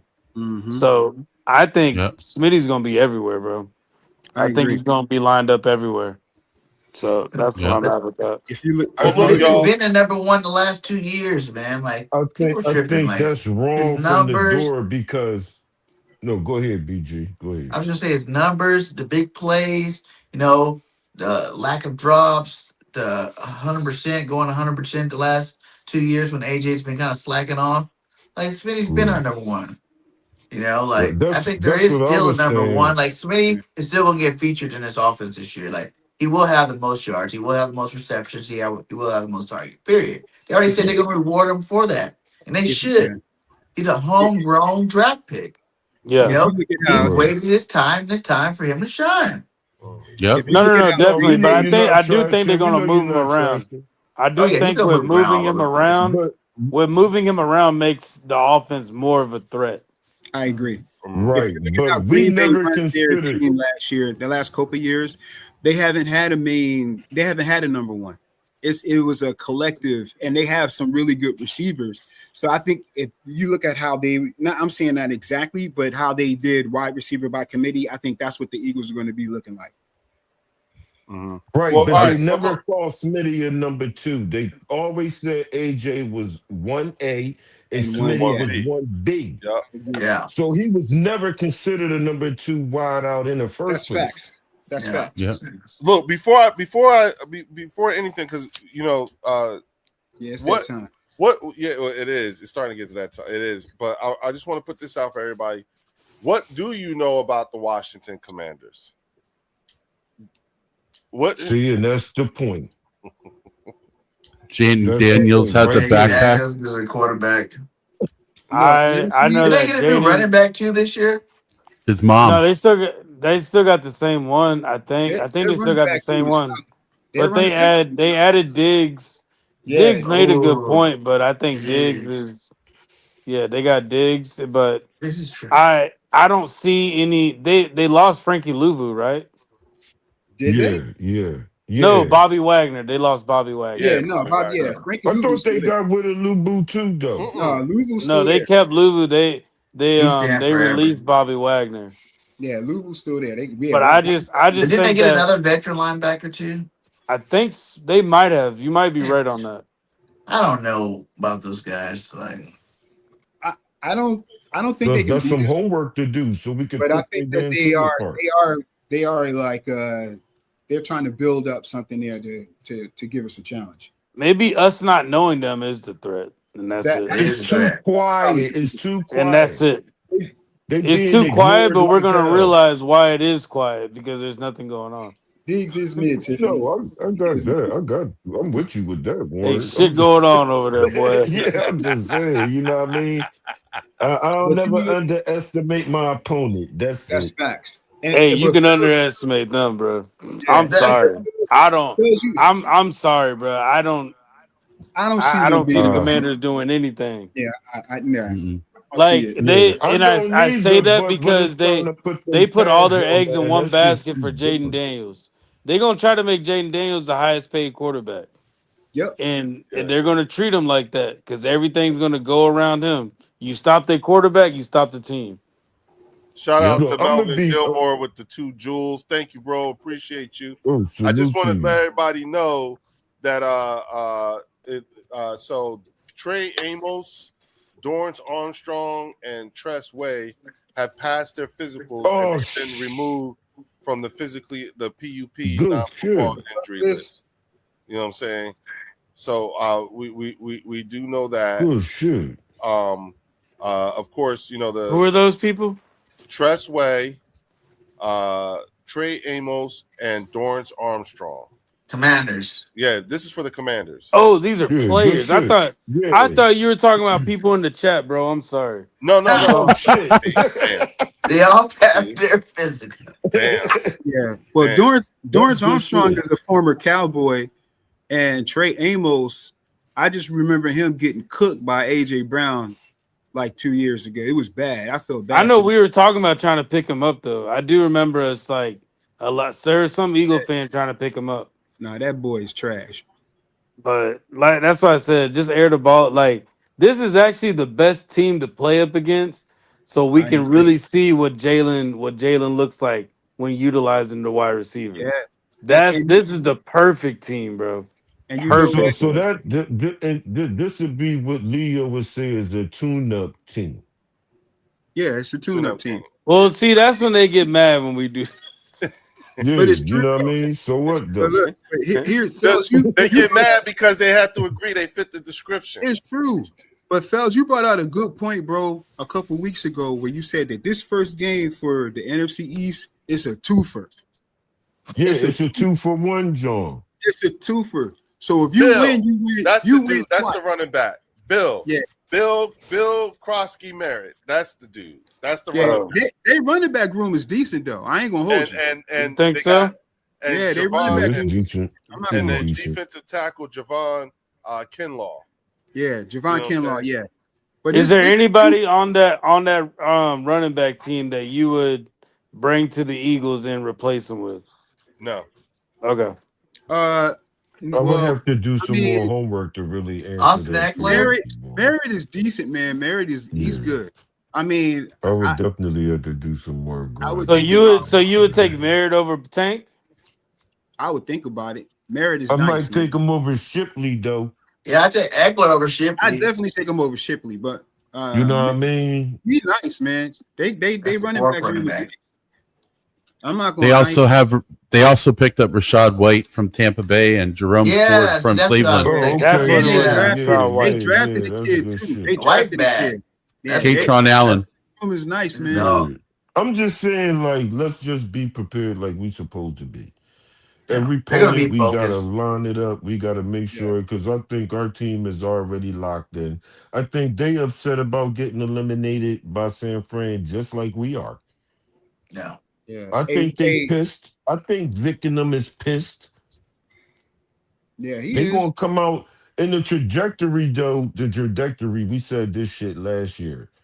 If every time we have in our seasons a down year for us, it's been 11-6.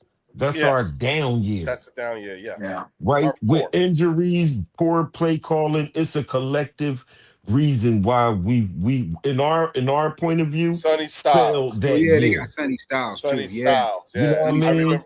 I liked him. But Sonny Styles. The very next year, the very next year, Nick seems to get his shit together. The team seems to be a little bit more healthier than they were the previous year.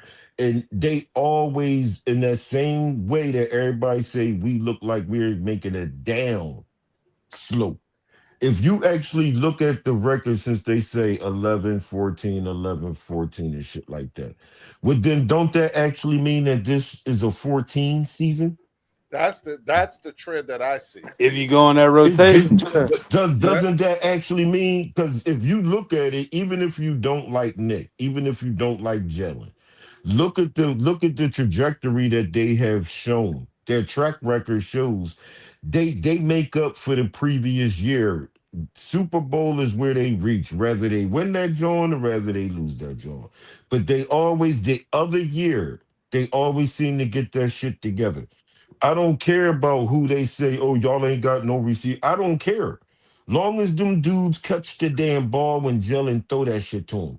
As long as the offensive line, first off, I need our team, and this go for all 32 teams.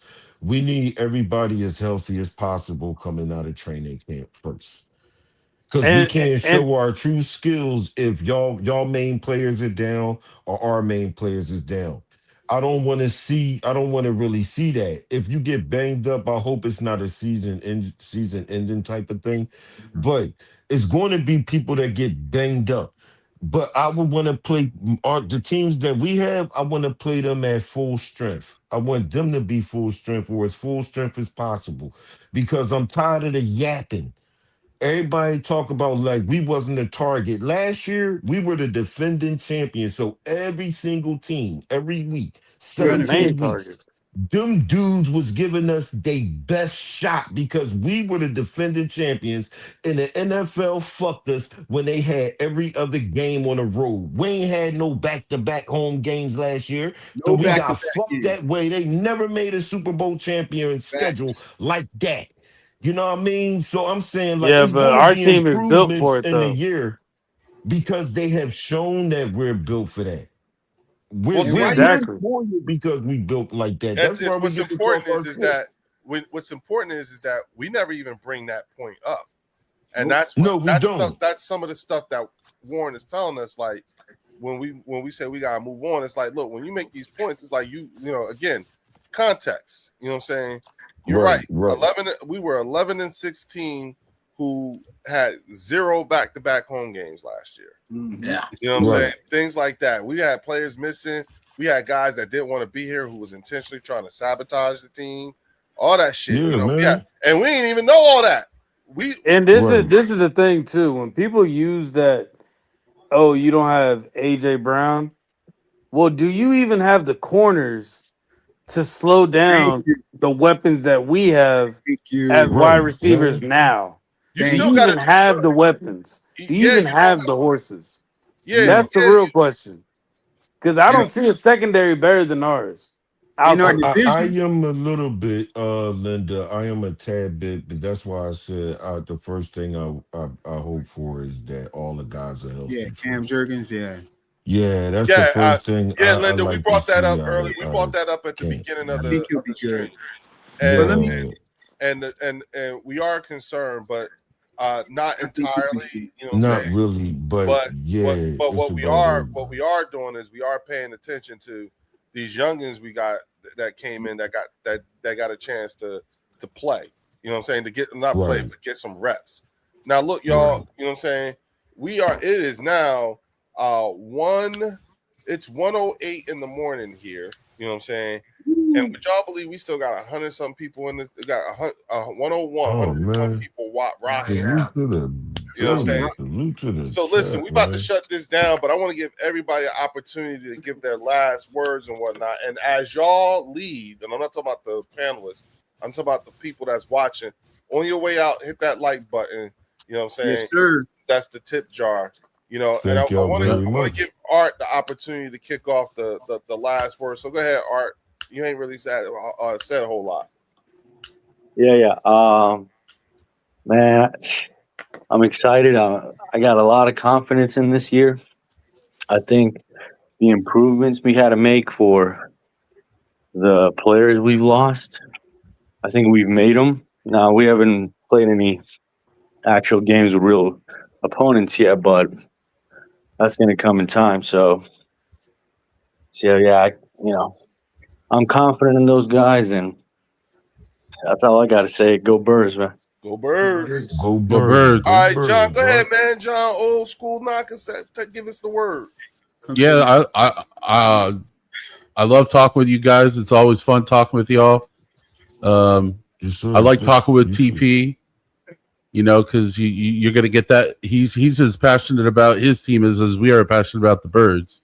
Facts. And it does get a little comical. I know he gets a little heated. Sometimes when we were there last Friday with Chris, I was like, well, damn, he needs to bring it down a couple notches because shit, you're not letting anybody talk at this rate except Leo. But I'm like, all right, it's cool, you know. I'm like, that's why I was sitting there just like a statue. But yeah, I think overall that good cigar, John. Yeah, you know I'm always gonna smoke. My ashtray's looking a little deep, so when we're done here, I'm tossing them ashes. I saw you cooking. Yes, sir. Yeah, I saw that big ass blunt. I was like, God. Yeah. Oh yeah, I smoked the big stogies. Oh yeah, I smoked the big Johns. I see that. Go ahead, Drew. Give us the word. Hey man, look, shout out to TP Way, man. Shout out to the chat. I love how y'all rock with us heavy, man. You know, even you Dallas fans, man, salute to y'all. We got the best fans on YouTube in the world. You know what I mean? I respect y'all and salute to y'all. Look, everybody on the panel, man, y'all know what it is. Y'all know how we feel. Sure. Listen, we only a couple weeks away to where all this talking is going to be put to the side. You know what I mean? Yep. So I'm excited about what the Eagles are doing. I'm really excited about Jalen Hurts being unlocked. Mm-hmm. That's what I'm really excited about. Mm-hmm. I'm excited about seeing the next level in this man's evolution of him being a quarterback I'm just excited about seeing what that's about. We know what the defense is, to see where this offense will take us, and the sky's the limit. I'm excited, and I think we about the league is in trouble. The league is in trouble, y'all. Y'all, the Eagles gonna be a problem. I'm telling y'all, man. So we got this. Go Birds in this joint. Good night, Birds. Go Birds. Yeah. Go ahead, fellas. Go ahead, fellas. Give it to Oh, him. man, you already know, man. Thank you for having me. Thank your family. Thank your team. Salute to every single person that's on this panel, even the ones that were on the panel that had to clock out and take care of business. Thanks to everybody in the chat, man, the ones who talk and the ones who just watch. I appreciate all of y'all being in here. Thank y'all. Hit that like button, subscribe, and we'll be back because it's season time, man. I like how we build it, and we building something special like we've been doing in the last 8 to 10 years. It's just as simple as that, man. It ain't no reason to look at us like we going backwards. But I do see progression in the rest of y'all team. It's going to take time, and the new coaches that y'all got, especially the Cowboys, do not fire Christian Parker. At least get that guy a few years so he can build what he need to build. Y'all think it's overnight. It's not overnight. Y'all are changing players and y'all changed y'all scheme from a 4-3 to a 3-4. He has to have the ability to implement the players, and it's going to take a couple of years for him to get the players that he need for that defense y'all expect to have. Just be a little bit patient. The Giants, y'all got to be patient to get you guys healthy and let it go from there. Y'all did add some good draft picks. Run with it, but it's still going to take some time to rebuild that thing the way y'all want to. Commanders, I'm going to be fair. I don't know what the hell y'all doing, but good luck to you. All right. I ain't mad at you. Hey, BG, go ahead, big dog. You got it. Hey, man, you guys said it all already. You know what I'm saying? Just remember, we're all part of the same nest, guys. The same flock, baby. The Eagles going to go out there and they're going to do their thing this year, man. Don't worry about it. It's that off year, like you guys said earlier. It's destined for us to be great. And it's not just because we're talking about it. It's because the guys are actually putting the work in. You know what I'm saying? Like, we see them put the work in. So us talking about what we see and it's easier and it's more funner, I think, when you got a team out there. You don't have to try to make up narratives or anything like that. They're putting it out on paper for you. They're putting it out on the field for you. So the Eagles going to do their thing like we always do our thing. And it's going to be another great season, man. I'm excited. I can't wait to go to open practice. Thank you guys always for letting me come up on here, you know what I'm saying? Hang out with you guys. It's always fun. And go Birds, baby. Go Birds. Go Birds. Go Birds. You know now, Warren. Yes, sir. You know what I'm saying? You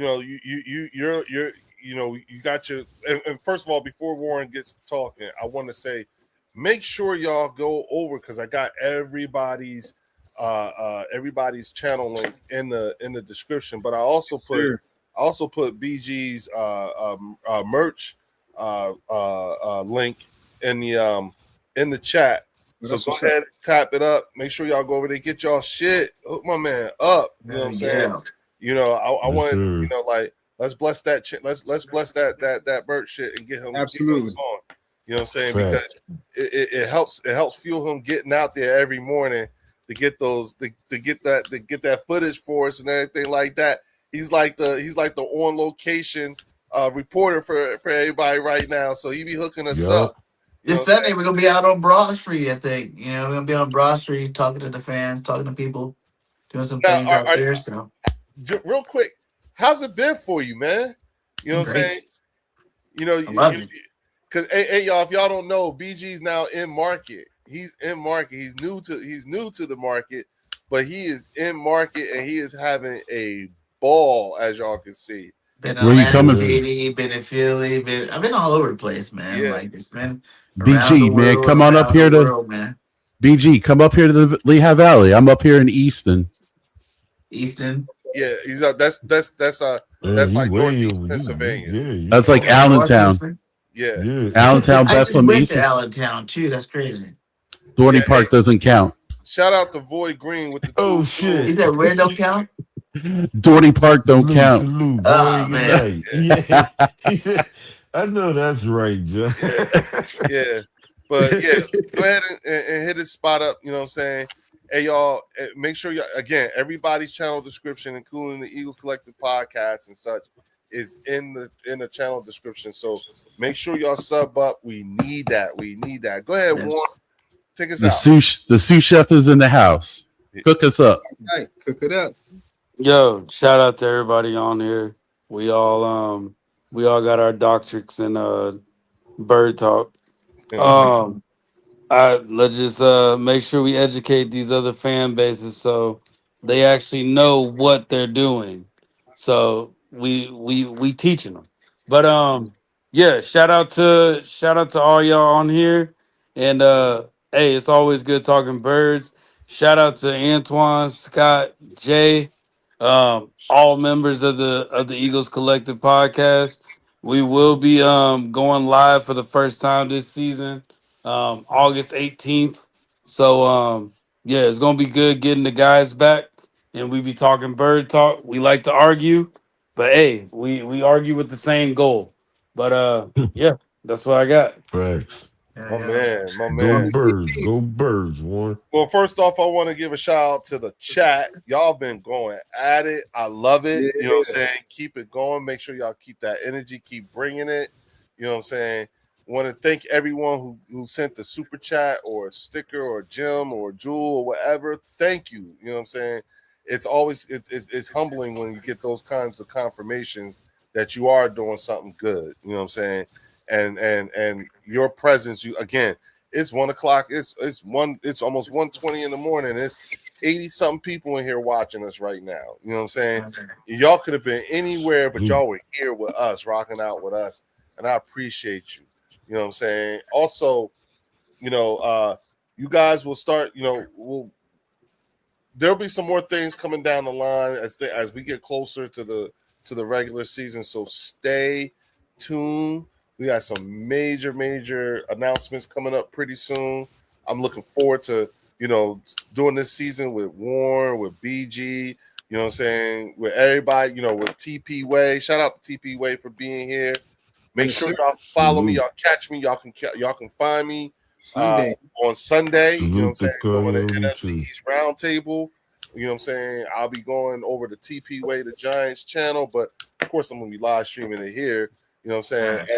And every time I go on, you know what I'm saying, I so appreciate y'all because y'all show up and show out. You know what I'm saying? You always make sure, you know what I'm saying, that my presence is like I don't come alone. Y'all definitely have me out there. Like I do come from a place where people care about me. Absolutely. And I so appreciate that. It is not unnoticed. As a matter of fact, I've had a few people say something to me about it. Like, yo, your followers, man, they come in hard. I'm like, yeah, I fucks with them. You know what I'm saying? Yeah, I really do. You know what I'm saying? And that I really appreciate more than anything. Again, stay tuned for a lot of the things that are happening. A lot of things, I'm happy with the way things are working with the Eagles right now. I think Warren made some really good points. You know what I'm saying? I think BG made some. I think everybody was on point. You know what I'm saying? And expect better. You know what I'm saying? And we will do better. We're going to continue to get better. I don't think we got the full secret sauce yet. This is always an evolving thing. So we'll keep it going and do the best we can. With that being said, I will see you all right back here on Tuesday. Yeah, Tuesday, right back here on the bird section. Oh, go birds. Go birds.